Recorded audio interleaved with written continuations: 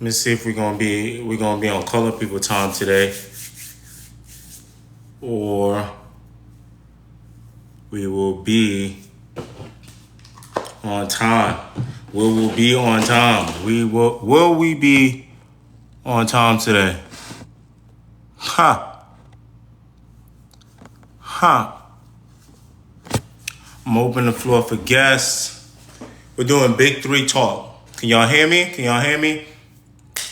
I need my first few people that tap in to let me know that you can hear me. Give me a little wave. I want to make sure I see y'all pop in and I see y'all pop in. Give me a little wave. Give me some texts. Let me know y'all can hear me at the bottom.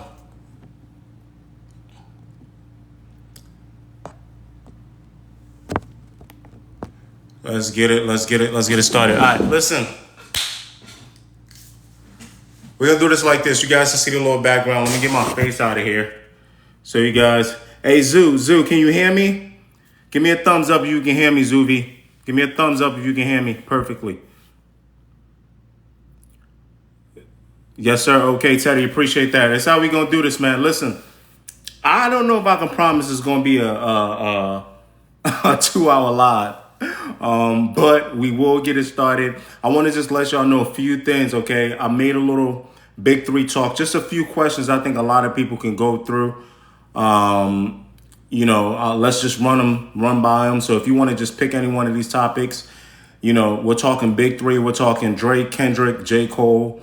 I want to be able to do lives every Sunday from about 3 to 5, 3 to 4, something like that. Different topics. It'll be mostly hip hop based, but hip hop tends to connect into the world a lot. So, a lot of y'all follow me. Some of y'all know me a lot for seeing me talk about the big three videos. So I really want to do that. And I'm just giving you these options in this background if you join in. So I'm willing to add people as guests. So if you want to be added as a guest, please request. Let's make this an interactive show. Be presentable, be respectful. And you can pick any one of these topics under the big three. So if you want to talk about who you prefer the most, who you dislike the most, who you think is better, how you rank them. If you just want to talk specifically about K-Dot and Drake, what side you're on, who won. Are you a fan of both of them?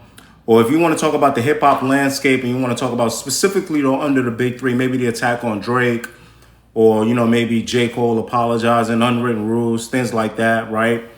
If you want to, talk about the next moves for the big three. Michael, you don't think there would be a big three? Streaming music too fragmented. Okay, you got a little too much dip on your chip. You're moving fast. I appreciate it. Can I get you to add yourself as a guest, Michael? Since you're so eager, diss track rankings. If you want to do that, that's something I think is going to happen. Teddy, it's not going to go left. Positive vibes. I think I'll be a good moderator. And last, number 7 is you got general questions or commentary regarding the big three or anything that's been happening really within their landscape lately. Don't worry. And I just want to let y'all know, don't worry, that we will do more lives. There will be a chance to talk about other rap things that are not just about the big three. But I felt that I had to do, my first real live about the big three. A lot of people landed on my page because of that. So if you want to get added as a guest, please request. Be mindful, I will only be adding 3 people, no pun intended. I will only be adding 3 people at once. So we're going to try to rotate. We're trying to make sure that everybody gets a chance, okay? And I'm going to, I don't know if Michael's still here. I'm going to start picking on people too. I'm going to start inviting yourself. You know what I'm saying? I'm going to start inviting you myself. But until I get some invites, I do want to talk about some of y'all comments y'all putting in here. Don Evans, you got Drake ranked number 1, Cole ranked number 2, K-Dot number 3. I think that's just got to be about the music. I think you're looking at the music. Maybe you feel like Drake and J. Cole's music are a little more digestible for you. I don't think you might be talking about their ability as an MC. So that's why I want to get some people in here. I want to hear some audio because we got a deep dive into a lot of this stuff. I'm going to move to the side right here so people can keep reading. Don Evans, Kendrick won, but Drake had the best diss. That's a bit tough for me. How do you lose but still having the best diss? I'm thinking you're talking about Family Matters. So, Not Like Us is Family Matters is good, but Not Like Us is very hot. So let me see. Do I have any invites yet? Do I have any invites yet of anybody that any requests? If you do want to be invited, if you don't know how to add yourself, just type up that you want to be invited. I'll put you on. If you do not know how to request to be a guest, let me know in the comments and I will invite you myself. And I'm going to just start answering these questions from my own perspective, right? Michael, Family Matters' best verse wasn't attacking Drake. I love that. Okay, Michael, thank you. Let's talk about that. So Michael, you're saying that Family Matters' flaw was that the best portion of it wasn't really getting at Kendrick. So I'm assuming you're talking about the second part of Family Matters. If Drake was doing TikTok, Nick P, brother getting shit shot, you're right. I felt like, so when I first, let me give you like a little feedback on when I first heard Family Matters, right? When I first heard Family Matters, this is exactly how I heard Family Matters. I go on the gram and I see the Buried Alive troll. I'm like, this can't be the record, right? But I thought it was cool, so I'll get on screaming. And I'm like, but then somebody's saying there's a video. Don't worry, Don, we're going to talk about that third verse in a second. So somebody said there's a video, so I stopped the stream. I'm like, wait, because I'm tweeting and listening. I go play the video. So the video started, this Family Matters, right? First verse is cool, right? But then when that switch up happened and the video and everything got black and white, and I just heard, man, let me stop playing. Take this shit serious, man. If Drake was making TikTok, P, brother. So I'm thinking, okay, maybe he was just going to give ASAP and like 2-3 bars and then use that same beat to go at Kendrick. But he spent a lot of time talking about Ross, The Weeknd, and I didn't know there was a third part at the time. So I'm thinking, okay, maybe he's going to ride this second part all the way through. And then when he's done dissing the people on a 20v1, he's going to give Kendrick, some bop. But Kendrick didn't get a lot of that. Kendrick didn't get a lot of that bop. Welcome to the live. We're at 103 people right now, guys. I'm going to get back to you, Michael. I want to keep talking about that second verse. Please, I'm moving out the way so a lot of you guys can read the background. These are topics that we're talking about as far as it comes to the big three. Just some suggestions. If you want to come up with your own topics, I'm fine with that. Please, I want people to participate. So if you want to be invited and come on, request to be a guest or just put it in the comments and I will invite you myself if you cannot. I want engagement. I want to talk to people. And just please be respectful. Please be respectful. Okay. So if you want to hop on with me, I haven't got a volunteer yet. I'm about to start picking on people like we're in class. I haven't got nobody yet. Well, how many minutes are we in? 15 minutes. Zoo, okay, Zoo, I'm going to add you. We're only adding 3 guests. Because it's the big 3. But I really want to finish the point for Michael, please. Michelle, baby, what's up? I'm going to invite you. You know I'm going to invite you, Michelle. You know my day ones. My numero is diverging again. I'm missing some of your comments. That's why I made this 2 hours. I knew we was going to be here a long time. So I really want to talk about that second part. Was it Michael that made that comment? I really thought that was the best part of Family Matters. And I'm really upset Drake didn't use that to get at Kendrick. But what I will say about the third part of Family Matters, Zoo, you said this. No, that wasn't Zoo. That was Don that said you like the third part. We like to talk about Kendrick's messaging a lot. But we got to give credit to Drake's messaging a little bit. Him singing to Kendrick, I thought was a great comeback to, I like Drake with the melodies. I don't like Drake when he acting tough. So it's like, Kendrick just opened his mouth. Somebody hand him a Grammy right now, so that was tough. Let me start bringing some people on. I'm going to move my big head away so y'all can see what we're doing. Again, if you're just joining in, before I add people on, we're only going to have max 3 people at once. Number 1 rule, please be respectful because I know some of y'all won't get to arguing. And that's okay. We can argue about hip hop. Number 2, this is a big 3 live. There are going to be more lives of me talking about other things in rap every Sunday. But I wanted to kick this off because a lot of y'all follow me and found out who I'm about through this big three stuff. So I wanted to follow through. And lastly, listen, I'm just giving you some topic options here. So let me just start adding some people. I've got 2 requests right now. Don, I'm gonna put you on. What's going on? What's going on, Don? How you doing? Thank you so much for participating. Thank you so much for being in here. I'm good. Can you hear me? Yeah, absolutely. I can hear you, Don. I can absolutely hear you. Can I call you, Don? Yeah. That's cool. Yeah, that's cool. Hold on. So give me a second, Don. What I'm gonna do is we're gonna do 3 guests at once, like I said. So let's go with Zoo. Zoo, you on? And Michelle, I don't know. B Michelle, I don't know if you took your request away, so I'm just gonna invite you because I definitely want woman representation in this puppy. They be on me about that. Can y'all hear me? Yes, sir. Yes, sir. Zoo, you're good. We can hear you. Don, you're still good, right? Yeah. Okay. I'm waiting on B Michelle. If I don't get B Michelle, I'm gonna need a woman. I'm gonna need a woman representation. So if you want to jump on as a woman, please request. Tisla. Okay, let's put Tisla on. Tisla, you a chick? Hold on 1 second.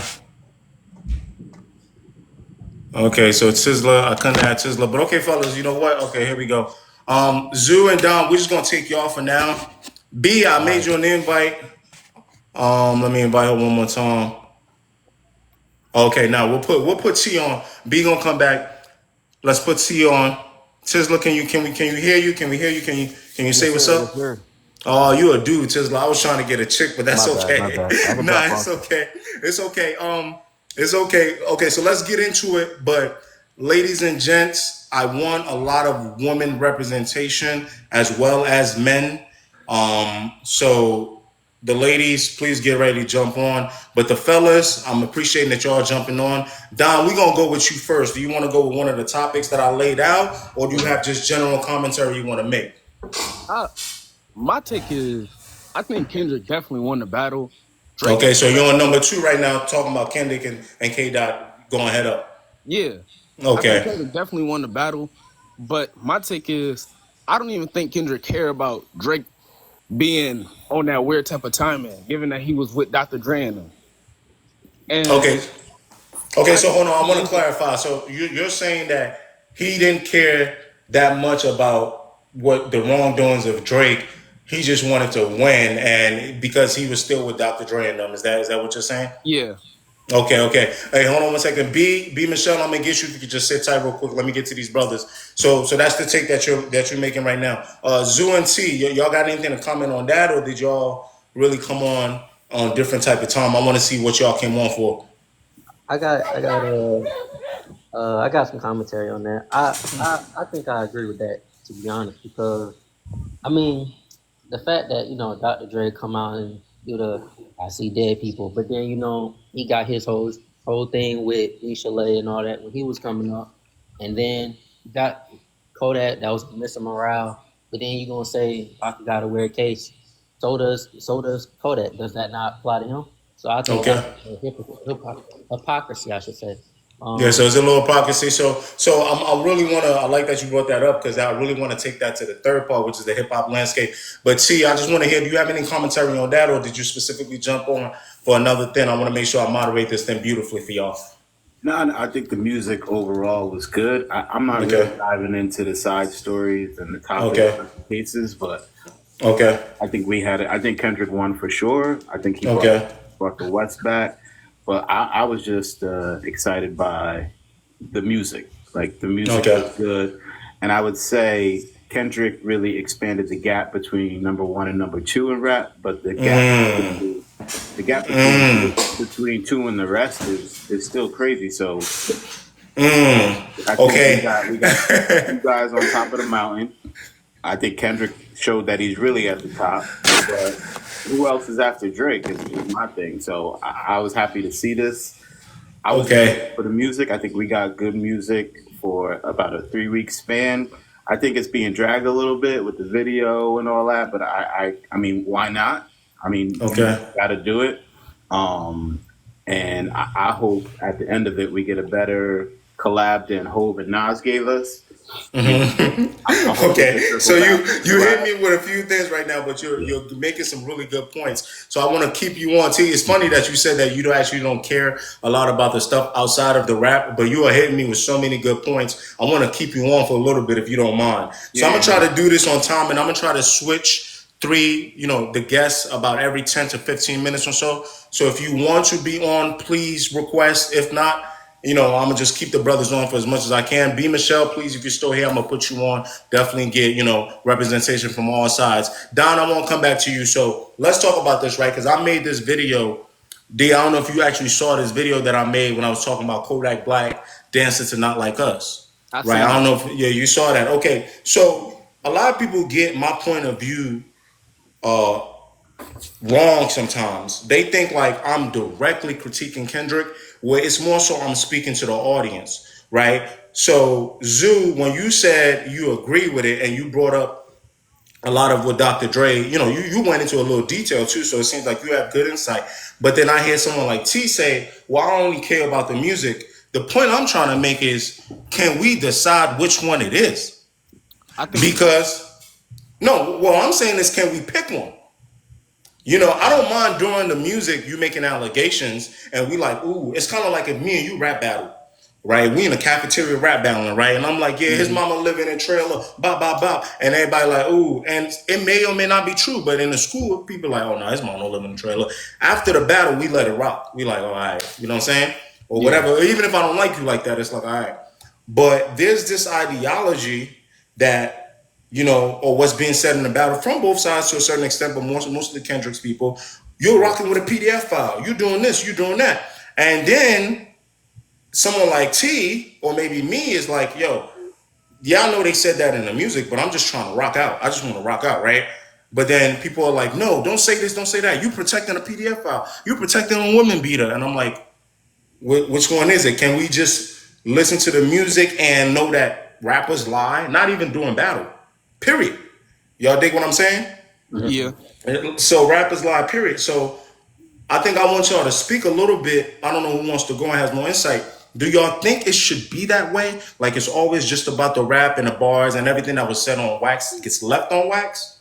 I just think to be a hip hop artist, historically, you had to have your lyrics rooted in some truth, and I think Okay. that is, at least that's the perception. So, yeah, I think and in this day and age, you got to have a storyline. You got to have the music go beyond the music. I think that's what people really are getting into with the cases and stuff like that. But it never really mattered. You look at every hip hop artist ever. Everybody's got some dirt. Everybody's got some, and it was good that it came through the music because that shows how clever they can get with it, how they do the research. Like I enjoyed that. I laughed at it. You know what I Or mean? I wasn't what like, somebody can prove is true, basically. Like, can you yeah, even get? Can but you?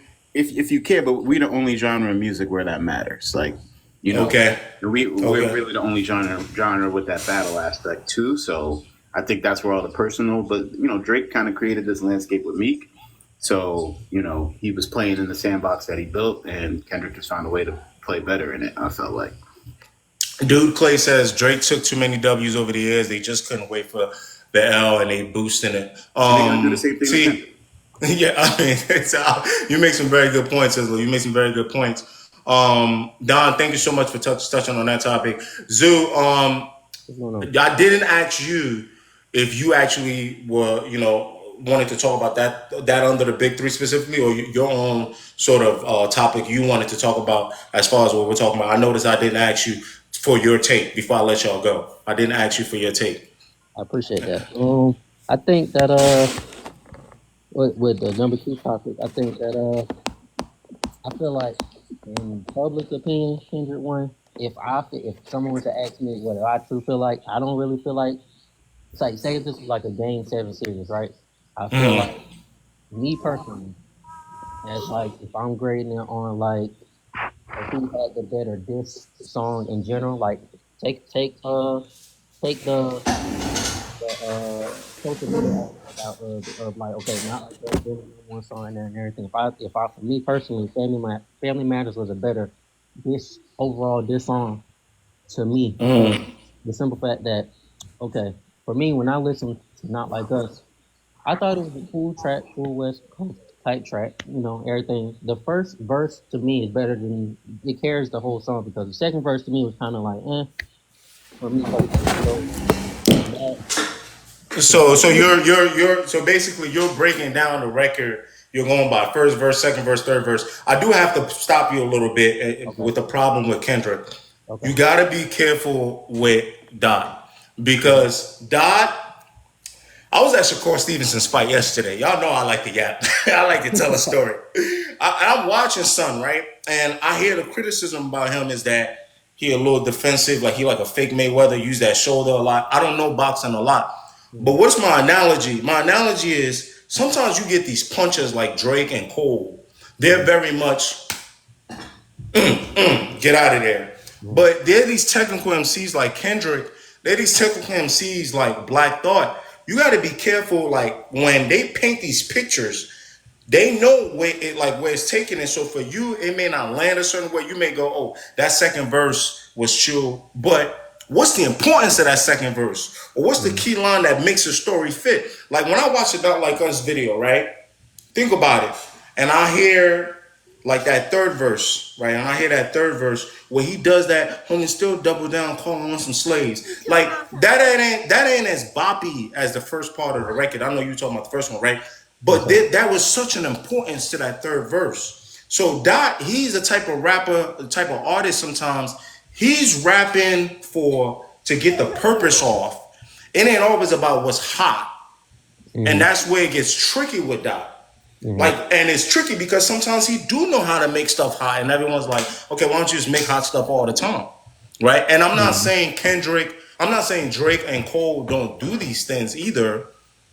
I just don't think it's that high of a priority for them sometimes. Sometimes they are very much 1-2 puncher, and if you hit them, they counter and bop you. Whereas Kendrick, he that type of technical boxer. He working that left jab 17 times because he know on the 18th you move your chin this way and he want to Mm-hmm. hit you with an uppercut. It's very unorthodox. You understand what I'm saying? So I Yes, sir. hear you, but you gotta be a little careful because if you're judging Family Matters versus Not Like Us like that, I don't think you're giving Not Like Us the full treatment that it needs because there Mm-hmm. was a reason why that record was so effective. It's because Okay. again, he did that left jab, right jab. Like when that A minor, like that ain't that the craziest of a line. Y'all feel Yes, me? sir. Yeah, But it's how he yeah. Can it's I a ask you a question? landing. Yeah, yeah, for sure. So then, like, okay, so we all know why he said the A minor line, with the girl that was on stage, and then the Millie Bobby Brown thing, and then the producer chick that did the Money in the Grave song, right? If I'm not mistaken. So then, like, the I baby mean, part. you're talking about the entendre of it, but because the A Yeah. minor part is So then, just that's a straight up line. But you're talking about yeah. the So presumed entendre. Okay, go ahead. okay, so my thing is like, you know, obviously that's like one of the most catchiest lines of the whole song. The A minor, everybody screaming that, cool. But if like, is it about him actually doing the things, or is it about like the actually? Because if the women themselves had came out and said nothing was crazy, nothing weird, nothing like that, then you would say, oh, Drake paid them off. But then if they would have came out and Well, that and this is where it said, gets tricky though, mm, because T talked about that, and then this is what I was also trying to talk to Don about because he really sparked up this subject. We got to be careful because there's this weird thin line between hip hop of some of the stuff you say is true, some of the stuff you say is not true, some of the stuff you say you care about you really don't care about. I think the problem I've had with this battle is we have put the good night, good white knight then on Kendrick. And I know he comes off as a better person, I understand, right? So everything becomes, can Drake's people prove this? Can Drake do that? Can Drake needs to do this? And if the woman does come out, well, it doesn't matter. Well, you were on stage in Colorado and that was shaky. You understand what I'm saying? mhm, yeah, Whereas that's why I asked the question, can we just decide, I know I'm asking for a lot. I'm asking for a black and white. Can we mhm, just decide this is just rap? Because I could present the point like this, and this is no Kendrick hate. My brother, if you knew them OVO dudes was like that, mhm, why did you not go to the authorities, brother? definitely, For 10 What? plus definitely. years. 10 plus years. I think What?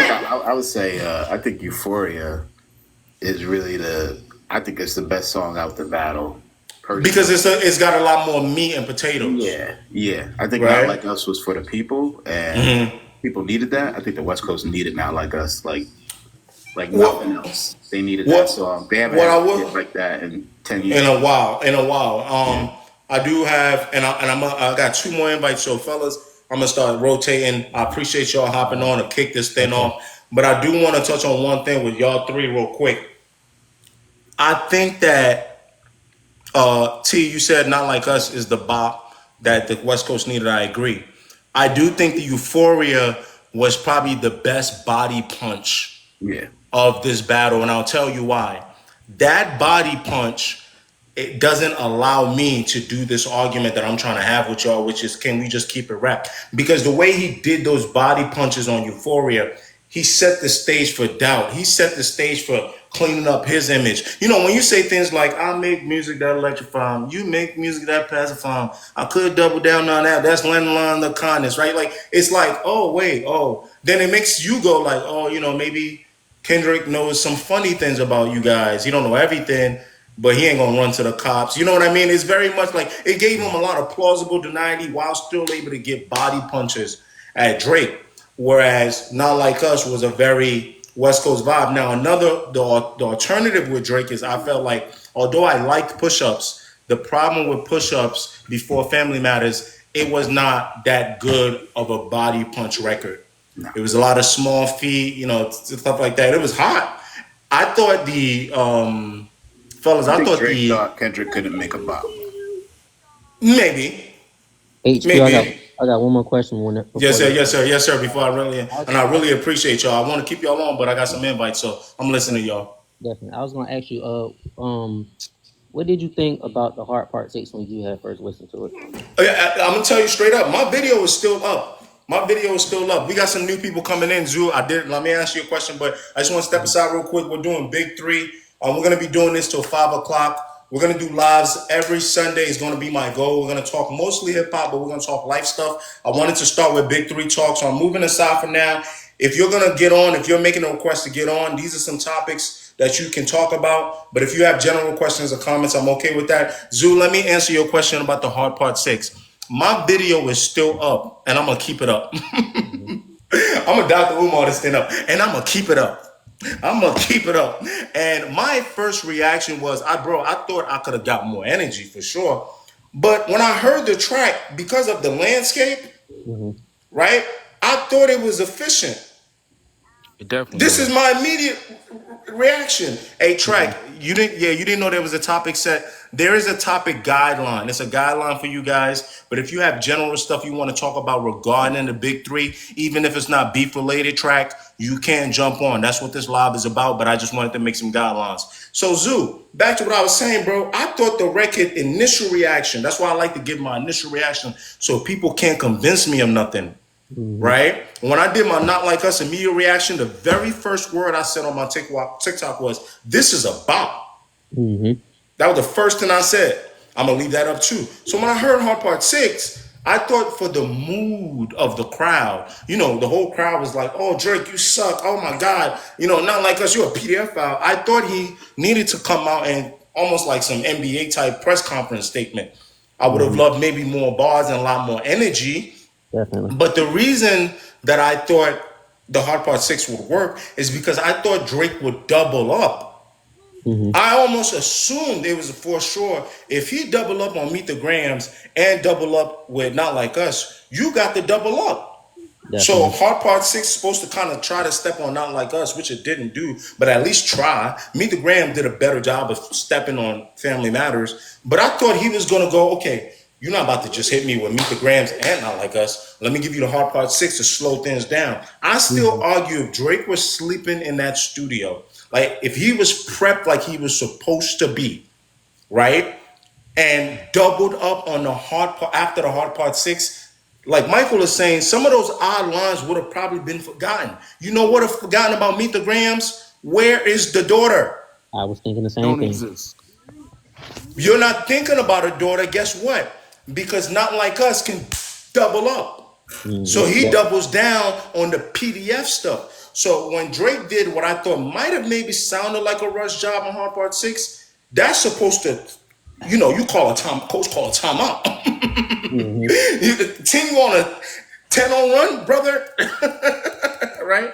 And then you Mm-hmm. call that timeout. The timeout ain't got to be the greatest thing. It doesn't have to be the greatest, set list, but you calm things down. And now you have to run a proper play. You have to run a proper play. So when I heard part 6, to answer your question and end my rant, that's what I thought. I thought, okay, this is settled the situation and double up. But when he didn't double up, it allowed people to dissect Hard Part 6 more, focus on just the flaws, Mm-hmm. right? And then I thought, yeah, Drake, you lost. That was when I decided, oh yeah, Drake, you lost. And once I saw that Not Like Us was more and more and more, Yeah. and Drake said good battle, I said, oh yeah, brother, you're done. So I'm gonna just get one more response from each of y'all, and I gotta swap out. We're on 3:30. I All right. got 4 people requesting. So Zoo, please respond to that. Then I'm gonna go to Don, and then Tizzler, you're gonna have the last word to rotate some more people. I definitely I can see where you're coming from with that for sure. Because like he like at the end of the outro he was like there's some good lyrical exercise and everything like that. He was like, but I think some people went over the fact that he said I'm glad that you got some raps out of your fans got some raps out of you, and I would like the Not Like Us joint if you wasn't on the PDF joint. At least I feel like at least Drake can appreciate that that's a good record though. Instead of like being, oh no, that's trash. You know what I'm saying? Like he at least acknowledged that it had some movement. So I thought that was I thought if he would have doubled down like you said, it would have been like, okay, boom.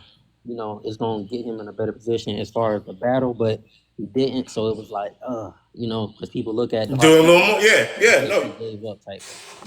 no, you're right. You're right. I think you made good points. Thank you so much. I'm probably gonna just get you on so I can load the next person up. Zoo, thank you so much. I really appreciate y'all. Mhm. Y'all don't know how much I love talking about this stuff, man. I just anything rap related, politics related, I love it. So Don, I'm gonna go to you next so you can have your last word. Zoo, appreciate you. Salute. I could bring you Yes, back sir. on after we go through more people. Let me put Don's microphone back on. All right. Don, you good? Zoo, appreciate Yeah. you. I'm gonna get somebody else on here. All right? Yes, sir. I just had I just had one thing to ask you. How do you feel about people saying Kendrick is like the best in the rap game, even though when Drake is seemingly at his worst, he's still the number one artist in the world? I've seen people talk about 50 Cent and how he went from being like the number one rapper in the world to basically falling off in the rap scene and a couple other rappers. But it's like Drake been doing it for 10 years.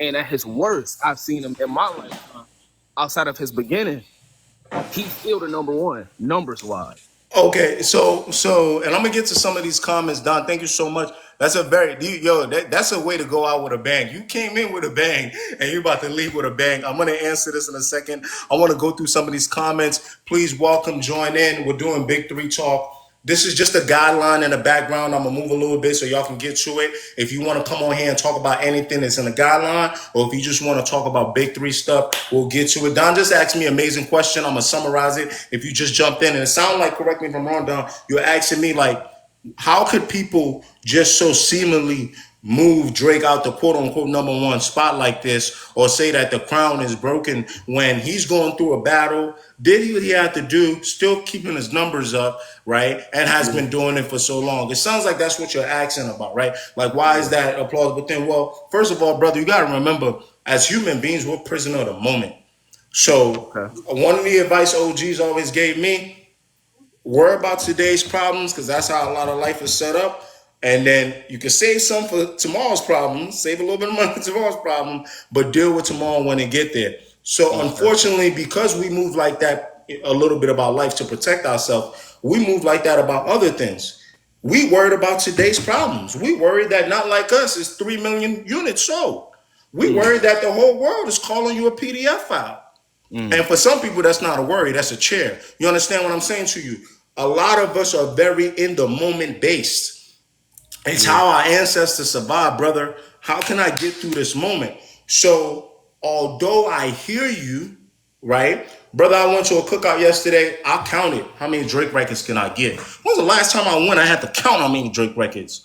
So people in prison are the moment. And some people you got to remember are also followers. They're not Okay. gonna play the record at the cookout. They're gonna play it on the gym on the headphones. I don't want nobody Okay. to know I'm listening to Drake. So my theory is that as far as commercial dominance, right? It's clear cut and evident that Drake has been number one. But I think that in the spirit and pureness of hip hop, to answer your other question, I think T would be able to speak to this as well because he sounds like he's on the same mindset as me. I'm gonna unmute you in a second. Hip hop always and hasn't always been about the numbers. Jay-Z to me is like the GOAT. I think there Okay. was a thing that somebody said Jay-Z has never had like the highest selling album for like 8 straight years or something like that. Or like I think it's don't quote me on this, but like let's not even go by numbers. People say since Jay-Z came out, he's never been the hottest rapper out Yeah, every because year, when he won right? his Grammy, I think DMX was hotter than him at the Yeah, time. exactly. I was young, but I was here for that. In Okay. 2000, the hottest Jay Z year, maybe his most commercial album would be like 98. Was that Volume 2? It still remains his highest selling rate. But the point I'm trying to make is that Hove never been like the hottest every year. But when it was all said and done, some people will disagree with you, right? Yeah. But they'll go, yeah, Hove up there, he top. Like some people say he the top, right? So to you, I just want to let you know that when we talk about things like technical MC levels, when we talk about Cole's ability to connect to his fans, doing stuff like Dollar in a Dream, Yeah. you got to be careful. It's not only about numbers, but you are speaking some half truths that people are definitely discrediting the work that Drake has put in for damn near the last 15 years. That is insane. That is almost unheard of in hip hop. So I hope that answers your question because I want to move on to T and rotate two more people in here. All right. I appreciate you. T, I'm going to let you get your last word right here. I'm going to add another guest up in here. Welcome, welcome. Y'all hop in. T, can you hear me? Yeah, You yeah, good, yeah. brother? I would Okay. just say, to wrap up, I think Kendrick had a whole hungry coast waiting for him, locked and loaded to get behind him. So I think that helped push the record. I think they were just waiting for a bop and they got it through the battle. I think it was excellent. Again, keeping it lyrical, keeping it about the music. We got like 4 or 5 really good songs that got a long shelf life. I think Drake will be back because Meek was back after Drake apparently ended his career. That didn't happen, and then Pusha might have ended Drake, but Drake was back after that. So I don't think by any stretch that anything is over. I think Cole might be the one who takes a hit more than anybody else. He's not being talked about a lot, but I think him bowing out the way that he did, wasn't very hip hop for me. He didn't have to get dirty. He didn't have to get dark. He could have been, he could have engaged, I think. And I think pulling the song down was the wrong move. I think, but I also respect that he said it wasn't him. That wasn't his style at all. And Okay. he can't really make a lot of the records I think that he tries to make. In terms of going at other rappers, taking shots or whatever, because he bowed out.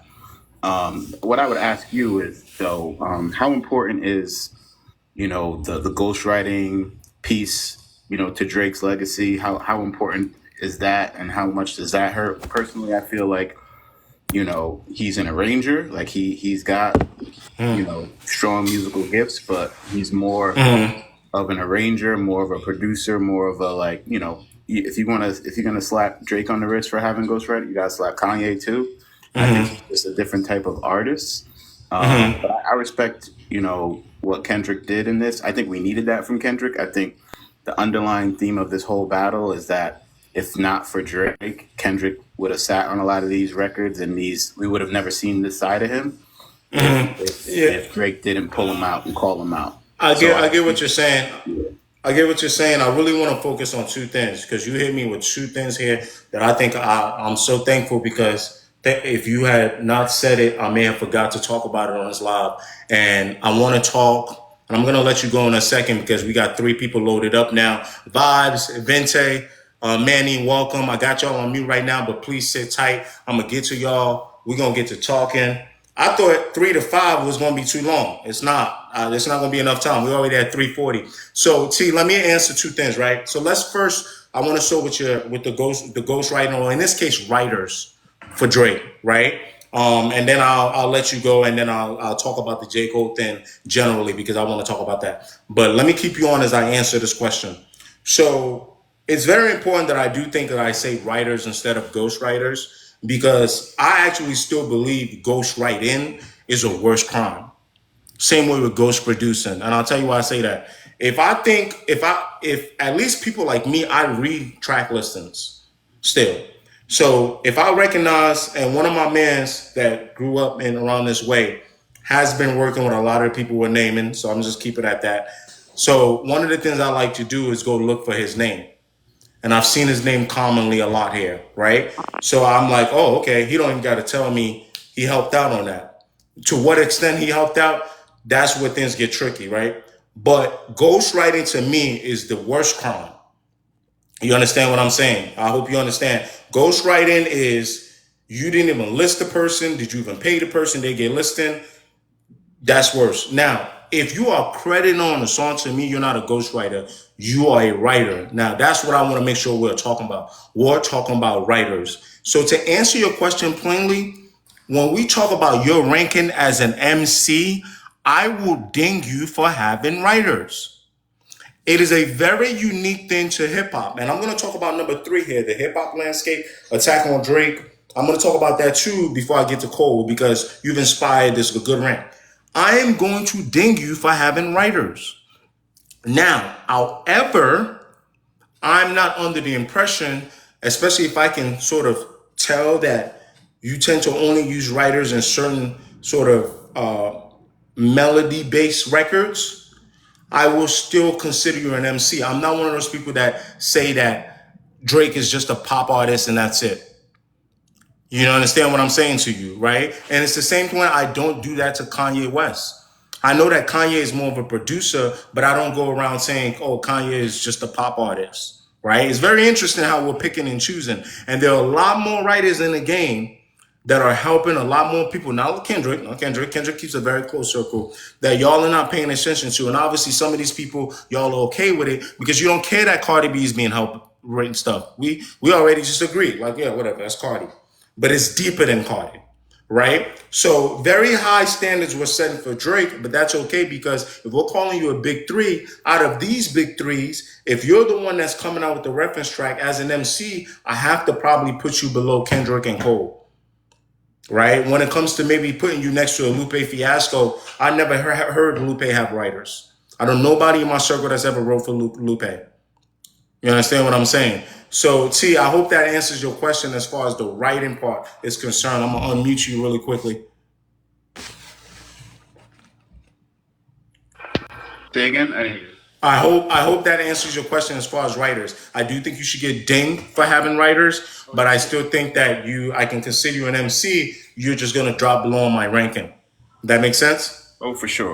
Okay. All right. So I'm gonna just just disconnect you here. Thank you so much for participating, brother. We got 3 people I got to get to, and I'm gonna keep the J. Cole thought. I want to get to the J. Cole stuff, but I want to get to these brothers that have been sitting tight and sitting aside for me. All right.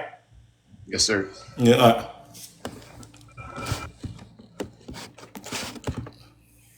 Vibe, what's going on, man? What's going on? What's going on? We're going to start off with you. You were waiting for a little while. Man? What's going on, brother? Hey, listen, if you just hopping on the line, we're doing Big 3 talk. You can use some of these guidelines if something what you want to talk about. But if you just want to hop on and talk generally about them, please feel free. Welcome. I'm adding 3 people to the live at a time. I'm trying to keep it to about 15 minutes, 10 to 15 minutes of talking with 3 people. No pun intended, a Big 3 talk. But, so let's go with Vibe right now. What did you join on for? Is this something that we said? Is this something on a guideline? And I'm going to go to the next person. I think I overheard you. I heard you talking about Tesla and like Lil T's and his thing about writing. I was talking to my friend about that earlier. Okay, that's what you came on for, to talk about writing and with that I had a couple of takes like okay. about the beef in general. Okay. But when you spoke about it, it kind of put me in the mindset of like LeBron and like Chris Bosh and D Wade and them, like how people They're the Big 3. Okay, hold that thought. Yeah, like, hold that thought. Do me a favor, because I don't want you to lose your main reason for coming on. So I can write that. I can keep it in my head. What was the main reason you came for coming on? Just hold that thought, though. I know a lot of people were like mad at the Heart Part 6 because people were talking like the best tracks and stuff like that. Mm-hmm. I think The hard part six for me, I think it was a situation where Drake realized he's not going to win the court of public opinion, and Okay. at that point he was just like, you know what, man. In my opinion, I feel like him and J. Cole approached this kind of maturely. Like, I don't know why you still want to beef with me like this. Like, but you feel me? J. Cole may So not want to do it. you felt like the hard part six was Drake saying, "Okay, yeah, this thing's getting a little. This is Yeah, what is because this? Okay." So that yeah, was your because main like reason. So hold on to that because I want to make sure I get these guys mics going. yeah, But you also want to talk about the writing stuff. So yeah, we gonna get to that. But keep that whole point. Let me get to the other guys. You can keep your mic on. So I want our mhm. dialogue to flow next. Vinter, I'm gonna get to you, brother. I'm gonna mute you. I still ain't get no ladies on here. Oh my God, so many men, so many skills. Victor, what's up? Tell me, please, your main reason for joining. If you have other takes, we will get to those takes. But I just want to make sure I got your main reason for joining, so I can connect everybody together. Talk to me, Victor. Yeah, what's up, brother? So my main reason for joining was I wanted to like get into the conversation of like the whole Kendrick Lamar and Drake feud and Okay, so whatnot. that was So number two. You want to talk specifically about their feud. Is there one yeah, thing about their feud specifically that's bogging your mind right now? Is there something that's like, ugh? yeah, definitely. I would have to say, um, now Big I my don't bad. know. Big Vino said it's Sunday. The ladies at church. Oh my God, Vino, you're funny. Good one. But go ahead, Vito. My bad, brother. Go ahead. Yeah, so one thing that really boggled me, um, was like on Drake's part because like I'm gonna be honest, I like them both for Okay. kind of different kinds of reasons, but yeah, I definitely do like Kendrick Lamar. He's raw, he got talent. Uh, Drake is talented too, but what boggled me was the fact that I don't think Drake gave like gave his best. Okay, so hold that thought right there. That's why I like to get y'all thesis. And so now it seems like y'all two are on the same page. So don't let me confuse you.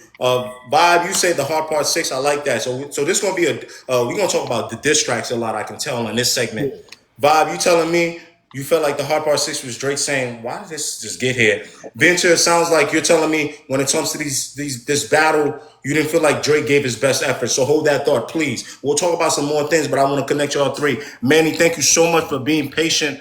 Manny, thank you so much for being patient. Please welcome and tell me what was the one thing you really wanted to talk about as I brought you on, and then I want to keep getting the dialogue going.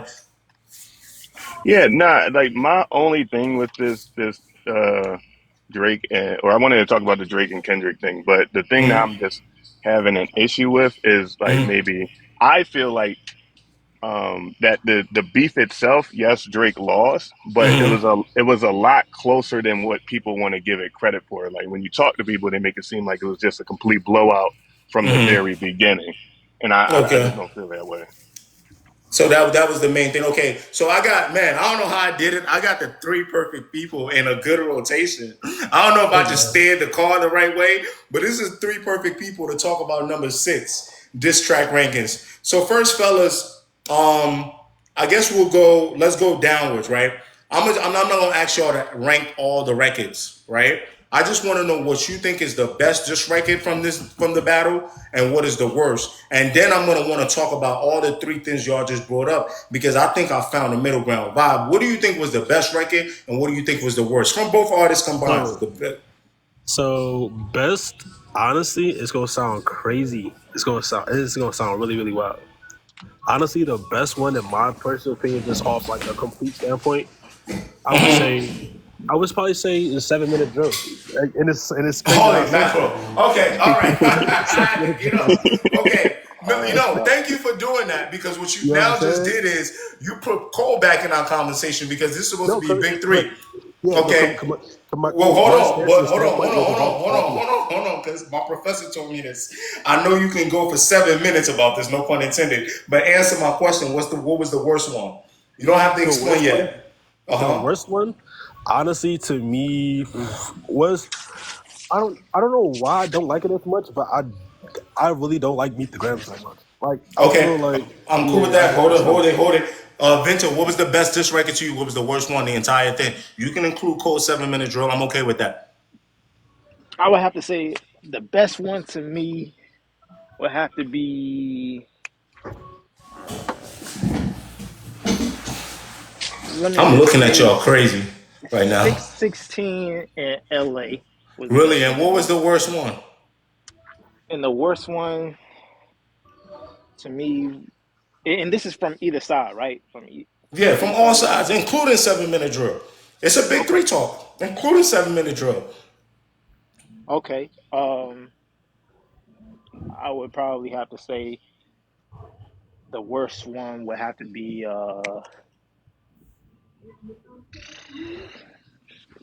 probably like the Hot Part Six.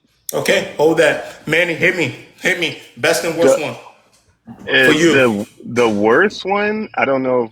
But are we discounting everything that was released? Everything that was Okay. released throughout this whole dilemma, including Cold 7 Minute Drill. You The worst one, I guess, as far as maybe for me as a replay value, I'm never really going to listen to it again. It's like maybe the tailor made freestyle thing, but it was okay? funny. It was funny, but it was probably maybe the worst one. And I'm really in the middle between choosing like Family Matters and Not Like Us maybe as far as Okay. the best one. Like So I'm gonna give y'all my answer because I already did this ranking. I named Not Like Us the best record, and I named I believe Tailor Made as the worst record. But when I did my 10 minute whole video, I put y'all on the spot. When I did my video, I prefaced it by saying what was the bop, what was effective, and all that good stuff. So for me, Not Like Us is way too effective, and it's a bop, so it has to be number one. Family Matters actually was my number two. But now Euphoria was number three. But now that I listen to it a lot, you could swap Euphoria out, but whatever. But I went Tailor Made last. The reason I did that was because Tailor Made it at the time, like you said, man, it was funny, and then it became this like, oh God, why would you do that? Why would you use Tupac's AI? see, but can I say something to that? Yeah, yeah. So I'm confused with that outrage of like the Tupac AI because I've never heard some of these talking points or the way people make it seem is like, oh, you should never just make fun Well, of Tupac. It's unprecedented, brother. It's But see, unprecedented. but I That's all. if I'm gonna be mad about it, I would be mad about it for a different reason than the like if Drake was to try to make money off of that, like I would be like, okay, y'all, he's tripping. Like, what are you doing? Like, you Okay, can't do I that. feel your point. I want to address a comment right here. Internet Disciple, you said Buried Alive interlude cover is. It's not. I'll tell you why. Not only does it not does it not use a person that's past voice that insulted the estate and made them remove it. Um, Buried Alive, I thought if Drake actually took that seriously and did it a little longer, I thought that would have been a little more effective troll. If he actually spoke to a lot of these topics, and this is what this segment is about, was Drake really trying what's going on? I do think he was trying. I just think that the vehicle got out of hand. But Yeah. if he actually hammered it on I took you on your first big tour. I gave you an interlude on my album, you hating Compton. You guys understand what I'm saying? Like, Mm. so when Internet Disciple goes, Buried Alive interlude troll was the worst one, in my head, I'm like, brother, that's the type of stuff you should have been doubling down instead of one of them kids might be day free. I Y'all dig see, what and I'm the thing, saying, right? yeah. So the thing, Because you, oh, yeah, okay. go ahead, go ahead. I was gonna say a lot of people have an issue with Taylor Made Freestyle. I think the thing I like about Taylor Made Freestyle was the fact that he used Tupac's voice because he knew it would mess with Kendrick enough to keep the whole thing going. Because I feel like this whole thing was just him just really just getting sick and tired of Kendrick. Kendrick saying whatever. Like, I can't understand how the whole like what we see at this exact moment. I think that's how that whole thing kind of started. And also he I think he highlighted a lot of the same points, and I mean, he highlighted pretty much everything that Kendrick was going to say. So it's like, okay, I do want to stop you right there though, because you make a very good point. I don't want you to talk over it. And I think Venter was the one that made it before I jumped to Manny, and this is how I connected all of y'all together. So correct me if I'm wrong. Bob, you just said something critical. He was tired of Kendrick and was like, "Yo, this time, dog, you're following through." Yeah, Now, like to some people, Drake throws a lot of subs. You gotta remember what Kanye said. Drake will sub you, and you the only one that know you being subbed. I disagree because I know rap. I be hearing when Drake's subbing people, but I want to go to. I think it was Vincent that made the point that it seemed like Drake's heart wasn't in it, and then I think Manny, you then connected, and it was like, I guess we started talking about like effectiveness. So I'm just want to keep the I want to keep the call right where it needs to be. So guys, I do think there were transitional points in this battle, and the audience is missing it. Okay, I want to exactly. forget my J. Cole point. And this is why J. Cole keeps, that's why I wanted to make this a big three conversation. Guys, there were transitional points in this battle, and the audience is missing it. So there was, let's talk about it. Before, let's start with Cole. Like Cole and 7 Minute Drill. People are forgetting the transitional point of we were all sitting pretty. Man, that's first person shooter stuff was fun, man. Wow, those hippity hip hop guys sure are coming together. Where's Kendrick? Who knows? But he likes to hide, right? And then out of nowhere, I guess that you name because you like that. I'm like, okay. Nothing. Even though Future and Kendrick and Future and Drake were tight, it was normal for Future to do records with Kendrick. They've done records together, right? They've done the whatchamacallit remix. They've done the "You're Not a Gang Member, You a Tourist." So we went, all right, let's see what Kendrick gonna do.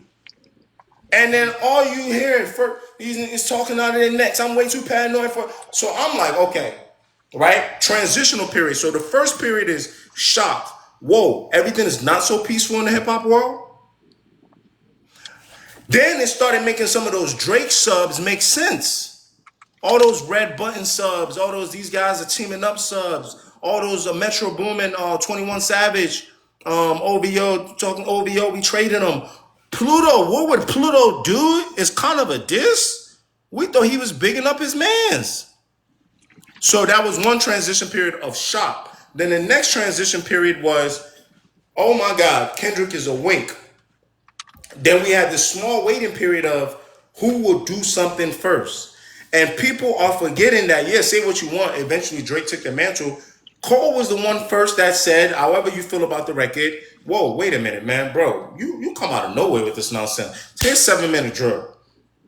And now I'm Exactly. like, That's what I'm saying. I'm like, wait, no, Bob, that still don't make it the best record. That, no, like, I just appreciate Cole's. I just appreciated Cole's rapping on it. Like, I really appreciate Cole's rapping. I'm like, because like his rapping wasn't really like it wasn't like as hate filled.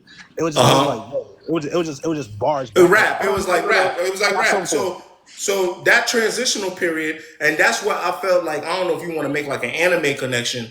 That transition period felt like it's what took it from like regular Naruto to like that dark shit. Exactly. Right? The minute y'all feel it took it from regular Naruto to Shippuden. I was like, okay. Then the next transition period, Cole apologizes, and it was something ominous about it. Like He the was like way he he saw it like coming. He he was like, he didn't want. I don't want. yeah, I thought yeah, we keep rapping, peace. but we not rapping. All right, Yeah. y'all got it. So to you guys' point, and I think Vinter, you made the perfect point. I just don't remember how you said it. So if you can, please let me know where you said. I think it was you that said that Drake's heart's not it wasn't in it, right? Something like that. Vinter, that's what you said. Now, what I said was I don't think Drake gave his best. Okay. Yes. Okay. Thank you so much. So that's really what I want to say. So I think that again, transitional periods. When Drake came back and said, "Oh, okay, Cole, you're confusing me. You're leaving this," because you got to remember, Schoolboy Q gave Cole a heads up and probably told Cole it was dark. But Drake probably was like, but we all know Drake's messy. He's a messy little Scorpio anyway. But you got to understand how that's shifting the tides. So instead of dropping Family Matters immediately, because that's what I would have did. Now that I see what happened, I'm sorry, y'all. I would have just gave him Family Matters off the rip. No one and nothing. If I knew this guy is this what he gonna do to me, you understand me, right? I would have just gave him Family Matters.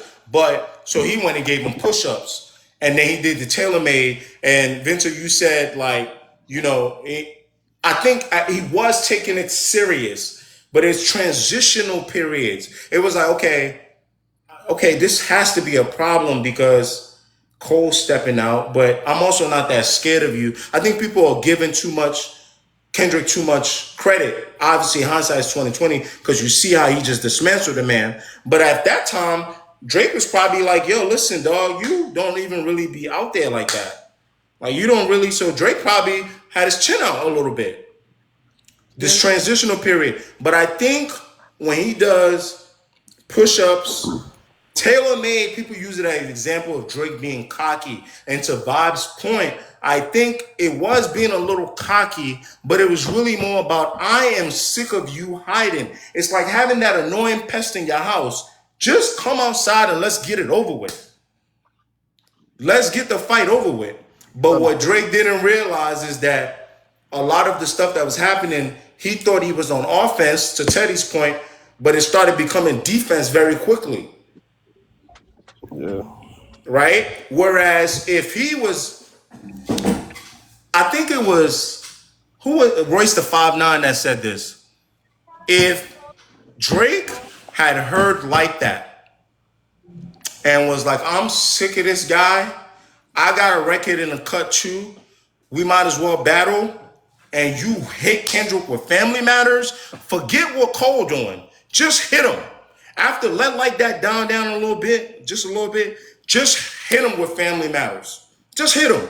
You spend less time talking about, like on push-ups, because what you do on push-ups is you done talked about ASAP and them a little more times in the weekend. Now you double down on Family Matters and it's like, bro, why are you still talking about them?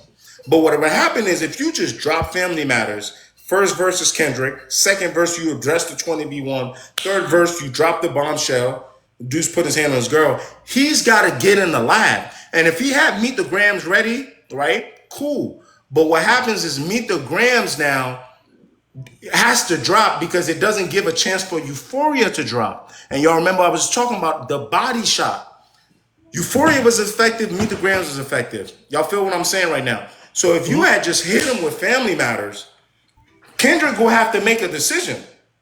I can't answer Family Matters with Euphoria because you clearly had Family Matters before. You've been talking about this red button for a while. Right? So Cos Peter says Kendrick heard Family Matters before recorded Euphoria. In fact, okay, and that's the problem. And that's why Drake should have been dropped Family Matters. Because why are you dropping push-ups if you know that he's already had a track about you putting your hands on your girl? And you talking about his shoe size. You might as well don't say I'm gonna hook you, I'm gonna hook you, I'm gonna hook you. Just hook him. And that was the problem. Does that make sense to y'all? As far as now, I do want y'all to touch a little more on y'all topics because I know I just went on a little rant. But as far as effectiveness, Drake not being ready, Venture, I want you to go back to your point. You said the perfect line, and then pass it on to Manny and pass it on to Bob. I got to switch. We got more listeners requesting. I know I talked a lot, but I got like 10 people requesting right now, so I want to be able to switch up. yeah. So my point about Drake not giving his best, like I feel that way because like I've listened to all of Drake's music and Kendrick's music like at the same time from when they were like really starting to come in the game and like have their breakthrough, right? So let's take it back to the Control verse, 2013, right? At the time Kendrick dropped the Control verse, most of the people who was mentioned in that song was like they took it appropriately and they moved accordingly to how Kendrick would have wanted it to, right? He wanted to shake up the game, right? Now there's Drake, right?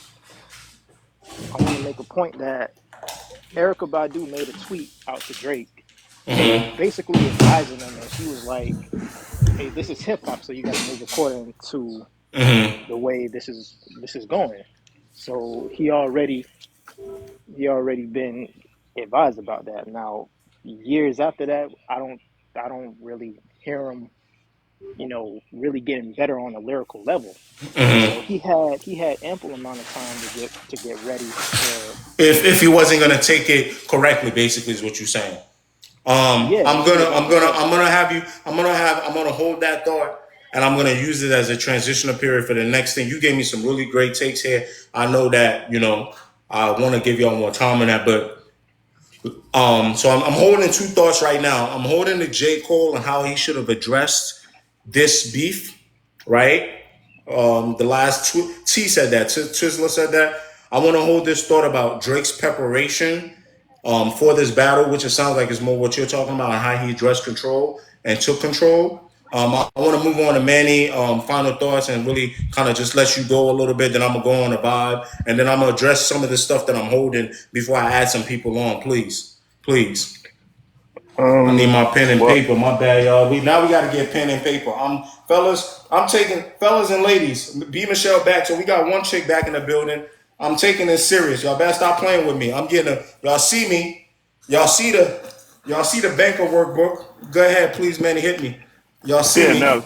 So for like most of what Kendrick said, like was already said, or maybe not put into like this neat. Like I do give credit to Kendrick because he put everything that was already said from past Drake's beefs into a nice package, into a nice package for everybody to really digest. And he was like just as big as Drake, so it wasn't no missed messages or like everybody heard it basically.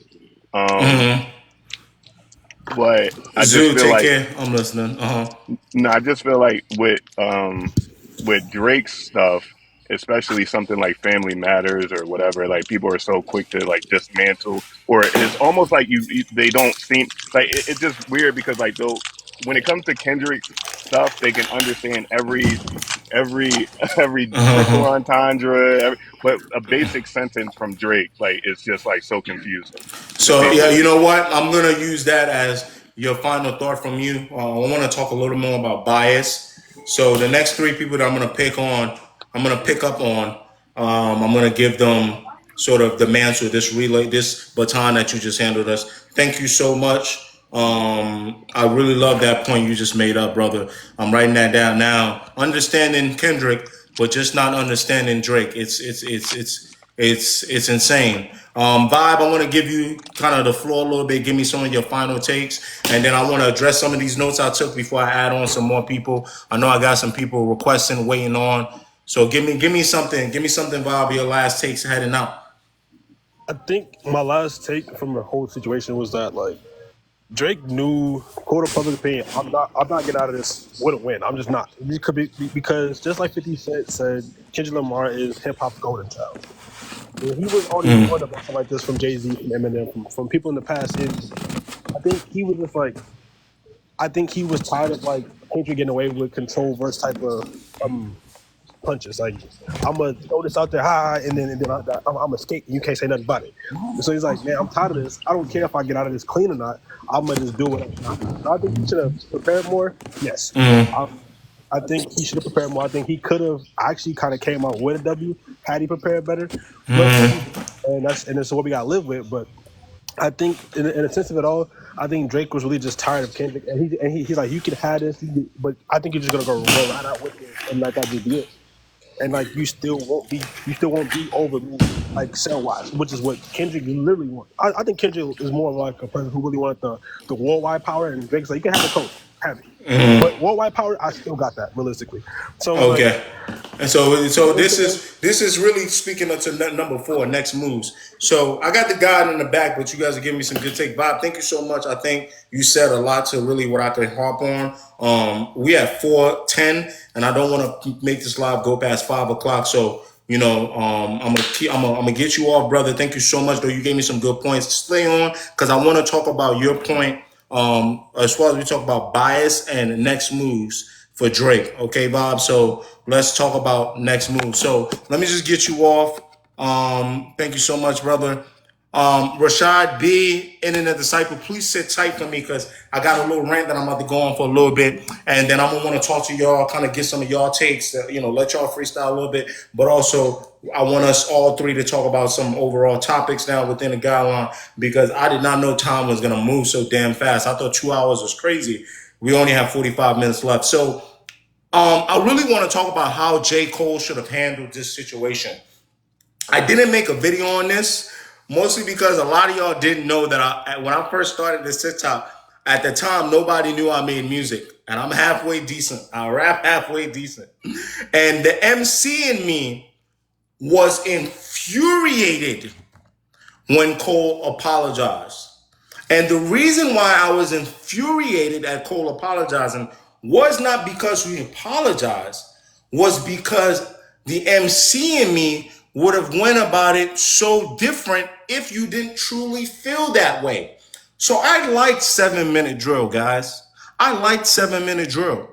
My problem is, why would you write for 7 minutes, give Kendrick all that attention if you truly didn't feel that way and you were just gonna apologize in the back end? The MC in me would have just been like, it took you 2 seconds. Hey, somebody tell Dot that big three shit is courtesy. Code number one is everybody else under me. Boom. You end like that. That's it. It's over. You can now obviously like that. It's still gonna keep playing. It's still gonna, but it's that would have been a very respectful way to let Kendrick know too, like, yo, watch your mouth. I called you because you think I called you Big Three, so you think like I'm putting you up there. I'm calling you Big Three. We came in this game together. That's courtesy, brother. Right? And then just double down on being the best out of the Big Three. Right? So the MC in me was infuriated that Cole felt like it was either the 7 minute drill diss or do nothing. You could have took the Jay-Z route out. So that is something that really bothered me about Cole. My next line here, how Drake has handled his beef since Control. I could talk about this for 10 minutes. I've already made videos about that. But I do want to say that, to Vib's point earlier, how Drake has handled his beef with Kendrick and issues with Kendrick has been very inconsistent.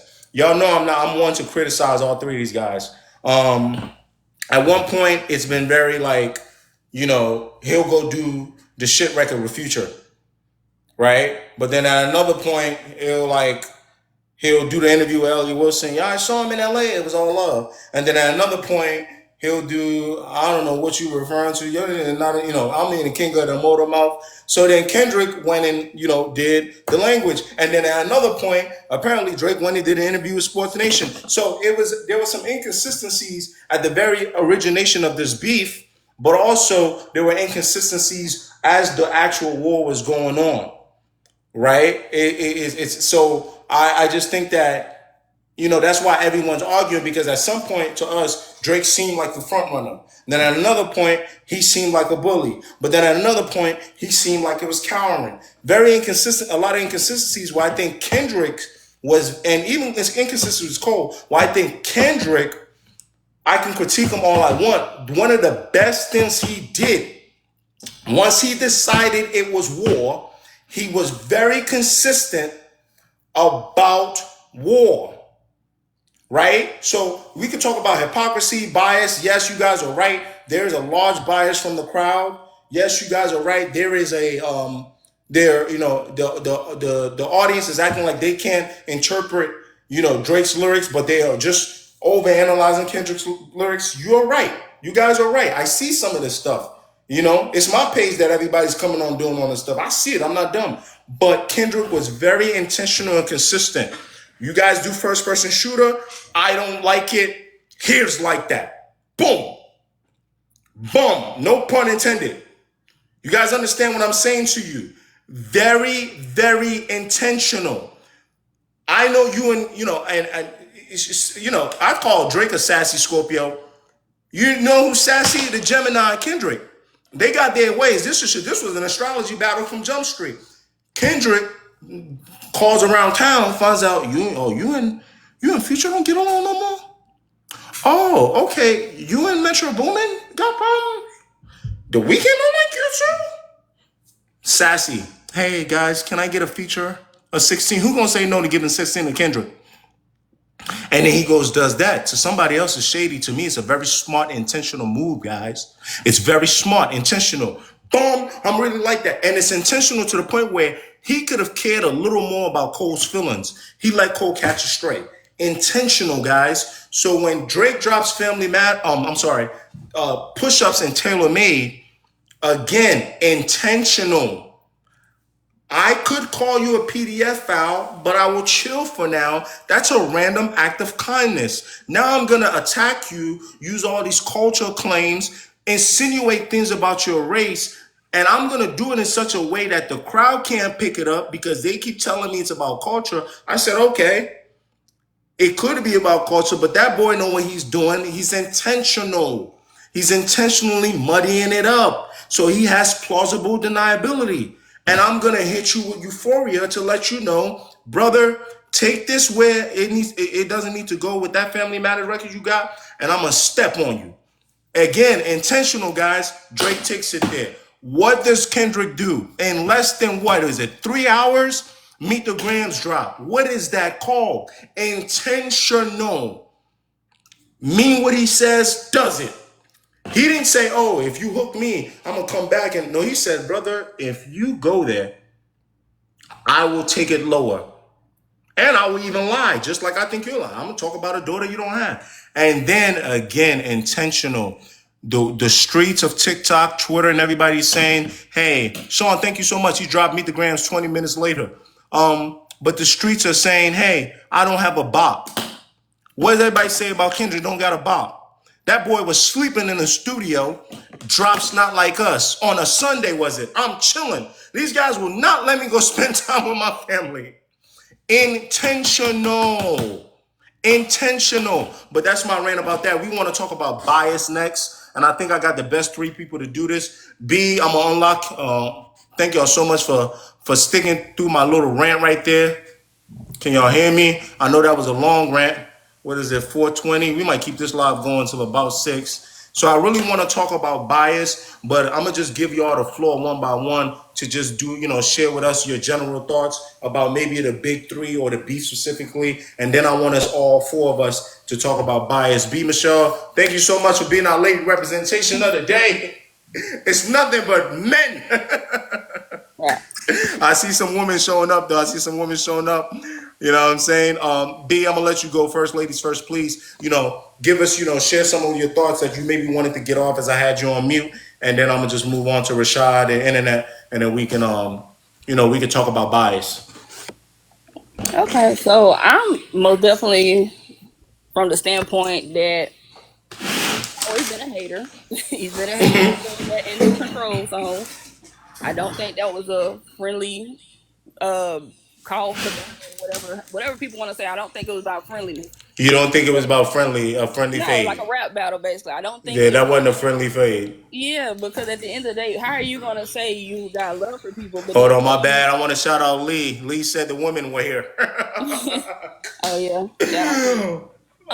If y'all wondering, I like to be honest, y'all. If y'all wondering why I like to keep my live or my page very even, it's because TikTok has this weird thing. Y'all believe it or not, they don't fund your page. So all my content creators here. So even if you have more women on your stuff, TikTok does not like when you have overall too much of one type of audience, specifically in gender and age. So I just want to let y'all know that. And that's why I tell y'all my agenda. I'm not like Kendrick. I tell you my agenda.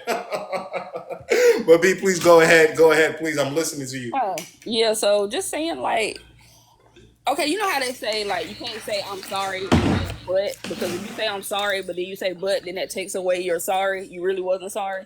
It's the Yeah, same you only said thing that to for that. placate my emotions. Yeah, so it's the same thing to me with that whole control zone. You can't sit there and say you love these guys, but then name You drop want them to them lose their core fans. unprovoked and all this other stuff. So fast forward to now, obviously he been simmering and they've been going back and forth with they sneak this. It's whatever. It's okay. We don't have to like each other. I most definitely see this as a whole industry effort to, I think, not really push Drake I love out that. We're of going to the talk about that as we control. talk about bias. Please hold that thought. Okay. You're going deep on that, but we're going to talk about that as we talk about bias. So your main point, I think, is talking about the friendly fade. I want to make sure I address that. I'm writing that down. But it sounds like what you're going to contribute for us when we talk about bias is the industry versus Drake. Is that what it just sounds like? Yes. Okay, so hold that thought. Rashad, what's going on, my brother? Always love your energy. Always love when you hop in the building. What's going on, man? Can you hear me, Rashad? Yes, sir. I appreciate it. Yeah, Yeah. hey, you see that's that high energy, brother. Yes, Yes, sir. sir. Hey, man, listen, I just want you to get the floor real quick. Just hit me with kind of maybe your overall thing of maybe the big three or Kendrick versus Drake, and then also just kind of share maybe a bullet point about bias before we move on to Internet Disciple, and we can kind of keep this dialogue going. I got you. I'm gonna go straight bias, man, because we all saw. Well, maybe you didn't, but anybody that critiques rap saw the bias, man. We all saw. So you think the bias was obvious? It was ridiculous. Like It was obvious. as Okay. soon as, as soon as I think Kendrick knew it. Kendrick knew I'm the people's champ. I can say whatever I want. I can take the moral high ground, even in Meet the Grams. I'm like, oh, I can tell you, you have problems, but I can help you and all this stuff and all that. And it's like Okay, he hold that thought. Hold that thought. okay. Because you're going to have to deep dive. So I want to write this note down. Stace, what's up? Got another lady in the building. Lee, what's up? We got young. Somebody just said they old. So let's get away from gender. I love older people coming in. TikTok do not like lives with just 17-year-olds. So I love that. We're getting a lot of different representation. This is what I love. That's what hip hop is about. Everybody from different nationalities, cultures, respecting the Black American art form, but also appreciating that in America, this is what a lot of us connect to. And that's the beautiful thing about Black people. It's amazing to me. I've never seen anything like it. Nothing is better than rap. I really truly mean that. When I was younger, people used to make fun of me, saying that they didn't know where rap was gonna go. But anyway, I'm going on a rant. So Rashad, hold that thought. But you told me the bias was obvious. But I want to know, what is there an overall main point you really wanted to talk about on this live? So I want to make sure we don't miss that. B Michelle's the friendly fade. I want to make sure I don't miss maybe your overall main point that you might have, that you may have wanted to talk about on this live. Low key, that was It's biased. yeah, Perfect. low key. Beautiful. I did another good job. I've had internet on mute for a minute. I'm trying to unmute them. I can't. I can't You can hear unmute me? Can you Internet hear me? Disciple. Yes, yes, sir. I can hear you. Thank you so much. Appreciate your patience, my brother. Thank you so much. I'm gonna ask you the same two things. Number one, is there a general conversation you want to have about maybe the big three or the beef? And also, is there kind of like a bullet point you have about bias? I just want to jot that down so we can now have a free flowing conversation. Yeah, the last group y'all was talking about Drake's preparation and his overall like plan, and I think this beef showed us that Drake is either not as smart as we give him credit for, has a This is you're coming out the gate swinging. has a Internet. bigger ego than we think he does, and just didn't care about the beef at all. You Because think he was bigger than hip hop? at this point in his career, I think he does.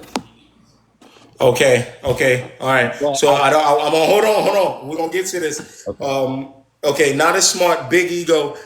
Thinks he's a little bigger than hip hop. We're gonna talk about whether or not that's true. But now you're actually now a good person to talk about bias. Do you have a straight line about bias? What do you think about bias in this whole thing? Is there a straight line you can give me about I bias? think I think amongst fandom, bias is okay. Like a Drake stan going for Drake is okay. A Kendrick stan going for Kendrick is okay. I have no problem with bias, but when it comes for like hip hop media journalists like Joe Budden, Elliot Wilson, academic Charlemagne, I think we should critique them for their biases because of their platform. And But they're supposed to be objective. but a random Twitter account that shouldn't matter. I think they should have bias. Okay, so hold on. So you think so fans should have bias. So I got y'all 3 points. Please, everybody unmute your mic. Unmute your mic. So now I want this a free flowing dialogue. Vino, I see you in the comments. I'm reading some of the comments. Mr. Rowe, drop. Y'all keep saying that, and we're gonna talk about that in a little bit. Or we just talk about it now. Drake is supposed to say drop. And nobody should be saying stop. That's why y'all keep saying drop. Me personally, I can scream that there's a little bit of bias without saying stop. If these guys want to war forever, I don't really care. Okay, Drake's a grown man. To Internet's point, he's got a big ego. He'll be fine. I'm seeing some of the moves that Drake is doing right now that shows some of that ego. But the question I want to have to y'all three, because B, you told me it's the industry versus Drake. So I want to talk about your portion of what you said versus bias, and then the friendly fade. Then we're gonna connect that a little bit. Do you when you think it's the industry versus Drake? Yes, there could be a money and deal situation involved, but do you guys feel like if everybody's saying something about you, you gotta hold some of that blame too? Yes, I don't think Kendrick had the same type of hate as everybody else does. I think Kendrick had his Okay. own. Okay, so Rashad, hold on. And I'm gonna let B answer because it was really her point. But I like that you said that, so I'm gonna hold that. You're saying Kendrick had his own agenda Mhm. that just happens to fall in line with the issues with the industry and Drake. But B, I want you to speak a little bit more about this industry versus Drake. And do you think, just really quickly, can we just say, oh well, that's everybody's hating on Drake. Could it sometimes be him? Sure. I mean, at the end of the day, all these guys probably got something that they do that somebody could say they don't like. That's something that could be problematic. You don't. I don't think you can get that high up and not have moments where you doing something against someone. But at the same Like time, because he's had so many interactions with people in the industry yeah, that you're you're not saying gonna. that there are gonna be some problems somewhere. Right, like everyday people can't go without at least maybe one beef a year. So I can't imagine them going their whole entire career without pissing people off. Um, but at the same time, nobody's hearing anything to me. Let me put it like this: me, I haven't heard anything from these guys that sound like a good enough personal reason to be this upset. Like, what exactly are y'all saying? Like, because at the end of the day, the whole PDF stuff, that's more like internet allegations. They're not coming from actual victims. They're just coming from people making assumptions about situations or seeing things and reading it one way while other people might read it another way. So to me, I haven't heard anybody personally come out and say, hey, this is what this person did that would Okay. justify this much going on. And Okay. I say I feel like it's an industry effort because if anybody go back to XXL's magazine 2022 article after Drake signed his UMG deal, what the music executive referenced in that article was saying about how basically if Drake went independent or fully independent, it would basically be the end of the music industry. So I really feel like this is a kind of like a Okay, so industry so so some effort. of this you think may be about Drake shaking up the nature of how business has always been done. I think that speaks to what we talk about on number three, and I want to deep dive on bit. You know what? I ain't gonna hold y'all. I'm gonna extend this live another hour. It is what it is because it's already 4:30. So hold that thought. Rashad, internet, can y'all speak? Rashad, speak to me. And when we talk about bias and industry versus Drake, do you think that that bleeds over to the fans? And then internet, when you talk about Drake's big ego, and y'all gonna go one at a time here, do you think his ego is playing into why some of this bias exists and why the industry is probably acting the way they're acting to his Drake? Rashad, I'll let you go first. Um, to be honest, like I said, he's been Kendrick's been the darling of hip hop for quite some time. Like Yes, he, sir. Ramon, uh, salute. I see you saying thank you for doing this live. I appreciate it. Thank you for being here. Please, Rashad, please keep going. and even Drake alluded to it, saying Kendrick just opened his mouth. Somebody hand him a Grammy right now. Whatever he says is going to be well touted. I so he uses words like us and we and stuff like that to make it seem like, hey, I'm one of you guys. Yeah, No, I mean that can be more malicious, but I also think yeah. that's good MCing. Two things can be true. I have called Kendrick out for a lot of things. I want y'all to know that deep down inside, the MC in me and the petty strategic capitalist in me thinks they are good moves. Oh Just yeah. because I'm critiquing it doesn't mean that I think it's a bad move. Internet, please speak a little bit to some of the ego, and I want to challenge you just a little bit. I do think Kendrick might be the better person overall based on their persona and what I see, but do you also think Kendrick has an ego? Please speak to that because Rashad does make a good point of the way he's including people and makes his fight seem like our fight. Please talk about that a little bit. I think we still got him muted. I think we might have internet muted. Can you hear me? Yeah, yeah, I can hear you, brother. Please, I really wanted to get your answer. I'm glad you're still here. Yep. I think Drake's ego has rubbed a lot of people wrong over the years, but Kendrick was Do the you think first. that would be the most important reason why the industry seems to be turning their back against him, or do you think that's just a small little contributor? Yes, I think that's the main thing. And I was it. I want to say it was academics who talked about false promises Drake has made for people, and there's many artists, producers, media was talking about Drake said they would do this for them, and it never happened. And specifically, I remember Gilly and Wallow had a phone call with Drake. He was supposed to do an interview when CLB dropped. It never happened. So, like, one time it's okay, whatever, he's a busy man, but a decade long of many people saying this, it has to do something with ego. And I think Kendrick was the first one to say something, and everybody was like, we all feel like this. Why not say it too? Okay, okay. Wow. Okay. I struggle with this, Net, because on one hand, I agree with you, right? But on another hand, y'all ever watch like Game of Thrones or any one of these like old medieval time shows where the king is sitting there and all the peasants are coming in? No offense to ASAP Rocky and none of these guys or Gilly. I'm not necessarily calling them peasants. And they come in and go, King, your dragon just ate 20 of our goats. Or King, we need a new land. And then the king is like, yeah, okay, all right, whatever, next, right? I think that one, this speaks to the volume of people denying that Drake is the king of rap, at least commercially, or at least was or is. It's so funny that if this is one of the things we're going to peddle on him, that means that he had a lot of these responsibility to keep people happy. K, yes, I do be watching House of Dragons, Game of Thrones. You heard, but so Net, Rashad, and B, I'm gonna go backwards up. Do y'all feel like when we talk about ego, industry bias, and not letting people, turn against you in the crowd, do y'all feel like we are doing too much of the unwritten do this, do that, or do y'all feel like the capitalistic game of hip hop is what it is and everything is free game? So Net, I'm gonna go with you first because I hope I landed that right. Like it sounds like you're telling me from a human perspective, Drake was failing on a lot of things while he was still focused on his capitalistic success. Yeah, yes. And I think Drake has nobody to blame but himself for that. He didn't have to tell Future that he would show up to the video shoot. I forgot For what song that Tony was. Montana. Tony Tony Montana. Montana. He didn't have to Yep. tell Future that, but he did. He didn't have to tell Fonte that he would give him a feature on Take Care, And put him on Take Care. but he did tell him that. And so it's like they remember these things because again, like Drake, even though he is the king, like he is, they remember these things.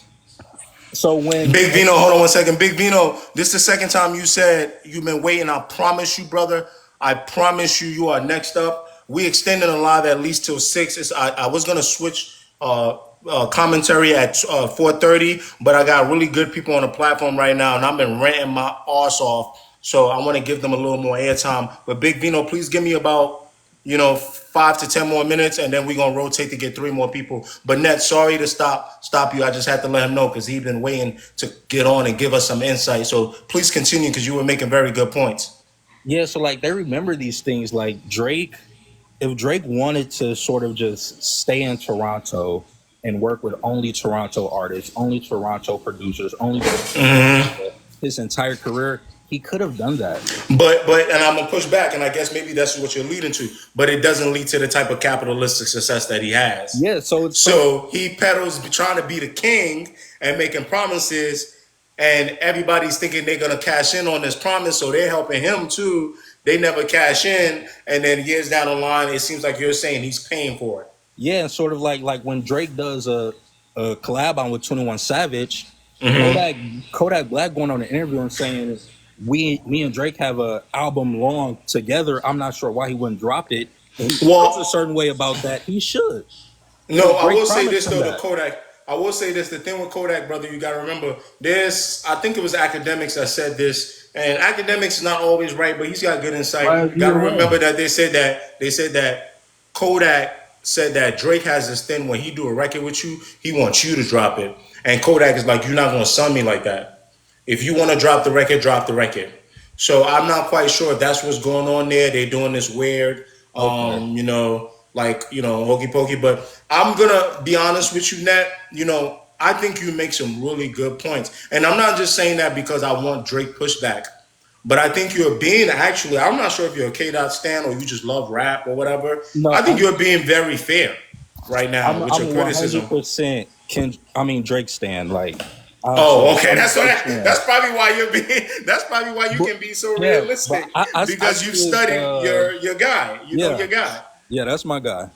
Okay. Okay. So I will say this: the same way though, you are making some very good points. I can let you know that everybody in the comments and Rashad and B they gonna respond to this coin can flip both ways, right? When we talk about number five here, I'm sorry, number three, the hip hop landscape attacking Drake on breaking unwritten rules. Maybe it's not exactly what you're describing, and a capitalistic hypocrisy. I'm just not sure when hip hop rappers have gotten so sensitive. Every record, you telling me how much richer you are than me. Little nigga ain't got it, he ain't got it. You telling me you gonna F my girl. You telling me this. You telling me that. You gonna stun on me. You own the label. But when a Canadian guy come in and really starts being shady, I'm a shady shiesty, and start really stunting on y'all, everyone's sensitive. So Exactly. although your critiques are right, Nat, it's so funny that rap of all things got out schemed by the soft Canadian guy who apparently was a narcissistic POS. You dig me there? So Yeah, a I lot hear of you. people are gonna give pushback on that because it's so funny. Although people like you make great points, I can flip and go, wait a minute. When did y'all start? And don't everybody want to make $1? If you could be the king and you could get that 400 mil deal from Universal, you would. I want to move on to Shad so we can talk about bias, Drake's ego, industry versus Drake. Give me some last thoughts here. Then we're gonna go to B Michelle, and I'm gonna swap y'all out. Thank you so much. Y'all been really good at this. I'm talking a lot more now, so everybody's not getting as much airtime, but y'all bear with me. I got you. I believe that with everybody but Kendrick, that might have been the truth. You got I hear there's a lot of women problems and stuff too. So I hear, but Kendrick's been hating this dude for a long time, man. And honestly, if I'm Drake, I start my next album off with everybody who's dissing me praising me because they all on camera You praising make a very good point. Hey, every this single is one of this them. is why I'm confused, and we gonna get the B. But Net, since you're still on and you're a Drake fan, I it bothers me so much. Y'all don't know how much it bothers me that every single person that's got something to say about Drake, I have a clip for you saying something to say good about him. So the sensible person in me knows that life changes, situation changes, and that you could have thought Drake was a good guy and then becomes a terrible guy, right? But good God, I got a clip for everybody. Kendrick Lamar, Drake a real good dude. He put me in front of 200 people. I got a clip of ASAP Rocky, man. The only person that ever, I have a clip of everybody. Rick So Ross. either Rick Ross, so either this guy is such a good manipulator, that could be true. That's why I have clips of people saying good things about him before he shows their negative side, or everyone is just phony until they don't get what they want either. I think it's the last one. It's not what have you done, it's what have you done for me lately. Okay, B Michelle, please, because you're the one that really sparked the whole industry stuff. If you still want to touch more on this friendly fade as we head out, I'm going to rotate and put three more people in. You made some really good points about this bias. Please give us some good thoughts carrying out. Okay. Well, first I want to talk about the ego part. I'm gonna be honest. Okay, It probably don't get okay. more egotistical than that. So I don't have any issues with him having a ego that some people may not like. Because at the end of the day, if your ego is justified by what you got going on in your life, then who cares? Look. I love a good ego. Um, So but your point is, how can somebody be making damn near half a billion in their whole rap career coming out of Canada and be this? And how could they not be egotistical? Is what you're saying right why now? wouldn't they be? I would be. I am now at my level, honey. Y'all wouldn't be able to tell me nothing. In fact, I don't even want to go. I don't even want to go there. I don't even want to go there. I don't even want to go there. But Okay. But yes, I mean, from what I'm seeing, it most definitely feels like there's a strong bias on Kendrick's side, and I do feel like because he co-opted the diaspora awards and the culture talk that's I do think that's a currently very good going, point. yeah, like I mean that's just what it is. He found the a perfect time to come in, Yeah. especially with Drake. He's Okay. on tour and all that stuff. When all this stuff really popped off, it is what it is. Kudos to him, but I don't think Okay. So he did. I think you make a good point, and I'm gonna want to for the next three people I bring on. I It's want one to of the ask you things I something want to before I talk get off, about. though. Okay. Yeah. Before I get Please go off, ahead. Go ahead. Please go ahead, brother. I don't know if you familiar, but he's Kendrick's a black Israelite. He says it in the song. Yeah, I've heard him say, "Don't call me. I'm an Israel. Like, don't call Yeah, me black no more." right, I've heard right, right. that. I've heard that. And the fact that Drake is half Jewish, you think that has anything to do? I try to be very careful. You know what's Me too. funny? Me too. Yeah, no. I'll tell you what I mean by that. I double majored in college. One of my majors is political science. Doesn't mean that I know everything about politics or the landscape.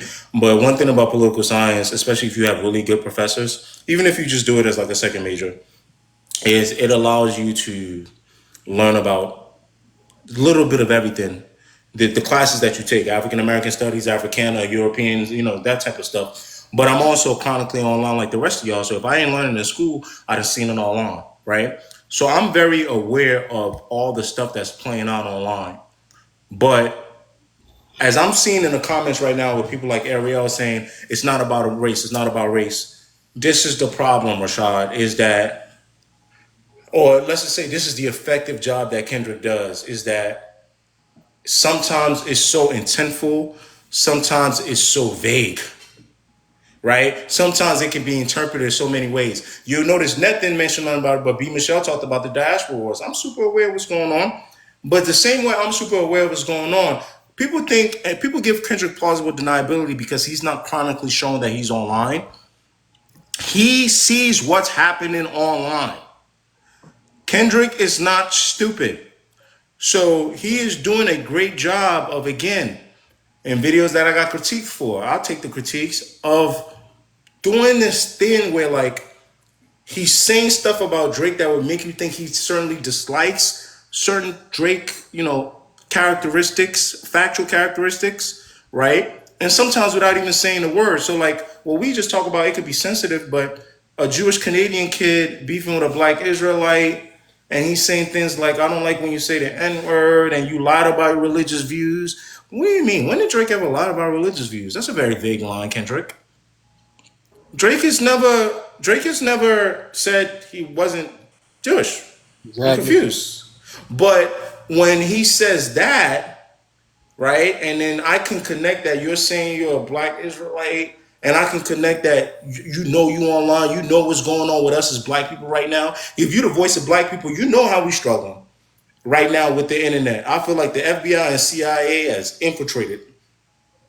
They got people saying they Nigerian, but really aren't Nigerian, typing nonsense about Black American people. They got people saying they Black American, insulting Jamaican people.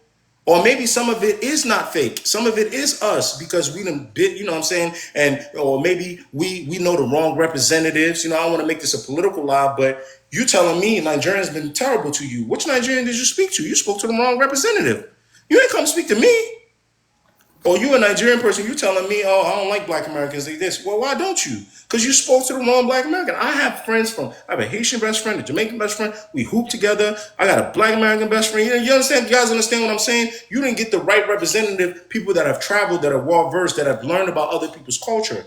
So the idea is that when all this is playing on online, don't tell me that Kendrick don't know this, but what he does a great job of is he suggests the language. He gives himself plausible deniability, and it's up to the audience to interpret it. And that's where it gets messy.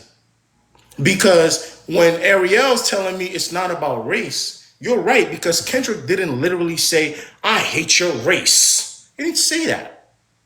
But he did say, I even hate it when you say no. What does that insinuate? Y'all feel what I'm trying to say to you? What do you mean by that? You Exactly. know, so again, this is a good job by him. It was a great job by him, but I dislike when people when we talk about industry standards and stuff like that. And Net, I want to involve you a little bit on this. Please don't think that I don't understand that Drake's ego, although he's chronically online, his ego was a little bit too big to not understand that Kendrick was playing into the audience.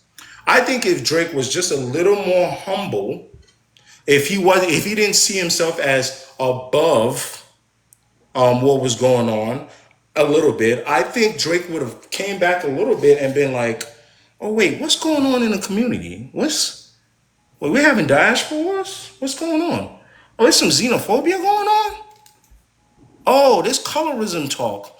And he would have smartly taken the other side of that because there's a lot of us that are really rational. So instead of saying always rapping like you're trying to get the slaves free, your words may have been better. You may have said things like, your divisive ways don't get us to true freedom. But just, obviously that's not a Drake type of thing to say. Y'all understand what I'm saying? But you would have been very intentful about playing the other side that didn't come off as like the quote unquote white side. You would have did a good job of playing wait a minute, you're being divisive. Oh my God, you causing arguments within our people. You would have been, but I think his ego is so disconnected a bit, not from blackness, because I know earlier Drake, but he's disconnected a bit from having to come down and be I like, think he tried I'm with that my though. people.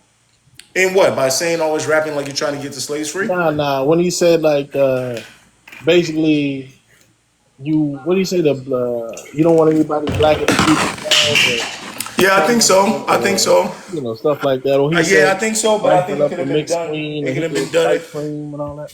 It could have been done a lot more effectively. I gotta add two more people here. I've seen some people been waiting. I appreciate all three of y'all. If y'all got some last thoughts as I'm adding people, please y'all can get them through without talking over each other, whatever the case might be. I'm just gonna add two more people here. I added Vino. I think Ade's been waiting, or I should say Ade, Nigerian as hell. And I'm gonna add. Do y'all got some additional stuff for me? Oh no, I I'm good, don't man. I'm gonna see think. you next Sunday, man. I think from what you were saying about what he could have said, as far as like trying to point out him using divisive tactics, I don't think it would have been received that well from Drake, period. Because a lot of people just not going to see past. They don't want to see past what they think he is, which is just a white guy from Canada, right? That's what they're trying to say. Yeah, They're that trying is to some trip him of his hindsight blackness. 2020 by me. Yeah, you might be right, but I would have still loved for it to be tried. But I, again, the critique though is Drake would if Drake wouldn't have been able to do that because he was the one that took it, I think, a little bit to the personal family stuff. Right? So I think Drake had a better chance. Because again, y'all remember what I said earlier. If you gonna put Family Matters out, you should have just put it out. You should have just put it out and just take it to hell after like that. But if you didn't do that, you allowed Kendrick to do the Euphoria joint. You allowed Kendrick to make J. Cole look small. Because if you don't let J. Cole drop 7 minute drill, if you call J. Cole, say, hey, Cole, don't worry, I got this. I've been tired of this guy. That's your man's. Y'all go talk it out. Go figure it out because he's a psycho. I don't like this. I'm going to deal with him, right? And you drop Family Matters, Kendrick is scrambling because wait, Cole didn't drop? Wait. So if you don't do that, B, what you then should have did was keep it scathing. I like what you said. Stop saying it wasn't a friendly fade. It's a friendly fade. I hate that. I'm with you. I hate Kendrick do stuff like that. I hate when he does that. But it was a good box. It could have been a good boxing match, not a friendly fade. It could have been Cole and Kendrick could have had a friendly fade. It could have been a good boxing match. But I think that if Drake was gonna drop Family Matters, he should have just did it. If he wasn't, he should have. If he wanted to do push-ups, he could have did push-ups without the Whitney line. And then when Euphoria drops with all those body punches, he should have put his ego down, like Net was saying, and go, let me truly analyze what Euphoria is. Forget the family. Oh, you want to attack me for the culture stuff? You want to attack me for saying the N word? Oh, then he would have sat down and been like, all right, let me re-strategize this whole thing. But I think because he was so headstrong, deer in the headlights about taking it to hell with family matters, he shot himself in the foot. So, B, I hope that kind of covers what you're saying. I'm gonna move on to Rashad and Net, and I want to get to the three people that I got going on. I hope that kind of, you know what I'm saying. Yes. Yeah, thank you for having me. I appreciate you. Thank you so much for hopping on. I know a lot of people not getting as much airtime, but y'all are giving me so many things. Y'all made me bring the book out. I'm on the notes. You got it, Nick. Yeah, I'm on the notes. Rashad, you got any last words for me before I gotta get you up on here, and then I'm gonna go to Net. Oh no, we good, man. But Uh, on Family Matters though, like you answered a lot from Euphoria at this point, man. So if he But would I have think it could have been a lot more detailed. And I think he could have probably put aside the family stuff for a little bit and really just, like I said, attack Kendrick for being divisive, maybe a little bit within the community, or at least share to people that don't think he's being divisive. Because guess what? People aren't looking at Kendrick as divisive. They're looking at Kendrick as unifying the West Coast, unifying black people, specifically my African American brothers and sisters, right? But that's what they're looking at it as. and And a it's lot of us that want to be allies, we want to go like, oh, that's not like us is what we rocking with. Some of us may find it harder to stand up and go, nah, that's not how Kendrick meant that. You understand me, brother? So it's a little, I think if he had got away from trying to take it to hell like he did with Pusha T, hinting at Virginia Williams, I think he really could have sat down and rewrote a whole 7-minute diss song about, not playing defense, but more so about, I got stuff about Kendrick. I don't want to really touch on too much, but his older stuff when he used to tweet a little bit, ASAP was worse. When it comes to like black issues, they were saying certain things. I would have attacked Kendrick for the what's that record? Black of the Berry. I swear to you not. Because yeah, although I understood the message, I would have been like, "Hey, brother, we protesting. What you mean? Game bang and make you kill a dude? like Hurt it a again. black dude? Yeah, I would have been. I would have. You know what I'm saying? But since he was so focused on the family stuff and taking it there, he couldn't have took it there. Probably played defense or at least forced the attack, counter attack a little better. So Rashad, I'm gonna get you off because, like I said, only three Oh, people at a and time. just for Yeah, go bars, I know ahead. you rap. Um, that whole Michael Jackson flip on the end of Family That Matters, you was talked good. about That that a was little good. later. I like that. I like that. Cool, I like cool, that. But cool. again, you're saying the same thing. Spend more time doing that. And we Yeah. talked about it at the beginning of this live. Why are you addressing ASAP and them on the hardest part of the record? It Mhm. was hard, but if you had spent 2 minutes on if Kendrick talking about freedom, then this, me, then this, that would have been harder. Gotcha, gotcha. Attacking his conscious ways on a hot beat. So I'm gonna just get you off internet. Hey, Net, let me know if you got one more thing for me before I hop. I'll take you off. You've been very, very patient with me. I just want to give you some last words. If your mic is still good here, brother. Yeah, I just want to say I think at this point in Drake's career, he's not really doing anything for the culture, and I don't think the only way. I'm not sure if the only way to win this battle was doing it for the culture, but that's how Kendrick won it. Okay, that's very fair, and that's very fair. And I think that even if people wanted to say Kendrick wasn't doing things for the culture before, which I do think he quote unquote kind of was, I think a lot of these guys donate money and things like that. But I want to let y'all know that he seems to even be doing it a little more. And I think that Drake is out there on his private jet or whatever. So that speaks to a lot of his ego. But you make some very good points. I see why you can be pretty accurate in your critiques of Drake. I love Drake fans that can critique Drake. Is because you know your guys. So thank you so much for hopping on. Before I let my next group, Net, we good, right? That was the last Yeah, thing I from you. Yeah. appreciate you. Thank you so much, brother. Great insight from you, and I appreciate your patience with me. All right. Yeah, So we still back on, guys. We're doing Big Three talk, but a lot of the Big Three talk is going to be about Drake and Kendrick beefing. If you just hopped on, Vito gonna definitely get the first word. I'm about to unmute you, brother. My bad. But we Yo, doing big. Yes, sir. Yes, sir. Give me a second. Let me just run this. I got you. We'll get you. I really want to hear what you got to say. We're doing Big Three talk, guys. I got a guideline as a green screen right here. So if you really want to talk about, some of this stuff that's in my guideline, or you just want to hop on and just talk about anything regarding the Big Three, that's fine. I will be making a conscious effort to do lives every Sunday from 3 to 5. It's already 5 o'clock, so I'm extending today's live to 6 o'clock because the big three is a very popular subject. There's a lot of y'all follow me. I don't think the live will be as popping next week, or maybe I shouldn't speak too soon.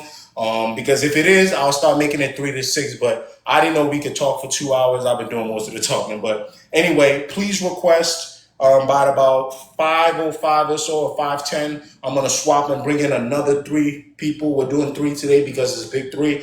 And I'm just gonna go through my 3 panel members right now. I'm gonna go with Vino, brother. Let me take some notes on you. Tell me just what you really wanted to been dying to tell us here, and also, if you got anything in my background that you want to talk about, so I could just kind of see how we're gonna do this panel.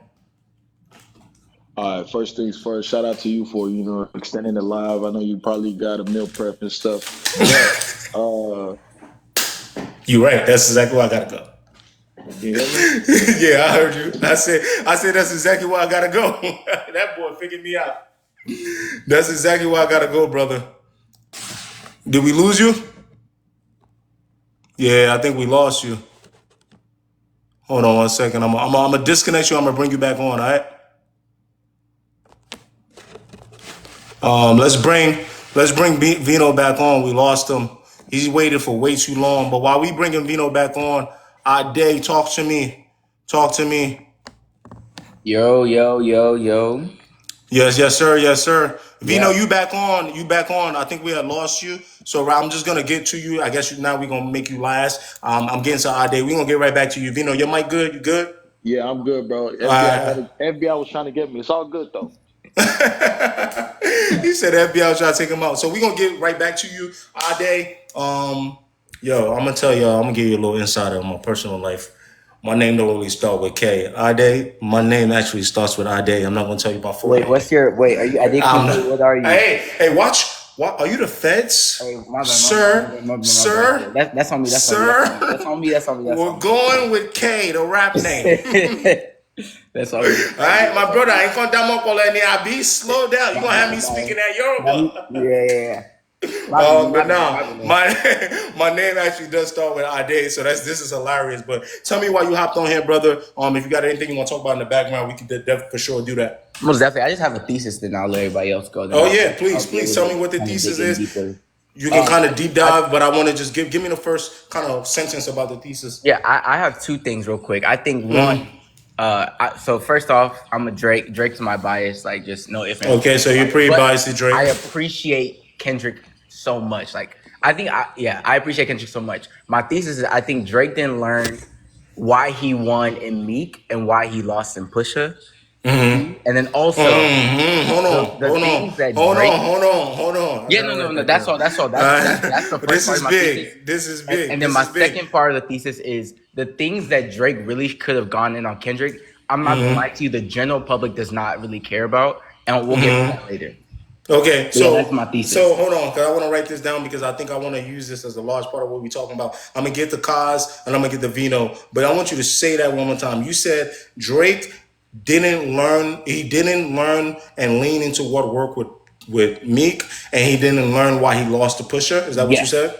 Okay, so he didn't learn with Pusha and didn't use what worked with Meek. Okay, I may disagree on one part and agree with another part. What's the second part of your thesis so I can go to the next question? The second part is the things that he could have gone in on Kendrick. I don't think people. No one cared about. Okay, no one cared about. Even though they are very. What are some of those things? Just give me examples. Give me some of those. General like hypocrisies, like little stuff like okay. What Kendrick said on Savior, capitalists. Posing as compassion as be offending me. This is somebody with authenticity. A whole concert getting paid by Amazon and getting paid by this. But it's for the culture. You're getting money off of all of this, but we'll get. Okay, hold on. This is very good because that speaks to my number 3. Kaz, please talk to me. Mikhail, I see your comments. You said you think this is going to be big. If it is big, brother, that's great, but you're a part of it. it could end up being big, but it's us right now. So all 100 people in here right now, that's what I appreciate. I appreciate you commenting. I always like to focus on the right now, brother, but I appreciate that you think, doing a live every Sunday, 3 to 5, talking about rap, talking about politics, talking about sports is going to be some of the things I want to do. Talking about dating, that's going to be my show every Sunday. But we're going to start with the big three. So why a lot of y'all follow me. Kaz, you've been very active in the comments, brother. Yes, sir. I'm looking to hear a lot of your insight, but please give me some of maybe why you wanted to jump on the panel real quick. And I want to really finally move on to Vino. We lost him last time, and then we can get a dialogue Yeah. going. Can you hear me, Kurt? Yeah, for sure. I can hear you, Kaz. You good. I one of the biggest problems I've had with Drake in this beef is the fact that he doesn't understand the concept of optics. Okay. In this, You think Drake is not understanding optics right now? yes, because like This for is someone speaking who, a little bit to what we talked about last time with the ego, but then it's also speaking to what some of Ade said about people caring about Kendrick flaws and not learning from his loss from Pusha. Y'all, I'm yeah, bringing the best three people. I'm running this big three live. I always get the three people naturally that always seem to be on the same point. But okay, so you're saying he doesn't care or understand about optics right now. Okay, yeah, is that your main point? yeah, because like, and I'll expand on it. Like, as someone who's been in the entertainment industry since he was a child, he should understand that in this industry, narratives supersede truth. So he Okay. needs to understand that there is a perception of you being a culture vulture. There is a perception of you not You being caring around a about the younger industry. woman, being on the stage in Yeah. Colorado. There's a So yes.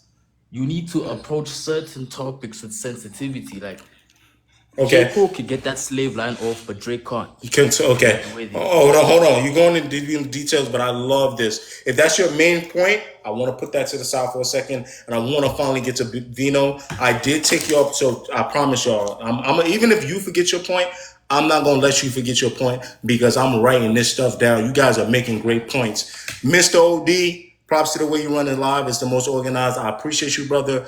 I want to do things that provide value to you guys because I'm getting so much value from hanging out with y'all. So that's why I wanted to keep it organized. I made a change. I'm like, yo, I got to start taking notes. You guys are saying some good stuff. But, Kai, so hold that thought. Vino. Unmute Hey, yo, yourself. Yeah, my bad, brother. It's been like an nah, it's all good. hour. We It's all got to hear good. you. We It's got to all talk good. to me about the reason. What's plaguing you? Why you want to jump on this thing right here real quick. Hopefully we don't lose you. Okay, because first things first, bro. I love both of them equally. Actually, not even both of them, three of them: J. Cole, Kendrick, and Drake. But at different times. I grew up on old Drake. I grew up on that mid 2010s Kendrick and Cole. Cole is my favorite right now. So what I'll say is, first things first, Drake was lyrically out of shape. We're gonna use boxing terminologies. He was Okay, lyrically out of okay, shape. okay, Kendrick, okay. okay, yeah, get that. Kendrick, This speaks to who was it last time? I think it was Net that said he's not as smart as he thinks he is. Okay, lyrically out of shape. Okay, go ahead. and I think Drake had PTSD from the Pusha thing. Okay, He all right, had good. PTSD. I got the perfect three people. Y'all all unmute yourself. What time is it? We gonna go. No holds barred. 5:15. Let's just try not to talk over each other. I'm gonna lead with what Vino said, and I want to connect it to what Ade said about not learning with Pusha T, and then Kaz. I want to talk about optics. So y'all just let me land this plane.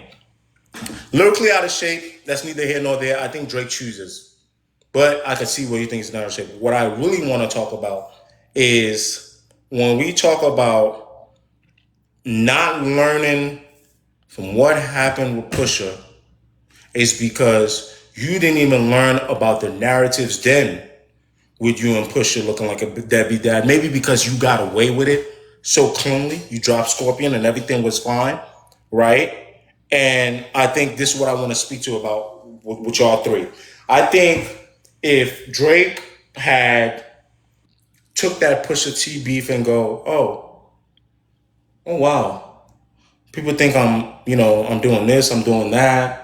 And if he had did some self-reflection, like, man, how did I end up with that type of song? If he had understood the optics of him now being a little more misogynist, right? Could it be possible that he would have understood narratives more with Kendrick. How do y'all feel?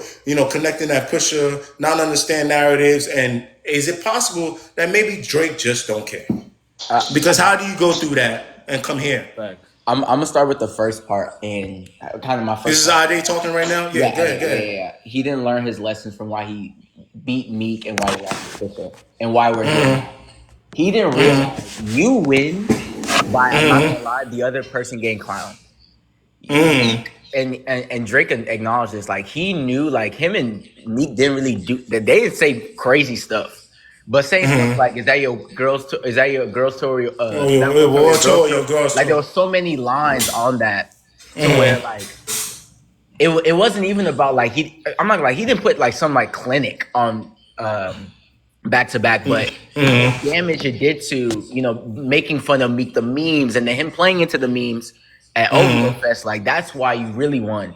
So what is happening? I didn't hold that. I want to ask. I think it's Kaz that said optics. So what is happening? How does a guy go from understanding optics with Meek Mill? It's confusing me. Is it he's gotten too rich? How do you go from that to Pusher and this, or is it the Pusher beef that caused the problem? Is it I that he think went from understood in optics, and since the optics didn't look good for him with Pusher, and he was able to get away with it, he thought he could approach the same thing with Kendrick, and then Vino, I'm gonna want to hear you after Cos goes. I think Drake didn't understand optics after the Pusha beef because in his head, the main thing people were criticizing him about was the baby. But he doesn't really understand how offensive some of the other stuff he did, like to his woman audience. It was incredibly offensive to them for him to hide his baby mother. It was incredibly offensive to black people for him to wear blackface. And he didn't connect that all those three together, coupled with the child, Okay, led to his demise. okay, I'm seeing. I'm so okay. Okay, so we got to be a little careful because I understand, but to some black, there's some people in the comments right now because Drake is black, and because you got to remember, he put a statement out as to why he was doing what he's doing. Some people maybe were not offended, but to you guys' point, why would you not think? I guess what I really want to harp on, and Vino, I'm gonna let you talk about this. Varsity, don't worry, I'm loading up the next three people in about 10 minutes, or about 5 to 10 minutes or so. I got to give these three guys some shine, especially Vino. They were sitting tight. I see some requests. Oh wow, I got 12 requests. So Quadi, Varsity, I think GBA, you've been waiting. Please, y'all, put in the comments how long you've been waiting. I don't want to keep you waiting for too long. We're only going three at a time. But I'm gonna pass it on to Vino because Kaz, you made some good points. But is it possible that Drake again didn't understand optics, but once he felt like as long as I say my truth about the blackface, I'm good. That's why he maybe ignored that. Okay, GBA, I got you. You've been waiting on the start. I'm gonna put you on. So I'm gonna go GBA. I'm gonna go Varsity, and I'm gonna figure it out. But is it possible that maybe that phase with Pusha disconnected him from quote unquote what the optics are, and not imagining the realm of where Kendrick would take it, or maybe he just underestimated Kendrick's ability to tell the story better that Pusha Because T and Joe Budden been telling. I think that Drake, this is not really on Kendrick. Like a lot of I'm people sorry. think, Hold that thought. Hold that thought. Good question. Could have been me. Why did Drake do blackface? Apparently, the reason why he did it was he wanted to do something about black artists, not black actors, not getting opportunity in the Canada acting scene. So they did like a I guess infomercial, and he painted himself in blackface to mock the minstrel thing of how only about how black people only are hired for minstrel stuff. So I hope that explains. He put a statement out about it. But Vino, sorry to interrupt you. Please keep going. Keep carrying this no, thing. that's. I think like I'm a Kendrick fan, bro, but this is not on Kendrick's brilliance as a lot of people think. This is actually on the Yeah. crowd. Let's keep it a buck. Nobody cares about. Everybody moved on from the kid thing. We moved on from the what you call it, the blackface thing. Like, bro, he dropped Tootsie Slides. I was with a Corona mask doing the Tootsie Slides in a house party, bro. But I think that Drake really depended on the crowd too much He thought that the Well, you crowd think was he assumed the crowd would just get it? They would just give him and yeah, he Kendrick thought like a he fair.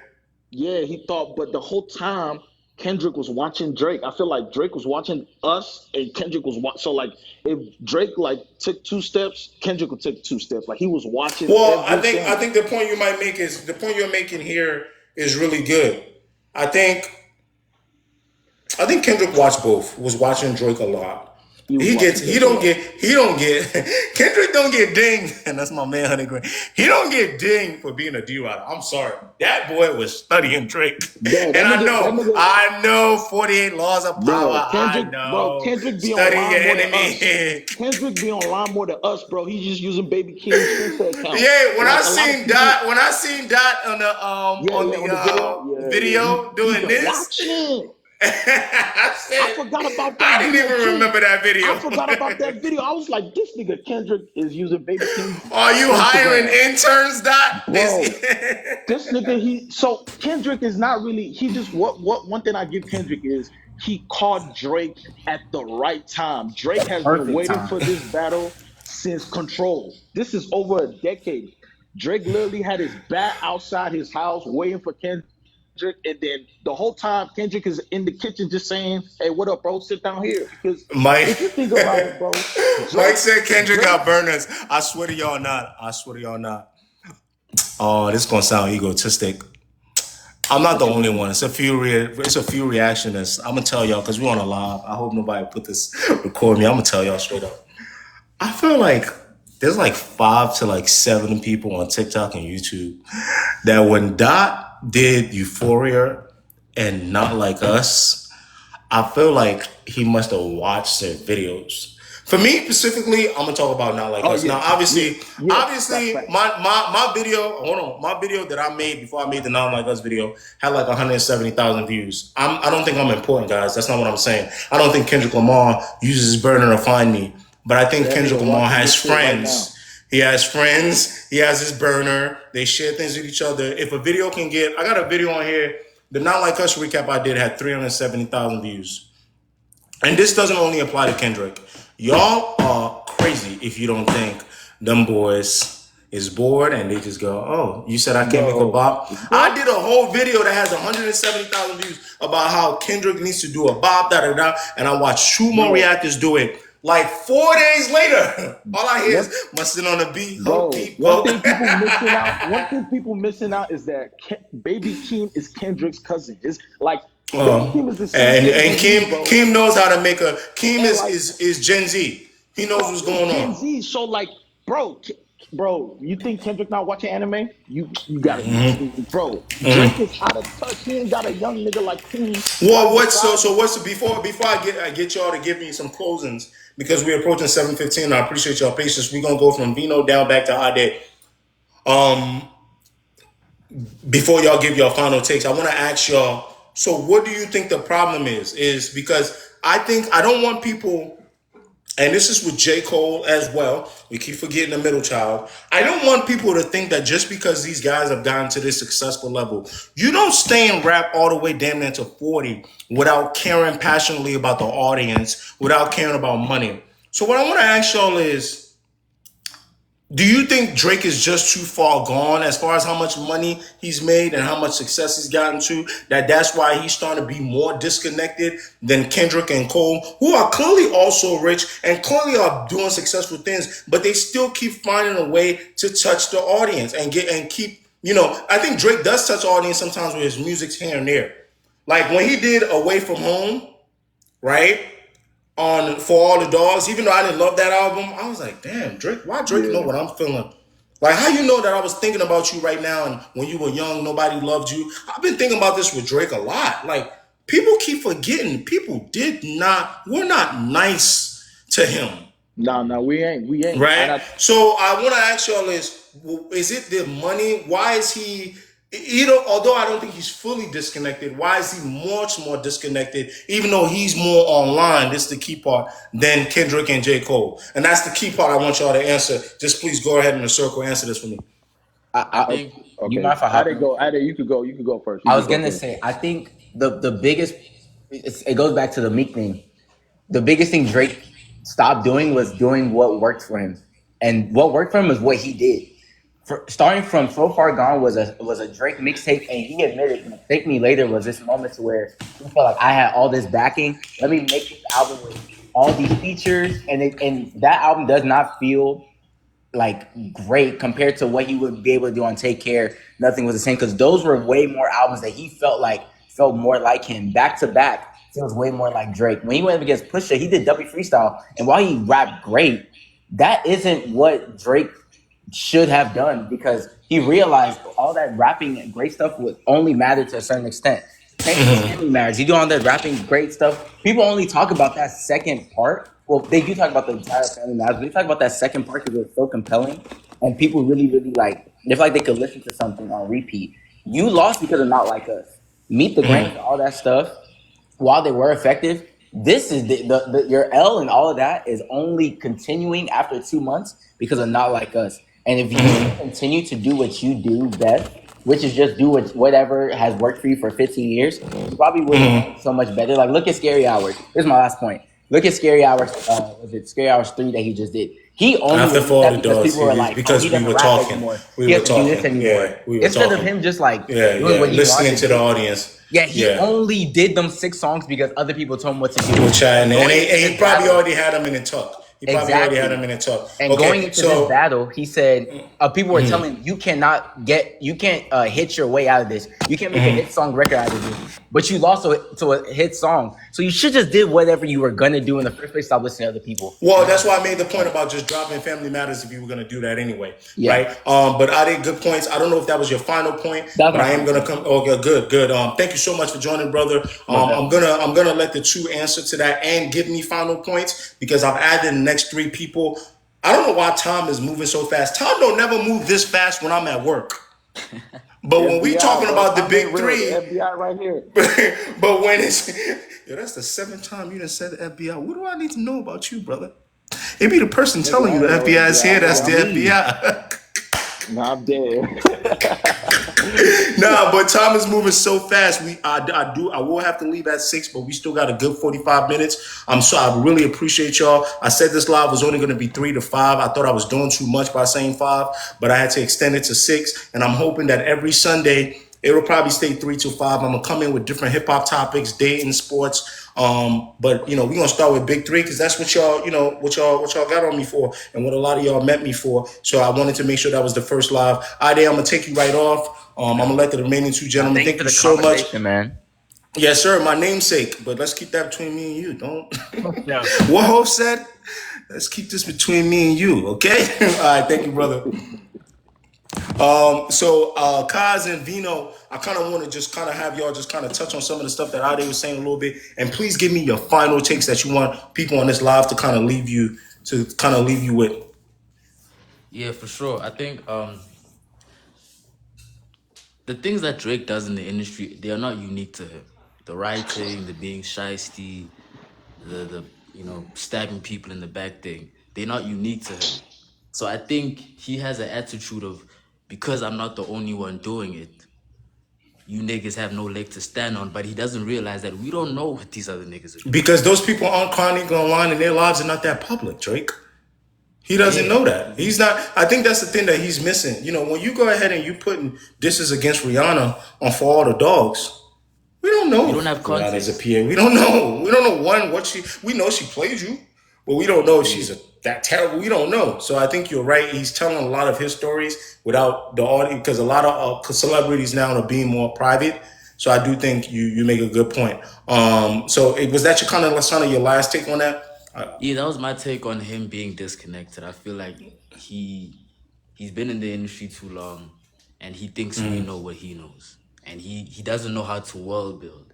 He doesn't know how to take the audience into his perspective. Kendrick did a good thing of, he made you understand his point very well. He was unambiguous about it. He brought you into his perspective, and Drake didn't do enough to make me see his perspective fully. Even though, as someone who knows about the industry, I know what he's trying to say. I know he's trying to get the point across. None of you guys can stand on a high horse. You all do the same thing as me. He didn't get that point across enough. Because if he did, the Yeah. audience would have sided with it. Well, it goes back to some of the things that people saying that the audience, he had kind of lost the audience. But I think you make some very good points. Again, but it goes back to what I was saying, brother. I think, man, he should have picked what side he wanted to take very early. If he wasn't going to take the personal side and take it to hell, he should have went in the lab and really focused on dismantling the bias and the attacks that Dow would have sent. And if he wanted to take it to hell, he should have took it to hell very early, and that would have made Kendrick have to play a little defense. Because if Kendrick didn't have to deal with push-ups when he was writing Euphoria and had to deal with family matters, Kendrick would have had to make a decision of whether or not he could take some of Meet the Grams and some of Euphoria and spin them together. You get what I'm saying? I think by doing push-ups, it allowed Kendrick to do Euphoria, which had great body shots. Yeah. But then when you did drop Family Matters, because he was already ready to Meet the Grams, we were okay with how dark Meet the Grams was, right? Because it was like, oh, this is effective. And, oh, he just insulted your family on Family Matters. Yeah. Right? He just said you put your hand on your girl. So I think that was some of the problem. Vino, so Kaz, thank you so much. I'm gonna just get you up. Thank you so much for participating. We're gonna go Vino kind of just let you wrap it up here, and I'm gonna move on to the next three people. All right, let me wrap it up real quick. I think this whole thing is a lesson to us. I don't know if you make music, if you're an I upcoming do. artist on the channel, bro, on this shit. This just lets you know that the crowd are just lab rats, bro. Nobody owns the crowd. You know what I'm saying? At some point, we convinced Drake that he owned, not us. That sounds weird, but he owned the crowd. Like he got all the number ones. He was His untouchable. head got full. Yeah, Too and he too much thought that success, too much everybody playing you at the club. Baby, nobody's playing that much Kendrick. exactly like You so, think and that? you can't blame Drake for that, bro, because everybody is in his face is telling him, "Oh, you the nigga, you the nigga." You got to understand, this goes all the way back to Lil Wayne bringing Drake. Lil Wayne was the king, and he anointed Drake, but the people at the time did not like that. They didn't like Drake. You know what I'm saying? They thought Drake was not hip hop enough, but he ended up proving that he was Because able to be the he king. outlasted He some of that hate. outlasted, And but some of the that. thing is, the same niggas who hated you from day one, bro. This is the thing. This is why money can't buy people, features can't buy people, giving people number ones cannot buy anyone. Mind you, I was supporting Kendrick on this, but I'm saying that Drake thought that he could out nice everybody by giving people features, by giving people artists, and it backfired on him. And second thing is Kendrick Kendrick also what he did. I'm a Kendrick fan, but Kendrick ain't doing nothing special. He just reiterated everything Pusha did. Does that make I sense? agree. I absolutely agree. There's a video that I got that's going viral right now. It's got I don't know if you want to call that viral. Vino, I'm gonna leave you with this before we head out and move on to the next three people because we approaching 522. It's a video where I was talking about BBL Drizzy and I told the whole story of how this all started with Birdman not paying Pharrell. If y'all seen some of that video in the that video, you can drop it in the Yeah, I think I comments. seen that. Yeah. So it's so funny because when I made that video, I was thinking about so much of like I talked about the stuff Joe Budden already said. Like if you want to keep it a bean, we can give Budden credit for talking about the plastic surgery. We can give For real. Megan credit, He but started we it. get Megan. But Budden started it. Megan came in, and I didn't even know Megan was really kind of talking about him. I thought it was general because I thought his was more of a Nicki diss, right? But Yeah. as the things get opened up, you start realizing like, oh wait, oh yeah, you did say something about Megan on Circle Loco. Oh wait, you are supporting Tory Lanez. But the point I'm trying to make with you guys is, as I was telling that BBL Drizzy story, I'm realizing like, a lot of these lines from Kendrick, forget online, I done heard it from other rappers, but it's packaged better. It's packaged. He had the platform. It right He when had a you bigger go platform. and again more plausible than ID, right? When he goes my next one like my last one, that's a classic. You don't have Yeah. one. V12 is a fast one, and then V12 people start looking up the V12 machine. Kendrick understands that his audience are going to be looking into every line, right? So Kendrick don't have to say you got surgery.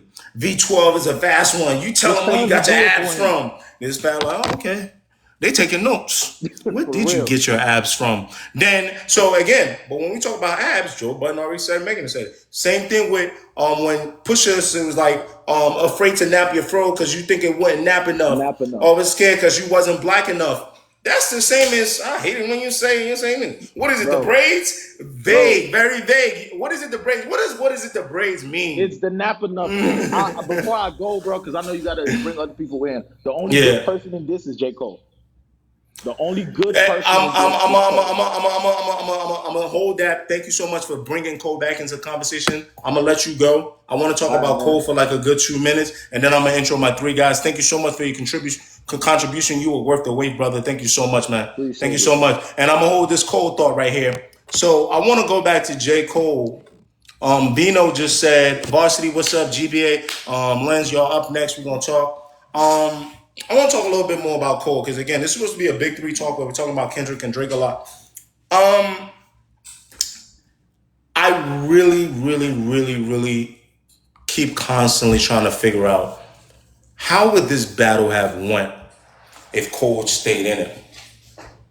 You know, did Drake strategically plan, knowing that he would have to battle with Kendrick, and he thought that Cole was the perfect knight to have, you know, standing next to him, so that way Kendrick would be a little distracting and have to fight two battles at once. And I keep thinking about this a lot, but we'll never know because although Cole apologized and I thought it was cool for him not to get into this dark stuff, it just put him right back into that middle child spot again. So if you push Drake down as like not being loved by everybody, you push Kendrick right back up, Cole's still going to end up in that middle spot. But anyway, I'm gonna unmute some of the folks in here. Varsity, what's up? GBA, what's up? How y'all doing? How y'all doing? I want to read some of these comments. We got about y'all probably gonna be the last panel, maybe. Depending on how this goes. No, y'all not gonna be the last panel because I still got Quadi, K, and I'm probably gonna do El Dito or Timmy, and that's gonna be the last panel. But welcome. We're doing Big Three Talk. We got about 30 minutes left. This live was supposed to only be 3 to 5. It's now going up to 6. I can't do anything past 6. I have a life. My fiance is gonna if I don't get off. So I do appreciate spending time with y'all. We've been talking a lot about the Big Three and some of the stuff in my background, but we've also been having just different dialogues that some of the people are bringing up. I'm not gonna pick any of the subjects right now. I'm just gonna go to my 3 people right now. I'm gonna go Varsity first, GBA, then Lens. And you guys are just gonna throw some stuff at me. I'm gonna take some notes down, and we're just gonna do like a quick 15-minute kind of talk between y'all 3, and then we'll go to our last panel, and I'm gonna just wrap this thing up, man. All right, what's good, bro? What's up, man? I appreciate you waiting. What's going on, Varsity? Hit me with some of the thoughts. What you've been thinking as we've been just chatting up. What's your main thing that you want to share with the audience right now? Well, it's a lot. Not to kind of the kind of spin the block. I've been fortunate to be around a lot of battles throughout my pretty much lifespan when it comes to the older generation and now this generation. This had to be my favorite battle. You know Really? So this was your them. favorite? And it's because of the fact that What about it? it was organic. And okay, when it comes, and what I mean by organic, as in back in the days when pretty much you go ahead and look at battles, we didn't have the internet. You know what I'm saying? The internet wasn't really around like that. We had to wait till the Source magazine, the Jet magazine, to read up on what's going on and listen to interviews and stuff like that, or watch Rap City or some junk. So now with this internet age, whatever, we can research and see what's going on, and for the story to be like, basically, a lot of artists was tired of this fake Drake. You know what I'm saying? Everybody was tired of this fake Drake, and Kendrick was the one to sit here and say, you know what? I never was into this in the first place. Let me go ahead and speak up and get into it. Okay, I see what you mean. So for that to happen, and for someone to kind of realize, you know what I'm saying, you know what I'm saying, I've been approaching this wrong, I would say. Because for instance, when he went against Common in that battle against him and Common or whatever, that was, Common is a lyrical genius from that.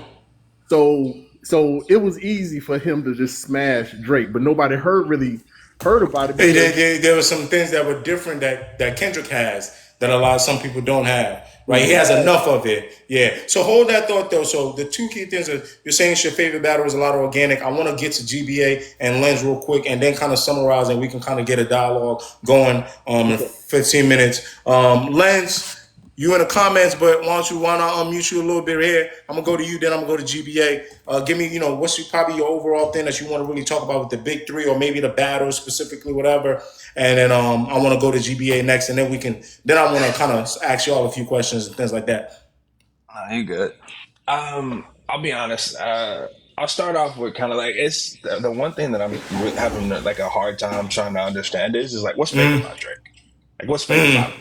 Okay, We so know he corny. let's We fake know he's about Drake. zesty. We know he loves women.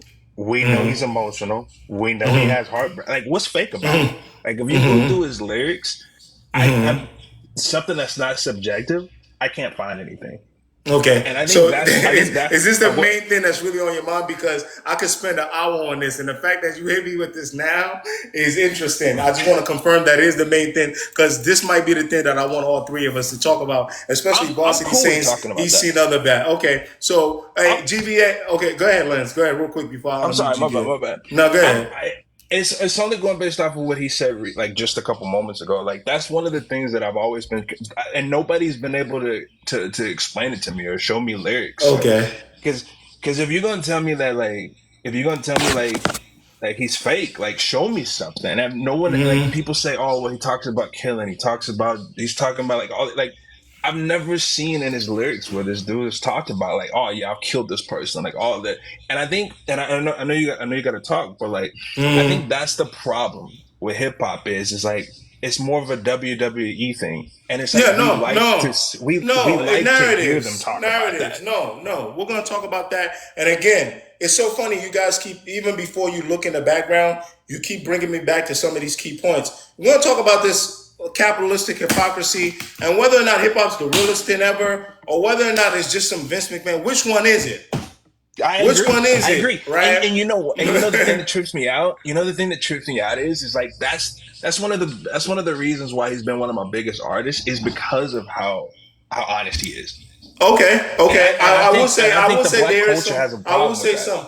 Well, hold on for 1 second. I will say I agree with you in the sense that Drake does this thing where he is really honest and open with his life, but I think sometimes his music is a bit. It can be a bit fluffy. The hits, at least. That's the problem. So me and you know, because we listen to Churchill Downs, we listen Correct. to right. But the problem is some of his hits. I need one dance, let me see in my hand, and it's like, and now we're What's like, wrong with that? no, there's nothing wrong with it, but it's to the point I'm saying is that, but that's why people can paint this story that he isn't open when me and you know because we listen to the Churchill Downs and he Agreed. posts on Instagram that this is probably the most open rapper. You know who's not open? I barely squat about Kendrick until now. Thank you, Drake, Yeah. for letting me know he's got to.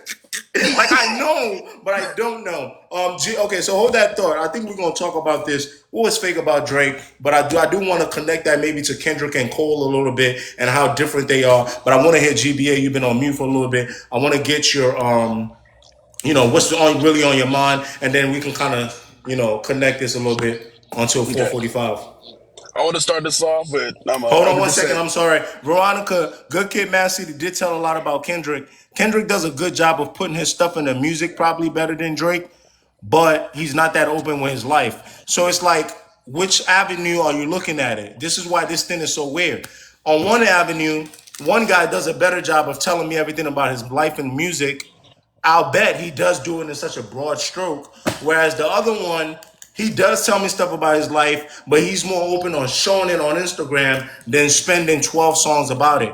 Like, because 1 minute Kendrick is not online, Drake is very online. Kendrick drops conceptual albums, Drake is a little limited now. But Veronica, yes, people like you that do want in the music, you're happy. But to Len's point, it's like, nah, what's fake about him? Dude chose me. I remember Drake said when he was talking to Elliot Wilson, he was like, yo, I'm probably gonna be single for a long time. Those other two guys, Kendrick and Cole, they come out and pop out for a year or two and they go back home to their family. I'm not like that. I'm really about just being out here. So which one is it, right? But GBA, my bad to interrupt you. Veronica made a good point. I want to acknowledge that I know what you're saying, but it's like from what lens we're looking at it from. So good. Yeah, I just want to start off with 100% Drake fan. Will be since I've been listening to him, so I'm a very young guy. But my main contention with a lot of the things I have with what Kendrick is saying, most of it, or in my opinion, a lot of it is like, in my opinion, is what every single person in the industry does. And I don't even think, as you guys kind of touched on it earlier, it's in the hiding and no one really knows about it. I actually think people does know about it. The way that he says that They just Drake's don't just care for now. they just don't care. The way that he says Drake cares about womanizing, things of that nature. Yeah, you hate women. We You didn't hate know, women. man. The entire hip hop industry is misogynistic. All of it, they're every phobic on the planet. They talk about fucking bitches, throwing them to the side. If I can't, Oh, if hold there on was one second. every Hold on one second. Hold on one second. I do want to address something. Stony, this whole live has been biased. Simone says I agree. I'm gonna tell y'all one thing. Like how stuff is interpreted, and if you've been on the live the whole time, I would respect it. And I can't change your mind. In my heart of hearts, and y'all feel me. I know y'all gonna. Some of y'all gonna vouch for me. I really be trying to talk about things, and you saying you've seen my post. If you want me to just gargle that Kendrick is the greatest thing ever, I don't know what to tell you. If you've seen my post, I have done more. I will admit, I have done more of what is a trying to understand the audience portion of Drake when someone is African American descent and then one person's telling them they can't say the N word, and I'm like, no, but I know this guy. Like, I know he's been around his family in Memphis. I get a little confused when you guys say this whole live has been biased. I really generally, and the reason why I'm interrupting is like I caught myself a few times where I knew I was defending Drake, but I wasn't defending Drake, and that was the part where I had to make sure I started letting the audience. I wasn't defending Drake. Like when some of Kendrick's stuff seemed like it was causing division within black people worldwide, and when it was cutting into stuff Preach. I hate about colorism, I had to start talking about that. And I realized I had to adjust that I was doing a bad job of of not letting people know that I have a problem with the conversation. Not that it's for Drake to be okay. Drake will be fine without me. Kendrick will be fine without me. Kendrick just bought a $40 million house, but guess who does worse? Drake has a $100 million house called the Embassy. I don't know these guys personally. I know their internet persona. So I'm not gonna spend too long defending myself because when you defend yourself, if you want to treat me like they treat Drake, then I'm guilty for defending myself. But I really, really don't appreciate it. I would rather you get on here and I'll put you on the panel and you can give me some pushback. But if anyone's been marking and scoring cards today, they would say that they would think I hate all three of these guys. I just spent time criticizing J. Cole as an MC, and he's my favorite out of all three of these guys. I'd never tell y'all that. That's where my true bias lies. I relate more to J. Cole than I relate to Drake. Drake is too outwardly, and he's sometimes a goof that's not a little mature. But to Glenn's point, that doesn't make him fake. I think he's very real about wanting to be a bachelor forever. And to me, as a man that's engaged, and I wear that joint proudly, you would think I'm the one with the ring. I think that's goofy. Whereas Kendrick is too personal. He's too mysterious for a content creator like me that's online that I'm not willing to give my full first name, not because I'm ducking for nobody, but I'm open enough to tell y'all that I'm engaged, I'll do this, I make music. To me, it's the balance, right? And Kendrick is too far. So he gets critique from me too. Cole is more of the balance for me, but I guess I can't show my J. Cole bias a lot because my boy done went and apologized. And every time I mention his name, they saying he looks soft. damn, You know? So I wish this had stayed a that's big three tough. battle. I wish this had stayed a big three battle. So the moments could be calling me a cold glazer, I would have been like, goggle, pause if necessary. Pause. I wouldn't have mind. I swear to y'all not, because the other in the dream, that's my guy. I went to college bumping that. I can't get nothing from Kendrick. I can't get nothing from Drake. They give me stuff musically. I don't relate to. Now, to trying to do an Adidas rollout with your son. I don't know what that's like. That's corny to me. But like Len said, it's real. He kept it a bean. Hey, I slept with a porn star. This Yo, is what it is. I got one thing, and I But go think ahead. that's My where. bad, y'all. I really am taking time away from No, no, y'all. no. You good. You good. But go ahead, y'all. Go ahead. I'm trying to get it. You And good. again, Yeah. request to get on the live. I'm not angry with you, or request to understand my perspective before you saying this whole live has been biased. I've had a Drake fan that hates Drake on it, that is upset with Drake here. I wouldn't say hate Drake. I've had Kendrick fans on here. We're trying to have good talks, and I need more J. Cole people, is all I can ask. But y'all go ahead and keep going. Let's talk about this whole what's fake about Drake. Lens, you brought up that conversation. GBA and Varsity, especially you, Varsity, because it sounds like you're in the middle. Can you kind Mhm. of, what is this fakeness when we talk about people like Ja Rule, 50 Cent, we talk about Nas and Jay. When we talk about fakeness, like, how do we compare these guys with Drake? What I mean by that is like pretty much when you from around the way, like I'm kind of, I mean, not to sound biased, the good kid, mad city type person. I was the person who stayed out of trouble, but I'm from that. You know what I mean? I You seen can it, I relate to witnessed that it, more. You can I relate to can that relate being in to the it. car, So young, getting in some trouble, with your right. boys. So when Pusha and Drake had got into it, I mean, being real, keeping 100, Drake is pretty much not my time. Drake is after my time. You know what I'm saying? So when Drake was doing that lovey dovey singing joint, I wasn't into it. I'm like, that's it's corny to me. But that's because I'm from a bars generation. You know what I'm saying? But if I'm not sitting here mad at nobody for that, if that's what y'all like, that's what y'all like. So you But the know thing what? is, I will say this. Can I interrupt you real quick? There is something to be said yeah. about Dot being, he's technically approaching 40, but playing it masterfully. I don't know how to explain it to y'all. Like a lot of the young kids like him, even though he's not chronically online. But the older people Mhm. like him because he's like, hey, here's my music. I ain't chronically online no more. He used to be in 2014. Right. So does that speak to you more? Again, you talk about knowing the older battles. Does that speak to you more about why you may relate to him more? It's just the music, and you don't got to see the internet trolling and stuff like that. I mean that's part of it. But to kind of drive home my point before I actually forget it, No, my bad, my bad. is no, you good. Is basically when Pusha and Drake had their beef, I was invested because Pusha is my era. And Okay, when that's Drake Clips came out with error, Clips Scorpion, error. Okay. right? When Drake came out with Scorpion, I honestly thought that I was a one off because he's mad, he's going into the studio, I'm angry in the gym. I mean, I'm angry in the studio. I mean, and he pretty much was just getting it in. So I was like, oh, I like this version of Drake, but I didn't want him to stay there. That was like an invitation for me to learn his music, but he stayed in that realm. And when he stayed in Hey, that realm, that I was that like, sort of lot of music playlist type album, but Scorpion was right, a little more concise. But he doubled down with CLB and kind of right. like, yeah. This Whereas, mob ties yeah, persona yeah, and all yeah. this stuff, and it was Nice like, bro, talk with 21 yeah, Savage. Even though and it's like, I disagree with people about Drake being tough. I think he uses his proximity very well. Let's just say that's the best way I can explain and Drake. I 110% agree with you. And it's the fact that it's like me being that guy that was from that, I can look at Drake and be like, nah, bro, like That don't sound you natural. play, yeah, you playing a part. So Okay. that was the part where I say that was fake to me. Like when Okay. it was like get back to the melodies, yeah, get back to the stuff I don't like because this generation like it. If that's what moved the needle for hip hop, that's So what you're moved the needle saying, for me. even though some of those stuff like Mob Ties and Scorpion hit for you, you go, okay, you gave him a pass a little bit and say, oh, you're doing that because you just had this scuffle with Pusha. But I remember you for being Right, so far gone, nothing was the same. Take care, Drake.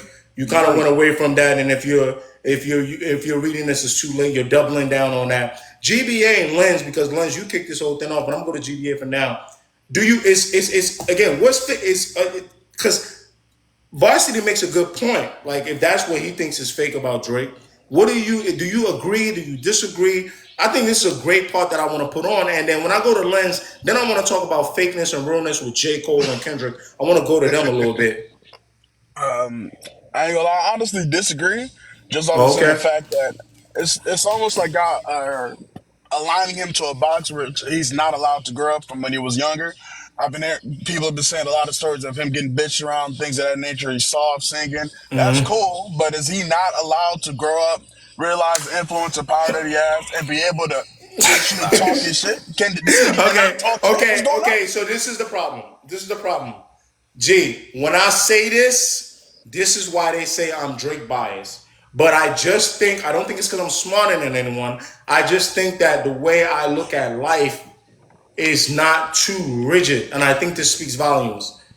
To your point, I have been asking people, if you've been soft and skinny and didn't make a lot of money, and you were just some actor that you grew up in maybe a middle class home, and you now have your new deal is worth 400 M's. You got Chubbs next to you, OVO Secure, whoever, Presser, Mob Jay ties. Prince, Mob. Is it a bad thing for me to ask to y'all that I could see why Drake's persona would change? However, what I think somebody made a good point. I forgot the name of this guy on TikTok. The difference I think Drake didn't do really well. This is not my take, so y'all don't give me credit for this. Unlike Tupac, Drake did not specify or show us better how the churn happened, the hill turn happened. And the person said in their video, the great job that Tupac did, even though some of it was, an inflicted wounds, Tupac did a great job after getting shot five times, I believe, the first time. And he did a great job of setting this whole. He was already starting to get a little gangster, but man, these motherfuckers shot me. They set me up. He like so. A significant event happened to Tupac, and Tupac did a great job of showing you why he changed from this actor from New York that was born in New York that is the son of an activist to this gangster activist bandana everywhere. I'm going crazy. So, can y'all speak to that a little bit? Do you think it's because Drake, and I guess G, you can answer, and I'll move on to Lens, and then we can get final thoughts back from Varsity U and then Lens again, so I can move on to the next panel. It's about to be 6. Do y'all think that had to play a role into it? That we don't know we didn't see the significant change. It wasn't ingrained in our brain to see why Drake changed up. I mean, I think in the song "Away from Home," he kind of talks about it just a little bit, where he says he wasn't really gangster until now. He was quiet as a mouse. He was trying to adjust to the crowd, things of that nature. I think he doesn't. There's not a clear song where he dives completely deep into it, because you're correct. He could go a lot deeper and actually explain what was the huge change, but I think he gives us little snippets of it.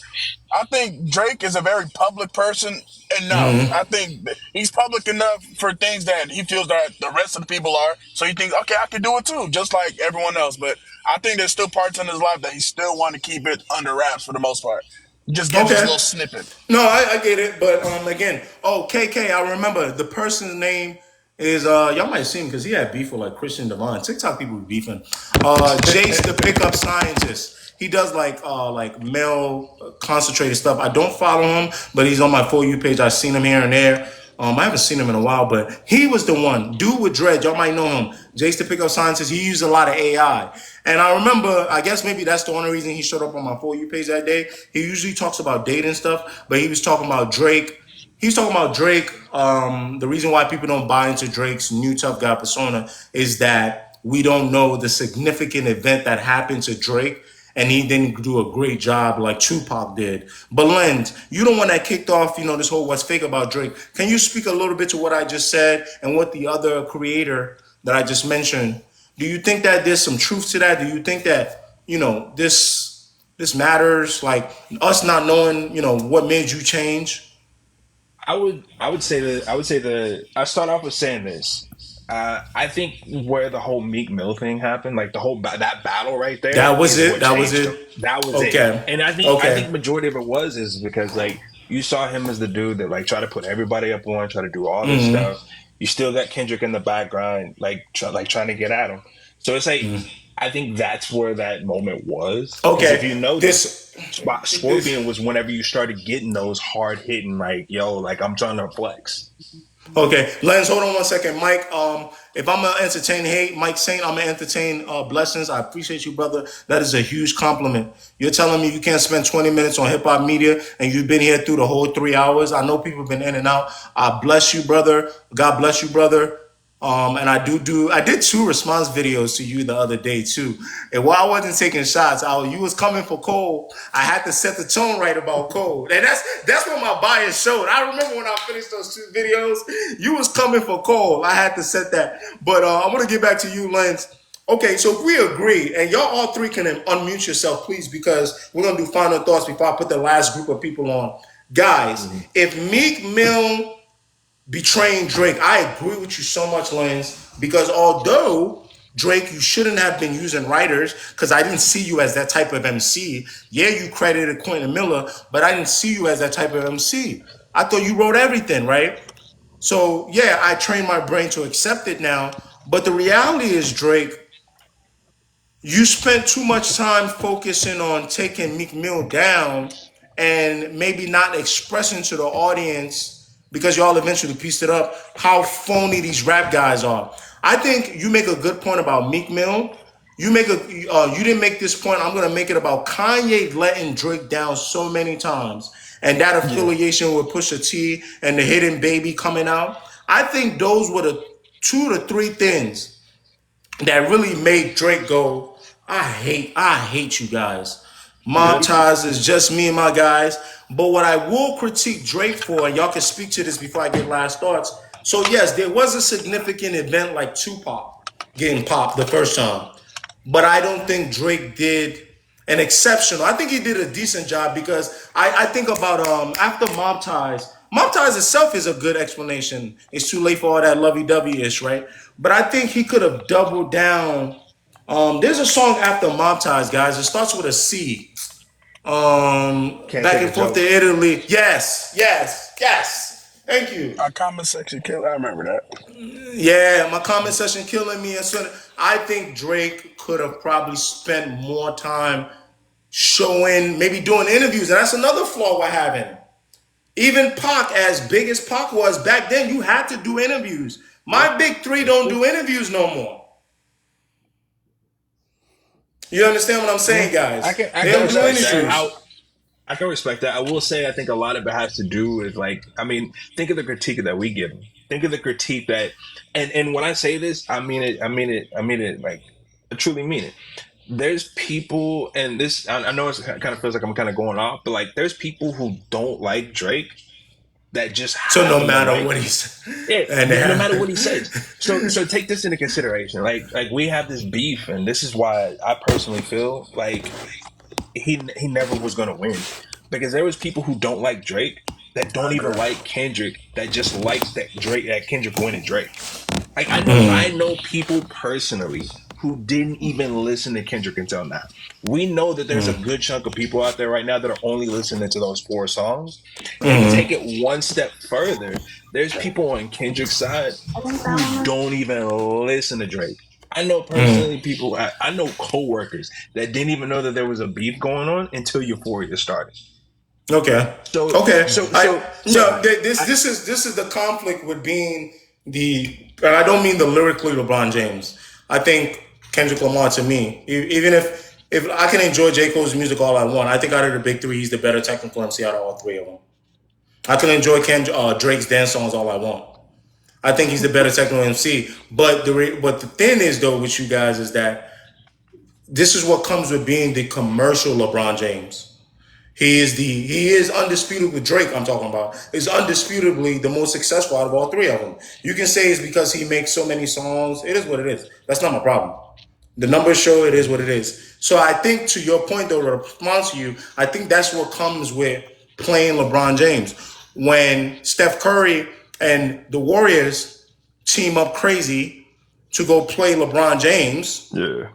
no one cares that KD's on the Warriors now. I mean, we cared. We mocked KD a little bit, but then when we realized, oh yeah, but it takes down LeBron James, it's kind of fun. I'll watch it, right? And then when LeBron James pull a rabbit out his ass and comes back from 3-1, yeah, it was historic, but we gave him less credit for that. We were like, And when I mean we gave him less credit, I mean that, I know you love Jordan, but coming back from 3-1 is insane against a 7-3 and 19. Oh my God. People were like, oh, that's legendary, and then just kept it pushing. I don't think that's ever going to happen in basketball again. Ever. And I know it's happened a few times, but ever. I'm talking about like modern era. So to you, Lens, to push back a little bit, I think unfortunately, I know you're smart enough to get it, and people are going to call you biased, but it's just the reality of being a top guy. Yeah. Now He with may that not being be the said, I top truly lyricist, he's a top guy. now with that being, I know we kind of got to wrap it up, but I truly enjoyed Kendrick. I loved Kendrick. Section 80, Good Kid, Mad City, and this is my personal take on it. I stopped being a huge Kendrick fan whenever I saw him take the To Pimp a Butterfly route.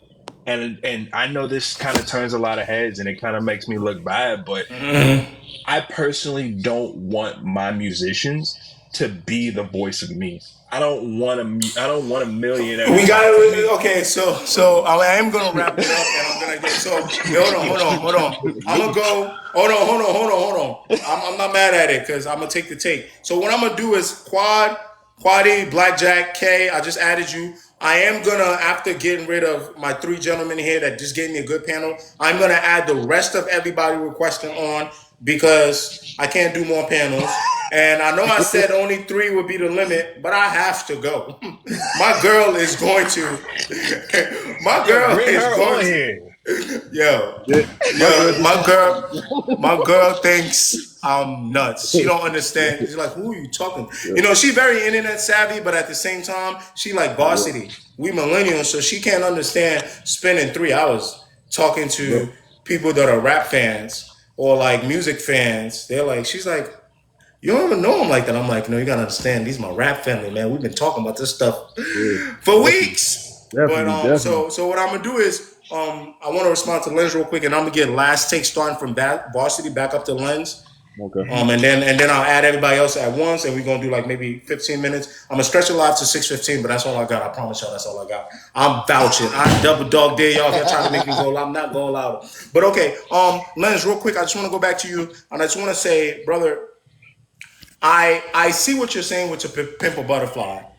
I think I'm a little close to you in that I think if you don't have the range as an artist, I don't want you really touching black issues across the world.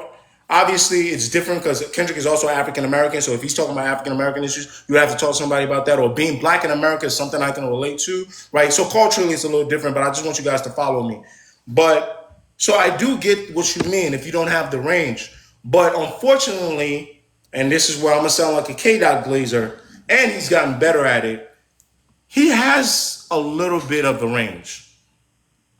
And when I say a little bit, I mean compared to his peers, he has a lot of it, Yeah. right? But compared to freedom fighters and politicians, he has some of the range.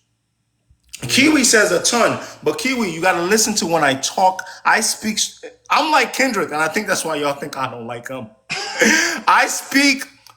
You got to listen to when I talk. I paint a broad brush to get my joint off and let you. Yes, he has a little in comparison to freedom fighters and actual real politicians fighting for the Agreed. people. He has a ton in comparison to his rap peers. There's a difference, right? So I think Kendrick should be. I get where you're coming from, but I have no problem with Kendrick speaking. Even for me, like when we talk about culture, y'all know if y'all haven't seen some of my political stuff, I'll start deep diving on that. Would I consider myself like a Pan Africanist? If that's what you want to call me, that's great. But I know what my ideology is. Y'all, I want y'all to listen to this. It's gonna get a little political. I know that the one thing that white supremacy and imperialism did to us as black people worldwide is our inability to see ourselves as black and unite. So when tribes are fighting tribes, slavery is easier to get across. You understand what I'm saying? Right. So because I know that that was our biggest flaw, I grew up when I look at colonialism as someone that is from Nigeria and as a black man growing up in America, I've understood that the opposite of that is what's going to make our world better. So when somebody's saying like, "Oh, why do you love Kendrick Lamar speaking on black issues, and why do you think he speaks?" I think when Kendrick Lamar does complexion, it's a Zulu mind. When he's throwing those little hints at there, as a black man in America, although I'm not culturally African American, but as an African, right? Some of the stuff I can relate to, but the other stuff, I think he even speaks pretty well for Africans. When Kendrick Lamar goes to Ghana and does a concert with Compton and an African map, right? He doesn't get enough credit for that. So I think he speaks pretty well. That if he can speak well for my African American brothers and sisters, I think some of us as Nigerians, Jamaicans, and Haitians, if we truly are listening to him, we can accept some of those messages and think that he does a good job, at least compared to his rapper peers. So, Lens, I have to push back a bit in that I understand your point of not wanting rappers to speak for you, but I think Kendrick does a better job than his peers and a decent job. You know, a decent That's what job it's like. compared. You know what I'm saying? So GBA, please, last words. Varsity, last words, All right. please, please. GBA, I'm gonna go. GBA, I'll go with That you, and then wasn't my last Varsity. words. Let me Oh, my clarify. bad, Lance. My bad. Just make it quick. Hey, yo, I told y'all, if I'm divorced, I can't even be divorced. We just engaged. We ain't married yet. If I lose my wife because of y'all, Oh man. all right, so let's go. Lens, last word, please. Make it quick. And then I'm gonna put everybody else that requested on one panel, and then we're gonna finish up. It's 6 o'clock The already. last thing I gotta say is, and it was a rebuttal to Varsity, and not necessarily a dig at it, but I think that's what Drake gets a lot of hate for, is he's not like the normal rapper. Because if we look at Pusha T, he's doing the exact same thing over and over and over again. So he's playing into the, oh, I'm a drug dealer, oh, I Drug do all dealer. this, I do this. So I think a lot of people look at Drake and they still see the old him, and they're wondering why he has He's the list and behaving. not doing the Okay. same thing. So I Okay. think that there, if he was still doing the I'm singing and all sad that and I stuff, need and love. Yeah. that's He what wouldn't be they as like. successful, but it's what people would want him to stay at. Is where people would want him to Correct. stay. Okay, I respect that, brother. I think we can one day have a deeper dialogue about. Again, that's why I put number 3 on here: the hip hop landscape, attacking on Drake, breaking unwritten rules versus the hypocrisy. We want people to be real so much. We want people to stay in the same box for so much as what we know him as. I think Kendrick and J. Cole do a better job of staying in their box, but at the same time growing a little bit, just a little bit. So they don't grow too much in terms of their persona. You understand what I'm saying? So they are growing as artists, but they don't grow too much in terms of I'm now a mob boss with 400, $1 million. They do. J. Cole also is not like a college kid anymore, but he's like, I ride my bike in New York. Who else would do that? Duh, a poor college kid. J. Cole, you my man's, but you got $50 million. But so J. Cole does a better job, just like Kendrick, of changing, right? But y'all being funny. I ain't even start cooking the broccoli yet. Go to hell. I ain't even start cooking the broccoli yet. It's mixed veggies, losers. The broccoli's for dinner. But anyway, so I think that's what. Speaking to J. Cole. But okay, let's just kind of get going here. Yeah. Lens, I'll take that as your last word. Thank you so much for stopping in, brother. I'm gonna disconnect you so I can add the remaining people requesting. GBA, please, last word. Then Varsity, last word, and then you know. All right. For my last words, if I had to put him in the top 3, I would say Drake in terms of overall versus lyricism and versatility. I like being able to bop my head to something without having to decipher 19 different meanings of what could be this, what could be that, which is why I also think that's one of the downsides of Kendrick also during his beef too. I don't like the fact that you have to sit there and wonder what he's talking about, the open deny plausible deniability. I have to figure out, oh, he's talking about this, talking about that, like straightforward to the point things, which in my opinion, I think that's what's won most rap beefs in the past. He's gone straight to the point, dissing someone, this and this and that. That's not what Hey, I appreciate. it is a uniqueness that Kendrick has, Yeah. and again, it's like watching Avatar, right? Like we all understand the different styles of bending, but for people that maybe are that deep in the intricacies, I'm not saying that you're not that deep into rap, but for some people that maybe are forced to, like I had to force myself to learn Black Thought. That makes sense to y'all? Like I never enjoyed. I'm just gonna tell you the truth. I never listened to Black Thought. I was like, but Oh, I had to. Black Thought was dope. But I never. No, the Roots Yeah, the as a Roots was whole. dope. I don't I'll know how give to you that. explain it. Black Thought rapping separately, like the Funk Flex freestyle. Hmm. That's the Black Thought. A lot of people bring up the Roots. No, the Roots are the Roots. Yeah. There are times when Black Thought raps with the Roots that I get it because he brings it down a bit to. But I'm talking about Black Thought straight rapping, like when he gets into that. You know what I'm saying? I'm all ears Obama like that. I had to learn I had to learn that style of bending. So because of that, it makes it easier for me to grasp Kendrick. But I can't ask the audience to start doing homework if they don't want to. But you'll notice a lot of the things with Kendrick stands, guys, is that they're almost looking forward to pulling out the blue book. Facts. They looking, he did this in the video. Bro, they That must stretch it mean out. Oh my God, bro. sometimes it's So stretched, facts. but those are the so again, if we're looking at from Avatar, those are water bending fans. They like that. Whereas someone like me that's trying to learn all the bending, all the natures, Pause. I had to go learn how to understand technical rapping. I had to go learn how to like melodies. I like I how you always did it. tell y'all I told you all the time I like Drake rapping more than melodies. I had to learn Facts. to appreciate R&B.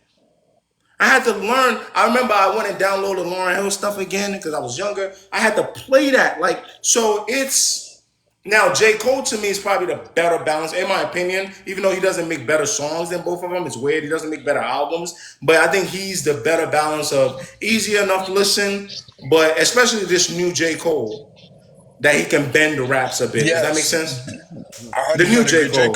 Cole is now is becoming a lot more versatile, is adapting, and I appreciate that for J. Cole. That's why I put Drake and J. Cole top two. I don't care what no one says. I don't even the Griffey song that people don't like. I think it's a funny song for people to jam to. I think it's good that he's adapting, and I like this upward of creativity Not that these like guys are us and getting all into. that stuff. Yeah, Yeah, yeah. even though like us, even though I want to hate it as a Drake fan so bad, it's a boppy That's song. I about, can't. and he was smart enough to do that because then it makes the victory seem almost undeniable. Yeah, so Thank you so much, though. I'm gonna go to Varsity real quick, and I'm all gonna right. add some more people. GBA, thank you so much. Y'all have been so productive on this live. Varsity, you can have the last word from that panel. I'm gonna add Hey, everybody else. Open the floor. appreciate it. Last call for anybody being added. Let me see what the most people I can add. Let me see, Teddy. How many people can I add? And then we just gonna do like this weird round robin of everybody talking at once, and then I'm just gonna get up out of here. All right. But I'm on mute. Okay, Varsity, hit me, man. All right. So, my last word is basically Meek Mill said something that was so profound. Even though I'm not a huge Meek Mill fan, I don't think people realize how profound it was. But what he said was, "I never went to college, but if I want to go to college, I'm going to listen to J. Cole."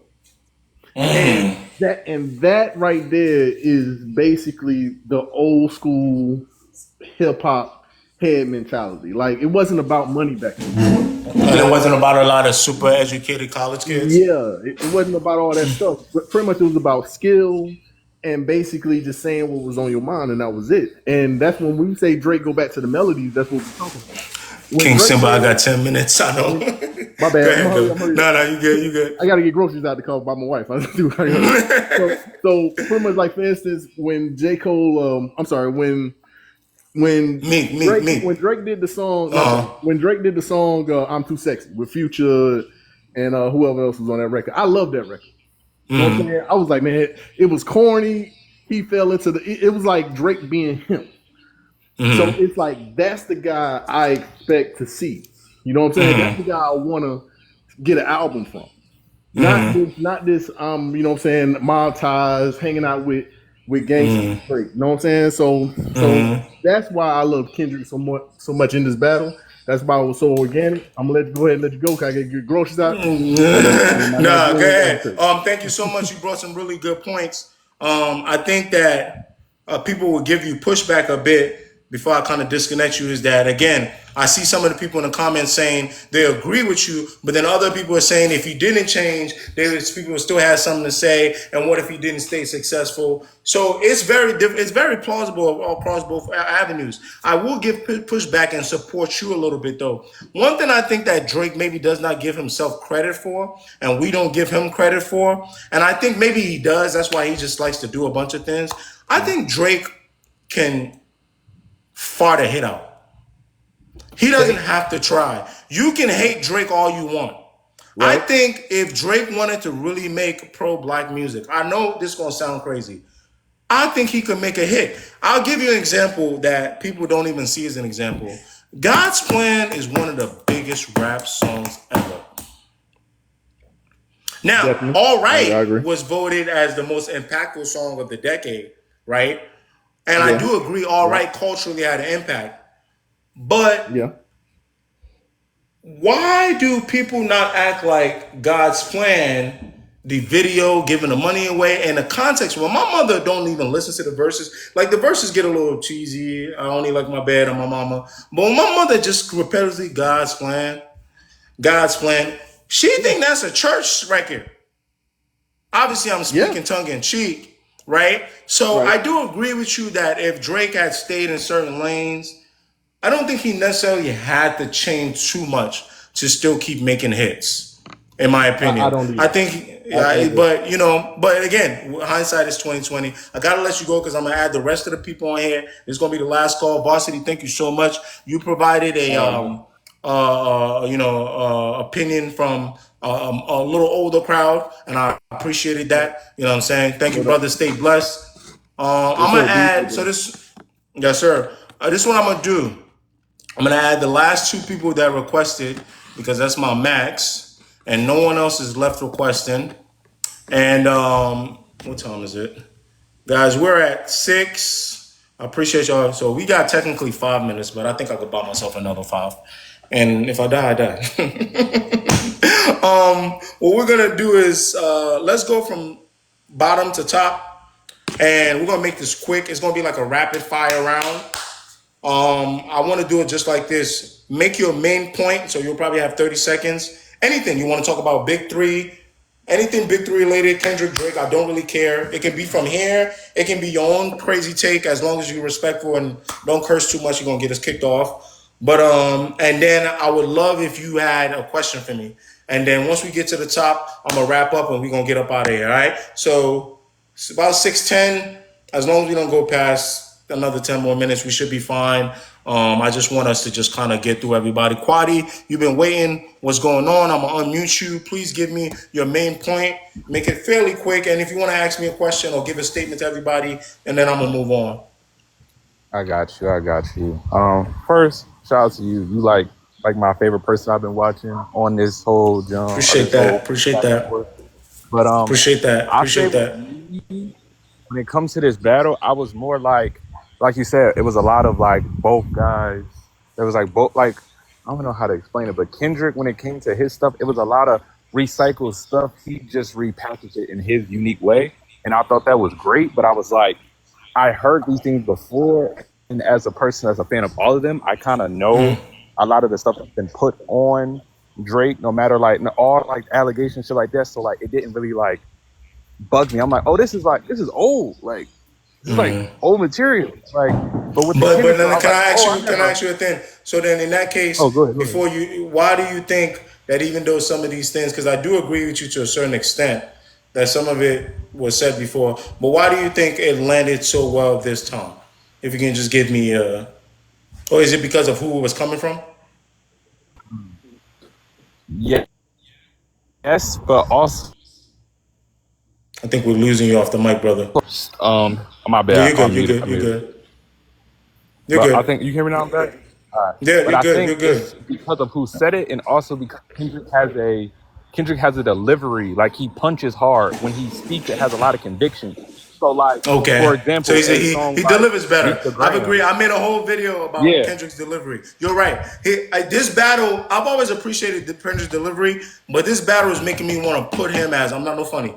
I'm not even trying to be rap. Top 3 deliveries in rap ever. Oh, for I'm not sure. even being Because funny. the I'm not even way being funny. people the way people ate up what he was saying, it was like on Meet the Grams, you lie, like that strong Yeah, like you feel punching, and it's that. like You you know, I feel give it you in your another stomach, one. and it's You like, know, I give yeah. you another one where he did a worse job than Pusha T, but because he delivered it better, it landed better. Hmm. Pusha T said, Yeah, "Always scared to grow your fro because it was scared it wouldn't nap enough."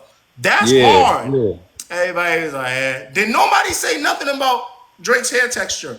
But the minute Kendrick What is says it? The one line, breeze? and I don't even know what it really means. Like I know what it means, but I know what Yeah. it really means when he says, "Cut the business, you got shit twisted." I know it's a double entendre, but when he said, "What is it, the braids?" and I started Yes. seeing chicks posting it, and I'm like, "Wait, this is being taken into something else." I think Yes. he knows that. Okay, your hair look a little weird, light skin, Yeah. your hair, and he just that delivery. But go ahead, my brother, go Hmm. ahead. Yeah, like I would like, and plus like he says stuff like it's gonna catch up it's gonna catch because the way he says it, people are gonna want to replicate what he says, or just like shit like that. Like my girl, like, what is it, the breeze? I'm like, why do you keep saying that? Like, you know what I'm saying? Yeah, It's like so the his way he was delivery spitting it. makes you want to repeat stuff Yeah, it's like over and over. Of yeah, and then course. it's like, And in a yeah. way, when he says like your superpowers getting neutralized, it's bothering me because that was kind of Drake's superpower. Even though Drake doesn't have that same delivery style, Drake is the hit maker that makes you want to repeat Mhm. stuff over and over, That, right? But in this battle, he's the guy that usually gets we've stuck been stuck in people's heads. Butker's got a weird case. Why is he around? Why is he around? Like, come on. Like So his delivery is like insane, and I'm like, okay, I see what y'all eating up. Y'all not literally eating up the words itself. Y'all eating up how is he's how saying the it's word. delivered. And it's a life lesson that we Hmm. all can learn. When people hear me critique Kendrick and I say, oh, he's manipulating the crowd fairly, again, I'm not critiquing Kendrick.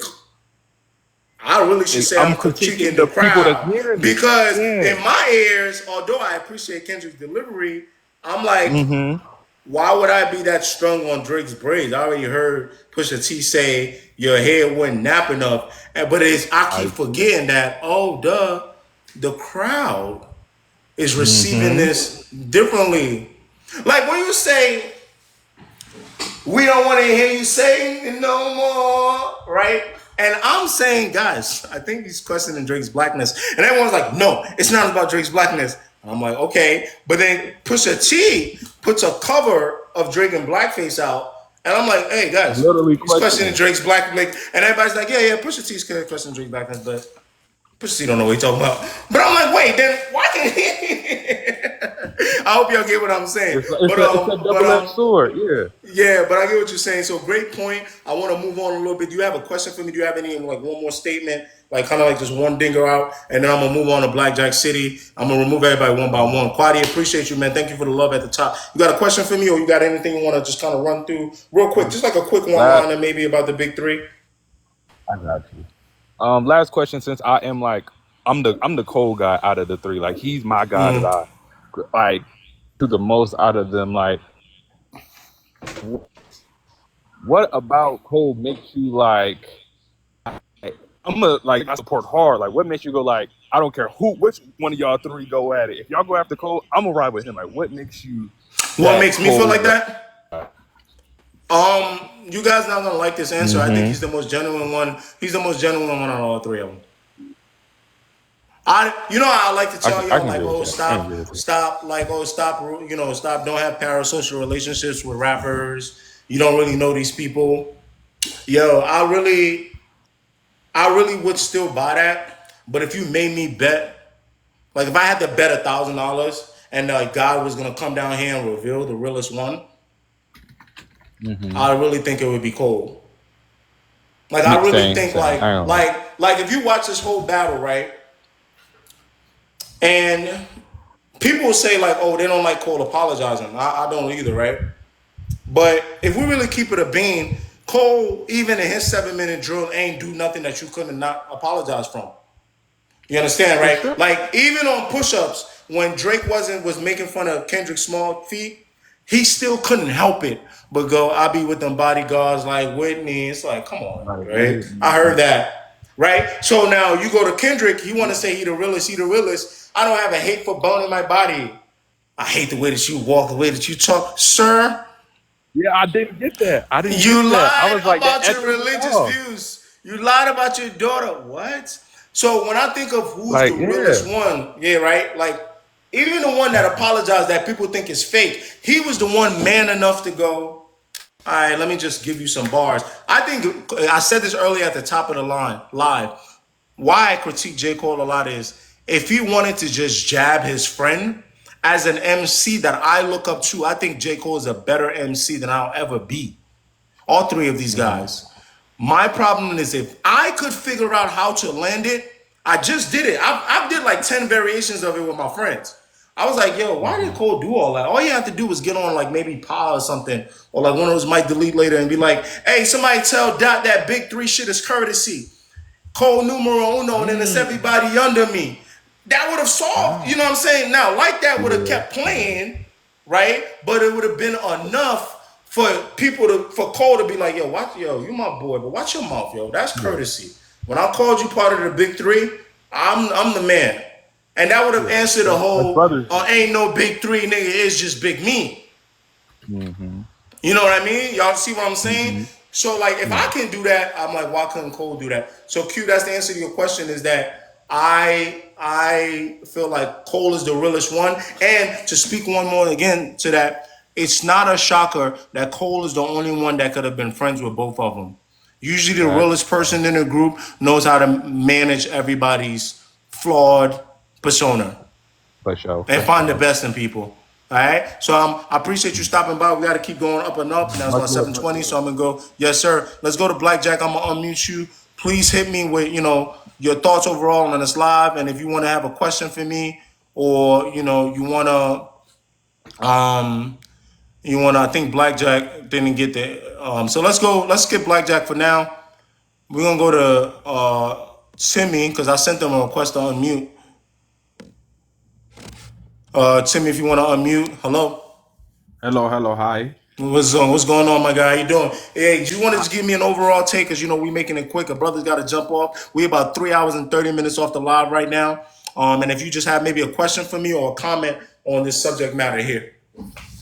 I have one thing to say, Olawa. Yeah, what's The only up? one thing I wanna say is Kendrick really just only won in USA in this beef. Oh, so you're coming Yeah, from an international perspective. yeah, he only won in USA. Can I interject a little bit? Okay. Can I interject? Okay. So you got to remember, right? Hip hop at its core is a form of music from Black American art form. So it's possible. Just hear me out. Let me land this plane.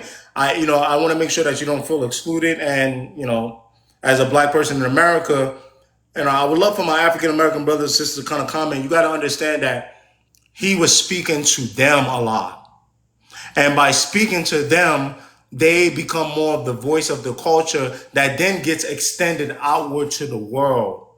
So you may feel like that, but I want to let you know that the reason you probably feel like that is because Kendrick did a better job of tapping into Compton people, tapping into African Americans, as a whole in the United States, which then, no, now States, I'm not saying he was speaking, we're not there's African American culture in America, then there's black people in America, right? So like I'm not ethnically African American. I'm a black person in America, and so Kendrick doesn't speak to you, my sister, as African American ethnicity. That's okay, and he doesn't always speak for me as a black person in America. What I'm just trying to let Timmy know is that Kendrick did. He spoke to more combined. I met Caribbean people that I'm like, yo, they would say you're not like them, but they felt Kendrick Lamar more. They see more as a black person in America. They associate more with somebody fighting for a black person in America, and they felt united with the African American brothers and sisters that were like, yeah, nah, Drake not really like us. So I do agree with you, Stace, that he doesn't speak for every ethnically African American person or every black person in America. He spoke to more than maybe a Drake would have, which then extends. And that's what hip hop tends to do. Hip hop tends to spread out to the world. And that's why, Timmy, just to get back to your point, brother, I feel you and I like that you're giving us this perspective. But just remember, man, that's probably a lot of why that was happening. He spoke to more black people in America and more African American people. Yeah, I get that. I get that. But at the same time, we need to look at a certain perspective that when Drake dropped Family Matters, ne? When he dropped Family Matters, uh, and Kendrick dropped, it was Meet the Grams, right? So on Meet the Grams, it was like, okay, now I can like. That's the only song I like from Kendrick because that was the only song That's like what you actually I'm like from attacking Kendrick. your personality now. I'm not dragging my black culture, the slavery, everything because I think Kendrick Okay, used you're like saying that the that was one of the history. first songs that was the first song that you got to hear Kendrick's perspective straight up instead of hiding behind other people or the culture as a group. You got to just hear Kendrick say, "I dislike this guy. I'm going to tell your mother and write a message to your mother that she raised a terrible person. I'm going to tell your father that he needs to tax you more in order to use your blackness. I think that you're a gambling cheat." So you're saying that that was the first time that you got that from him. That's what I'm saying exactly because Okay, I like understand. I understand. being fr- being from Africa and everything, we don't really relate to USA history because like we're not the same. Yeah, because if no, no, We're no, black, but we're not the this is same. what happens. This is what happens, and I'm glad you stopped on this live, brother. Because life, a lot of people like to judge us. And I see the tough part is us as black people across the world and diaspora. A lot of people like to judge us because some of us don't know so much about all of us. Now, with the internet and with things changing, we're getting better at it, right? We're getting better at it. But it's hard. It's hard. I'll talk to a South African person. I'm trying to understand everything about South Africa. I'm talking to somebody from Congo. I'm talking to somebody from Mississippi. A black person from Mississippi, although they share, similar messages with maybe someone from South Carolina about, their family going through Jim Crow, they still may have different stories. Same way for somebody whose family had to great migrate to Detroit. And that's just in America. But I will say this, that some of the things that I think is happening during this beef that's translating outside of music is that we do have to kind of challenge ourselves. And it doesn't just go for you, Timmy, my brother, as an African brother like myself, but it goes to all of us as, African American brothers and sisters, Caribbean people, because like I said, not to get too political, the one thing that was able to let the major things that hurt us as black people succeed is that they grouped us all as black people. They understood that they were going to treat us all as black people, but we kept hounding too much on our differences. Rightfully so. There's science showing that Africa is one of the most multi-ethnic places in the world, right? Even though we all look black, right? So that was one thing that we never learned, I think, and I think African Americans were forced to do, because you take people from different tribes, you understand that, and you put them in a country, they're forced to abandon sort of if you're from the Dahomey tribe, if you're from Yoruba, if you're from the Oyo Kingdom, screw all that. You black now. And that's some of the things that black Americans are trying to teach us, right? And some of the things that I'm learning because I've been fortunate enough to live a large part of my life in America while still understanding what it's like to be Nigerian. So I understand what you're saying, brother, but I just want to push back a little bit and just let you know, it's my challenge to myself and my challenge to you. Where are you from, brother? I'm What from South country? Africa. Okay, I'm from South perfect. Africa. South Africa is on my list right now because of what's happening with Tyler. I am trying to learn y'all history outside of apartheid only. I am trying to learn South Africa because I'm starting to realize we don't know a lot. We think we just know Nelson Mandela, but we don't know. We don't know a lot. And instead of fighting, I see a lot of South Africans. We get into fights and stuff like that with the Jamaicans and Nigerians get into fights with the Black Americans. I see it, but we need to love.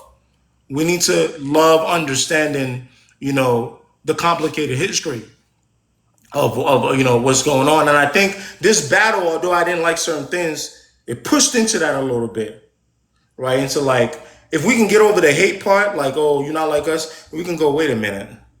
or we can learn a little bit. But do you have a? I think I got your overall point. Do you have a question for me, brother? Going on, so I can move on to the last three people. It's about to be 7:30. I'm screwed. It is what it is. But we got to wrap it up. My Varsity, only I'm question, done. Yeah. my only question to you is, do you think like Drake really stepped up to Kendrick regarding like rapping, the hip hop rap, Do I like think that he could have done like a better job? yes. I think Drake was, in my opinion, was doing pretty well.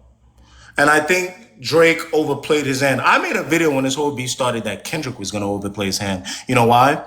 Because I was too focused on Kendrick having to deal with J. Cole and Drake. I'm like, why is Kendrick taking on both these guys? So I really did not have Kendrick winning the fatal four-way matchup. I mean, the triple threat matchup. I really didn't. Because I'm like, yo, how is he going to deal with these two guys? So first and foremost, he did not end up having to deal with the two guys. I think that put a wrench in Drake's plans. I'm starting to lean more into the idea that I think Drake was malicious enough to know that he needed to put Cole in between him and Kendrick. Not necessarily like he knew Kendrick would diss Cole, but I think he wanted to make sure that he was friendly enough with Cole so things were,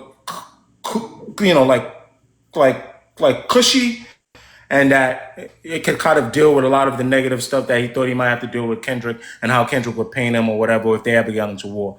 So, but to answer your question specifically, because M said you said you only extended this live for an hour 3 hours ago. I know, but I got to do it for the people, and then we out of here. But Timmy, I think after Family Matters and Kendrick stepped on it with Meet the Grams, I think that's when Drake maybe started losing confidence. And I think that's when he got a little flustered. I think that boy didn't know. I think the boy didn't know I think he expected a response, but I think he maybe thought the audience would receive Family Matters way better. Like they were gonna be like all over Kendrick's page, like, did you beat your wife? What did you do? Like, right? But he didn't anticipate Meet the Grams dropping immediately. I think he expected a response, but because Meet the Grams dropped immediately, I don't think he planned for that. Even if Meet the Grams wasn't recorded that same day, Kendrick was in the studio, sitting next to Dave Free, like, yo, we getting ready to press that button as soon as he go. And the studio don't gotta be a studio in New York. It could have been his mansion. And I think Drake was a little too arrogant that I'm telling you as an MC, if I was beefing with a guy like Kendrick Lamar, swear you not, I would have told my girl and the dog, y'all go ahead, go stay with my mother. To me, it's like war. I don't care if he says it's a friendly fade. I would do that with one of these local cats, talk less of Kendrick Lamar. I'm in the studio. I'm sleeping there. So if I got to change a rap, I change a rap. If I got pre-recorded raps, I got pre-recorded raps. Y'all keep complaining about that. It's war. So the answer to your question is yes, he stepped up correctly all the way until Family Matters because I think he thought Family Matters would probably be the end of it, the quote-unquote red button. I appreciate you stopping by, bro. I hope I answered everything. Thank you so much. I'm going to move on to Teddy. We got 3 more people, and then we out of here, all right? You're, hey man, All I just right. want to show you some love, dog. Real shit, man. Yeah, I'm from the yeah. South, man. You know what Appreciate I'm you. saying? I've been fighting Appreciate from you. the beginning, Appreciate you, dog. big dog. All right, so Hey, I'm a Drake fan. can I ask you something real quick though? What's up? Uh, who your favorite rapper from the South? Who my Obviously, your favorite? favorite rapper probably gonna be from the South, but I want to see if it lands with a Northerner like me, if it I, matches, because I know who my I, favorite rapper is from the South. I would say Ti for sure. Oh Yeah, shit! it's Ti for sure. We got locals like PT that y'all never heard, Pastor Troy. We got Future. You know, we really just Okay, rotate them boys right it's now. so He, can I tell you something?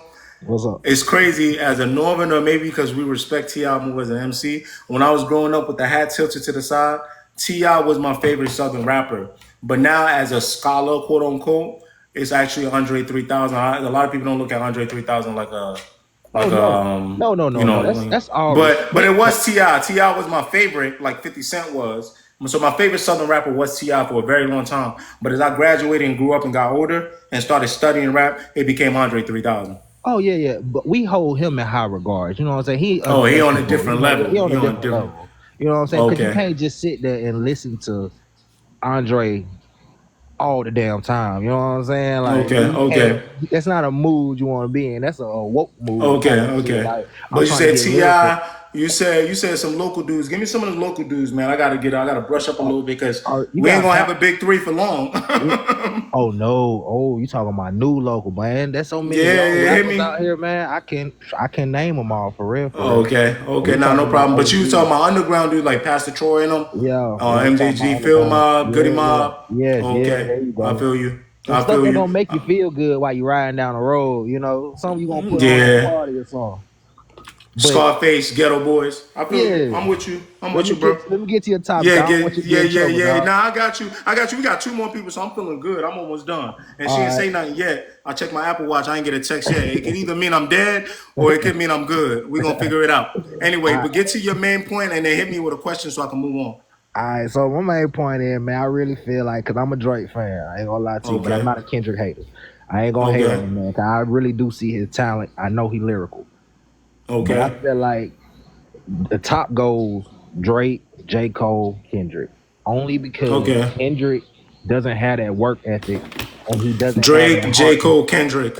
Yes, J. Cole, he's Can that I heart push and back a soul. little bit because you already started telling me about work ethic and art.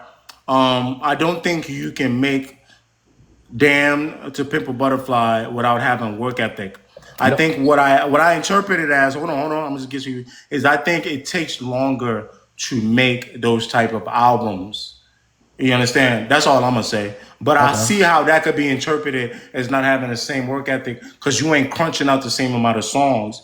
But it exactly. take longer. It take longer to cook. I hate when people say McDonald's and a steak. I don't think Drake and J Cole is McDonald's. But I will say it take longer to make pot roast. It take longer to make oxtail. You got to put the oxtail in the joint, but that don't mean oxtail is always better than jerk chicken. Jerk chicken, you clean the chicken, you throw that joint on the grill cook it faster. I don't like the McDonald's thing. I just think that Kendrick makes a lot of oxtail.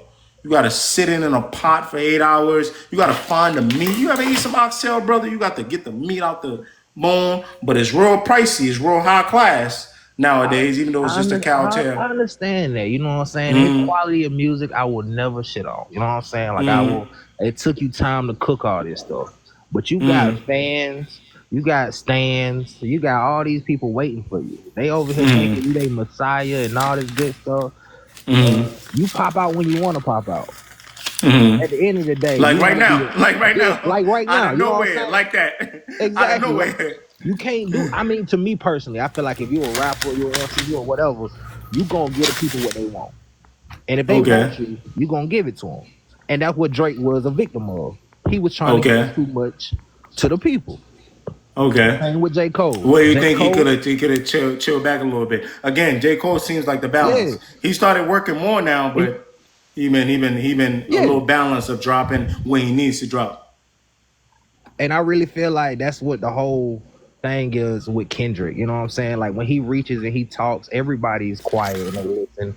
But it's like y'all completely forgot what Drake did for y'all all last summer, And all that's last human. year, That's the human year nature. before. You know what I'm Before saying? before before we get to that though, I do want to get back to the J Cole dropping. I just realized something. This whole middle child thing is so crazy, man.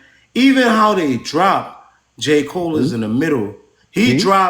He dropped just enough to match with Drake, but Yep. far enough to still be appreciated like Kendrick. Exactly. That's This why I'm guy saying why figured it Kendrick is out. number J. three. Cole. Well, I wouldn't say that's why Kendrick is number three. I think He Kendrick is reaches. polar You can't tell me he opposite. don't reach. You can't tell If me you're he don't talking reach. about in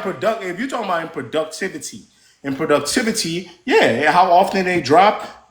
Drake drops the most. Cole in the middle, Kendrick last. But I think it's a little closer with Cole and Kendrick. A lot of people are correcting me, like, yo, you gotta count like the Black Panther album and stuff like that. So I hear you, brother. I think if you're going by how often you drop, and Yeah. this is some of how you looking at it and your favorite artist, you ain't wrong. But again, what a lot of the fans would say is, hey, but what are you dropping? Are you dropping albums that the Grammy immediately gonna give you a Grammy for? Kendrick just opened his mouth. Somebody give him a Grammy right now. But okay, You I know, mean, and that's to me. I feel like they're real on Drake part because he does see a lot they're of hard on the him. They're hard outside. on him. Okay, but okay, I thought that's a good point. Thank you for bringing that point to here, brother. If I do make a video about what you just said, I'm gonna give you credit, or just know that I'm giving you credit now. You ain't got You to, my did boy. spark I'm a gonna watch thought. it, my boy. I'm gonna watch it. You sparked the thought that even in the way they drop music, J. Cole is writing them. And that's crazy. I never thought about that, bro.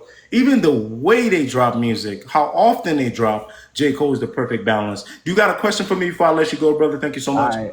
My question to you is, man, because I seen this last take on your other video, and I truly felt it. I felt it before you even made a video about it. I feel like Drake is the 50 Cent of this, and they're really pushing this man to the edge. You gotta understand, Drake has always been an underdog.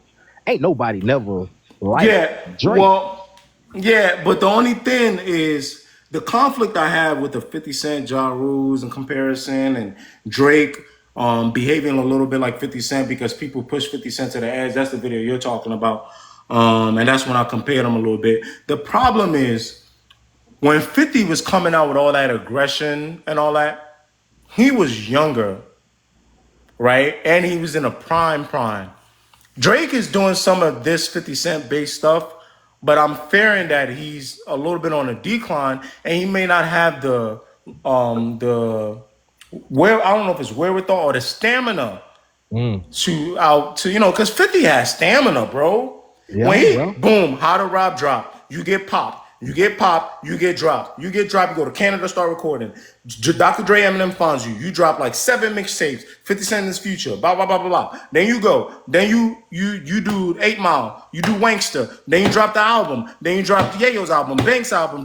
This was like a ball of energy. Then you start beefing with Preem some more. You say F Preem. Preem start getting investigated. Then you know what I'm saying? You beefing with Ja Rule. You trying to take Ja Rule down. You doing records. And I think that maybe 2013, 2014, 2015 Drake was better off trying to mimic this 50 Cent energy.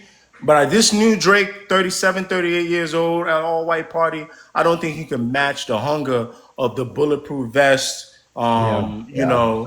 tank top 50 Cent. Well, but Even though their stories are similar right now I will in say that this regard. though. I will say their stories are similar in that regard, and he might not gotta go at them like 50, but in the sense of power and respect and the money and everything, I feel like Drake and 50 are 1 and 1. You know what I mean? Like, Yeah, to a point, but now I'm gonna leave you with this before I let you go, brother, because I gotta get to the last two people. You got to maintain this. You got to maintain this, all this money you accumulated, all this power, all this, because right now Kendrick Lamar is threatening at the door. All right. yeah, yeah. All right, so Already. appreciate you, brother. I got to move on to two people so we can get up out of here. All good. Last two. Teddy, I'm gonna get you. Thank you so much, Teddy. Appreciate you, brother. Much love. User 9876543288959. Brother, what is your name? Or sister? Where's user 59? User 987 was the FBI. You can hear me? I don't know. You the FBI? We don't see a Nah, picture. nah. I'm about User to. 987. I'm about to make a new TikTok, so I'm just like. Nah, you good. All right, I ain't gonna lie to you. Sound So like a brother. I know a brother when I hear one. yeah, I'm a brother. I just want to say, bro, your videos intrigue me, bro. Like your opinions, your opinion on this whole thing has really intrigued me because I got Appreciate it. I got one thing that I want to. We don't always gotta agree as long as it can spark thought, you know what I'm saying? No. I But agree. yeah. I agree with some stuff you say, but there's some stuff I don't disagree. I just don't agree with. Yeah, for sure. I'm cool So with that. I always tell people I don't mind disagreements, respect, but disagreements, I can live with disagreements. I love I arguing. definitely But give respect me, the way you yeah, definitely. I appreciate you. I appreciate you, brother. Thank you so much. Please give me your main point, and then if you have a question for me, we could do both, and then I'll move on to Mora, and we can get up out of here. So my main point is, I think you kind of look at Kendrick and J. Cole just a little bit wrong. Because I watched your video. Okay. I forgot what day it was, but you said something along the lines of why you think J. Cole is just the most genuine out of all of them. And I'm a fan of all three. I think Kendrick is the best, but I'm a fan of all three. I love all of their music. I grew up listening to all.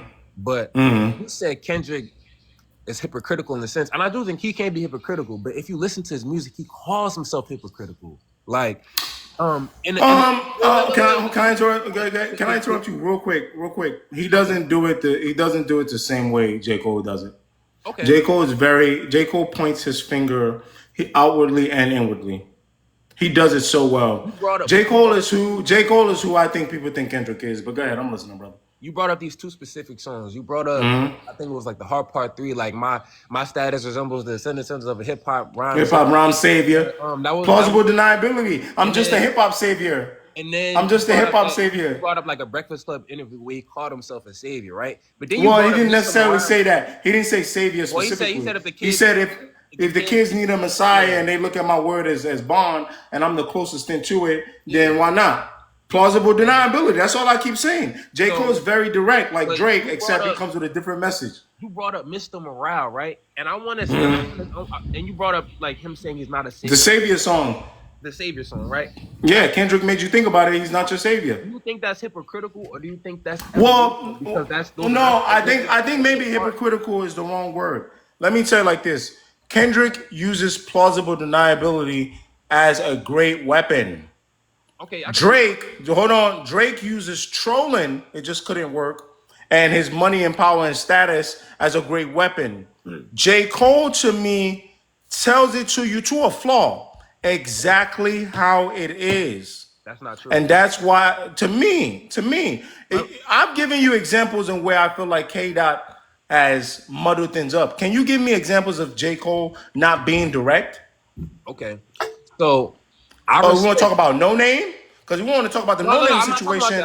He went and recorded a whole song addressing the sister. Telling her this how, but go ahead. Yeah, give me. I think J. Cole wasn't even in the wrong in that situation. And I'm not attacking J. Cole saying he's disingenuous because I'm gonna make this clear. J. Cole is one of my favorite rappers of all time. I love him as a human being and as an artist. But I will say, I think Kendrick is more genuine to me in the sense that I feel like sometimes J. Cole grabs for straws in his music sometimes. In the sense he raps what? He grasps for straws sometimes, like in the music or in his personality. In the music. Because like you say, like in the viciousness of how he raps. Let me ask you this question: Kendrick is from Compton, California, and he's assumed to be a blood. He never really claims it, but he's assumed to be. Power affiliations. J. Cole is from North Carolina, and from Fayetteville. A lot of people presume it to be like a dangerous area as well. But Kendrick never makes songs about saying, "Oh, I'm gonna kill this nigga. I'm gonna kill this nigga." If I told you I killed the nigga at 15, would you believe me? Or believe me to be innocent, Kendrick? But you see what I'm saying? Plausible deniability. But it's bro. Think of how fast. Hear me out, Brody. Hear me out. Think of how fast I pulled that line out. As you were saying that. No, that's not the same thing. No, I'm not saying that. I'm not saying, brother, that you don't make a point about Cole, but you are insinuating that he doesn't paint a picture of I've been around this, I'm seen it, I know, which is the same thing that Cole does. All right. I just think Cole doesn't give himself plausible deniability as much. Right. You brought up that point. You brought up that specific quote on like Mad City. I'm saying, let me finish this point. I feel like that's Kendrick referring to or alluding to a situation that he may or may not have done when he was a teenager or whatever. But I'm saying Kendrick never overtly makes gun bars like we're like repeatedly, religiously talking about how he's gonna kill another man. And I'm not. And J. Cole does that sometimes, and I don't. And nobody here thinks. I think that's a very common thing that both of them do. When you say, hold on. I will say this right now. I can just think of like his most abrasive and brash songs. Like when I hear like some of the Family Ties stuff, right? Like smoking on. Like he's not saying again plausible deniability. I know what you're gonna say. It's competition. Do. Like those type of things, you can't, bro. You gotta understand. Unfortunately, I should be better at telling you these songs, but I just can hear them in the back of my head. So it feels like I'm being deceived by you. I should pull up my computer and start naming them. You could. Kendrick just does it in a differently. But it's more believable coming from Kendrick because Kendrick Okay, actually commentary. I got two T's with me. I'm snatching chains and burning tattoos. It's up. I'm wait like when he comes says from that that though. I'm okay, but this is the thing. You're telling me he comes from that. This is one thing I dislike a lot about like hood, talking about the hood and stuff like that.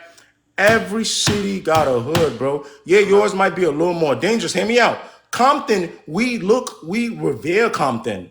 Brother, Fayetteville ain't a walk in the park either. I said that. DeVille ain't, and no, okay. So with that said, why can Kendrick do gun sounds? I'm snatching chains and tattoos, but Cole says I'm from the Ville where niggas is grimy and dirty. Like, why is that? You know, or even when on Mike Delete later he says I never told no pistol. I mean, I wouldn't lie to him. My raps thought I used to. So they do the same thing. It's just less plausible deniability, and you're displaying it right now. Whether it's through his gun sounds, whether it's he's telling a story. Kendrick did like on what's that record on To Pimp a Butterfly that I said I kind of like Black of the Berry. You know, why would I cry when Trayvon Martin is in the street when gang banging make him Me clear killing blacker than niggas me? blacker than me. Now that Hypocrite. could be a story. He could say that he wasn't talking about himself. But what I'm trying to tell you is that he's still painting around the conversation.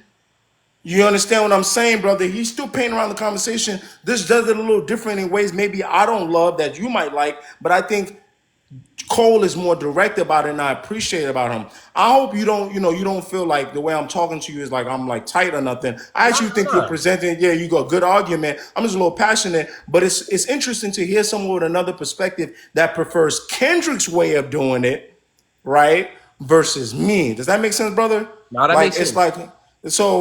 Like the song I might delete later when Cole made like a gender bars or whatever like that. I feel like stuff. I Yeah, the feel like trans stuff. thought he was trans, but something like yeah. I feel like stuff like that be unnecessary. And I feel like sometimes Cole kind of gets out his body a little bit. But I don't disagree with you though. Okay. You know why? You know Why? why? You're gonna be like, yo, which one are you a fan of? It's because he's not as good as an MC as Kendrick. Right. And I feel like I also I feel like think I feel like if Cole was on some more like I feel like if Cole no, but it's not I okay. feel So like let me if Cole rephrase never my talked point. about gun bars or nothing, he just strictly And talked I about gotta move on to the last person, bro. But when I say he's not as good as an MC as Kendrick, I think J. Cole has gotten very close to Kendrick as a technical MC, definitely. I not a see it just too. rapper. I He's feel like gotten closer. I feel like he's one of the It was only like they rappers haven't. to his prime. Yeah, Talent yeah, he wise got to the end of closer. his career. It's Yeah, he crazy. got better, and I feel like Heaven's EP freestyle is when I felt it. Like, he getting close to Kendrick. But I think that what's happening here in our conversation, bro, is that maybe because I rap, Kendrick has a great. Oh, yeah, that's probably what's happening, and you're probably more of a technical MC than I am. I didn't grow up trying to be a technical MC. I had to learn how to be a technical MC. I like Jay-Z and 50 Cent more. I had to learn Nas. I had to learn Kendrick. So I think what's happening here, brother, is you prefer the strategic MC way of Kendrick doing it, and I think I prefer J. Cole's way. But if that's your question, I do understand where you come from. I gotta go on the last person, GB, like you still live. I gotta go. And now for real this time, no funny. Hold on, I'm gonna show y'all. My girl really just texted me, so yeah, y'all gotta go. Our last, so we good, bro? Now Can we y'all see good. this? We Hold on, disagree, y'all but I can. definitely respect your perspective. Yeah, and I think it's no Jay-Z, Shamar. Jay-Z is a technical MC. I'm talking about the levels of like the way Nas and Black Thought does it. And I think Jay-Z has that ability to do it like Nas and Black Thought does it. But guess what he said? If lyrics so truth be told, I'd probably be Talib Kweli. But I did 5 mil. I've been rhyming like common sense. I did 5 mil. I ain't been rhyming like common sense. So I think Jay-Z is probably a bad example for me to use. Jay-Z just decides not to rap too technical anymore. Okay, Shamar? Thank you so much, my brother Maury. You gonna finish this up with a bang. Yeah, I'm finished. Simone, I'm done up. Hello, Her can you hear text me? was nice. Yeah, Maury, I can hear you. Simone, I'm done up. This is exactly the text. All right, Babe, do all you right, mind yeah. finally getting on the grill? or you think it's too late if you're still on. I know my girl. To y'all, that's a nice text Yeah, message. I'm My gonna girl is keep it quick passive though. I'm aggressive. gonna keep it quick though, so I can let Chad More, go handle it. I ahead. appreciate you though, because one thing I will say is that when I first saw your channel, I thought that like you might have been a bit more of a Drake fan, but I think you just took a more nuanced approach to it, and you didn't. Hold on, Maury. Hold on. You What's might up? have a good point. Hold on. Veronica and Simone, the women are telling me exactly what she meant. That is what she meant. Whatever that was, it's just a woman that's trying to be a nice. She just got a ring, so she's trying to be nice. She does mean I should get off. But Maury, I'm gonna let you finish your point. You're kind of predicting me a little bit. I think maybe you might be right. I enjoy Drake's music a little more than Kendrick.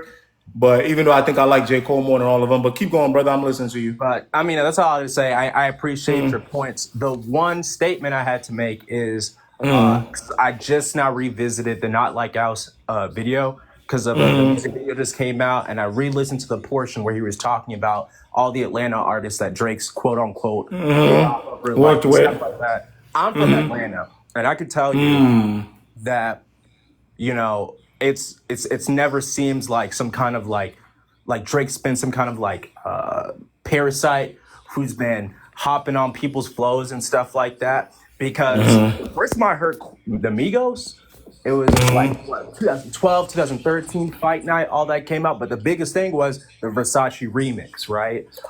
So you're saying you as an Atlanta person even was you even got more from Drake being Yeah, able to like hear the Migos. So it's never been like parasitical, but Kendrick can do that because he knows how to get the message off whether it's true or not, in my he opinion.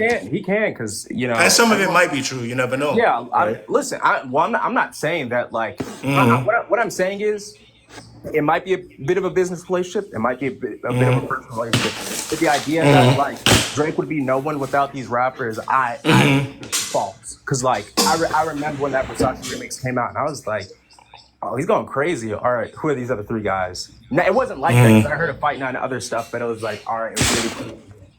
One question I had for you, because I'll wrap it Yes, up. sir. This is gonna be the last So question right here. Thank you so much for yeah, your patience with so me, even I've though I'm kind of always rushing you a heard little like bit. But I think the divide or disconnect that comes between Kendrick and Drake fans is what they look for in their music, right?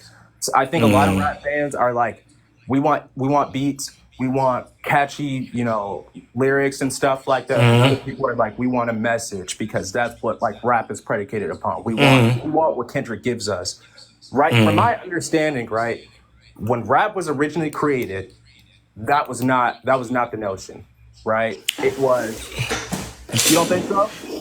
well, it was expression. and It, and it was expression that started very simple but led to different forms of expression about any topic, love, but then it went through a very strong phase of political messaging. I'm I'm tracking on from that. where I'm from. The Queen Latifahs. I'm from Jersey, so the I'm Naughty talking by about Nature, like way in. before that. Like what Oh yeah, but yeah, what you rap gotta understand, brother. was yeah, But we people gotta making understand, we disco didn't have the records. capability. Yeah. Rap was too simple.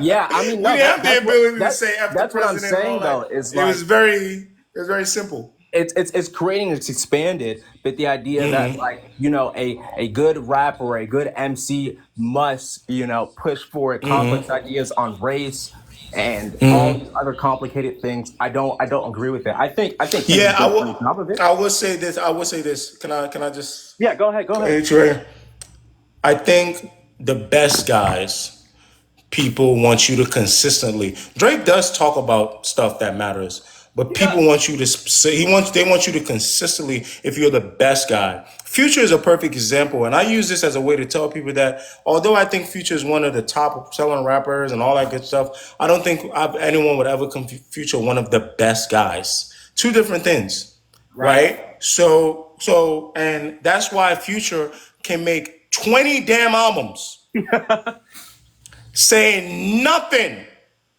about issues plaguing black people in America, but it's fine because Future, as global as he keeps getting, is stuck in a club box because we don't see him as the best guy. But when we saw DMX as the best guy once or twice, even DMX was saying prayers in his albums. You understand what I'm saying? Yeah. So it's a very complex thing that I think people are demanding from the best guys. And this era, the best guys, we're calling them the big three. And if Kendrick is displaying a good ability to be able to do commercial and dabble into things plaguing black people, I think that people are looking at Kendrick the more and more he does it, and then looking at Drake like, why do you refuse to do this? Why? And Drake is going, but I don't want to. I'm Drake and I make money doing this. I love being black. I love my dad in Memphis. Now, he does dabble. That's the problem. But even someone like me will forget. Like on 6 p.m. New York, which is not a big record, gotta check on Memphis to visit my cousins. Southern America, part of my heritage. You know what I'm Yeah. saying? Come Like, back or for that's cops what are she said. shooting, Yeah. cops are shooting kids with their arms up, but he doesn't do it just enough as a top guy. So the audience keeps, and remember, think about it. Not only does he not do it enough, he's doing it on songs that the audience probably ain't even listening to. His core, Charged Up is what I mean, his core his rap. core audience, yes, Yeah, but I know but 6 most of p.m. the New York one. audience, Yeah. the perfect example right now, and you're a great person to wrap this up with, and I'm gonna let you go after this. Charged Up. How many of his core fans, of his non-core fans, you think heard back to back? Probably the entire rap world or non-rap world, right? But how Yep. many do you think heard Charged Up?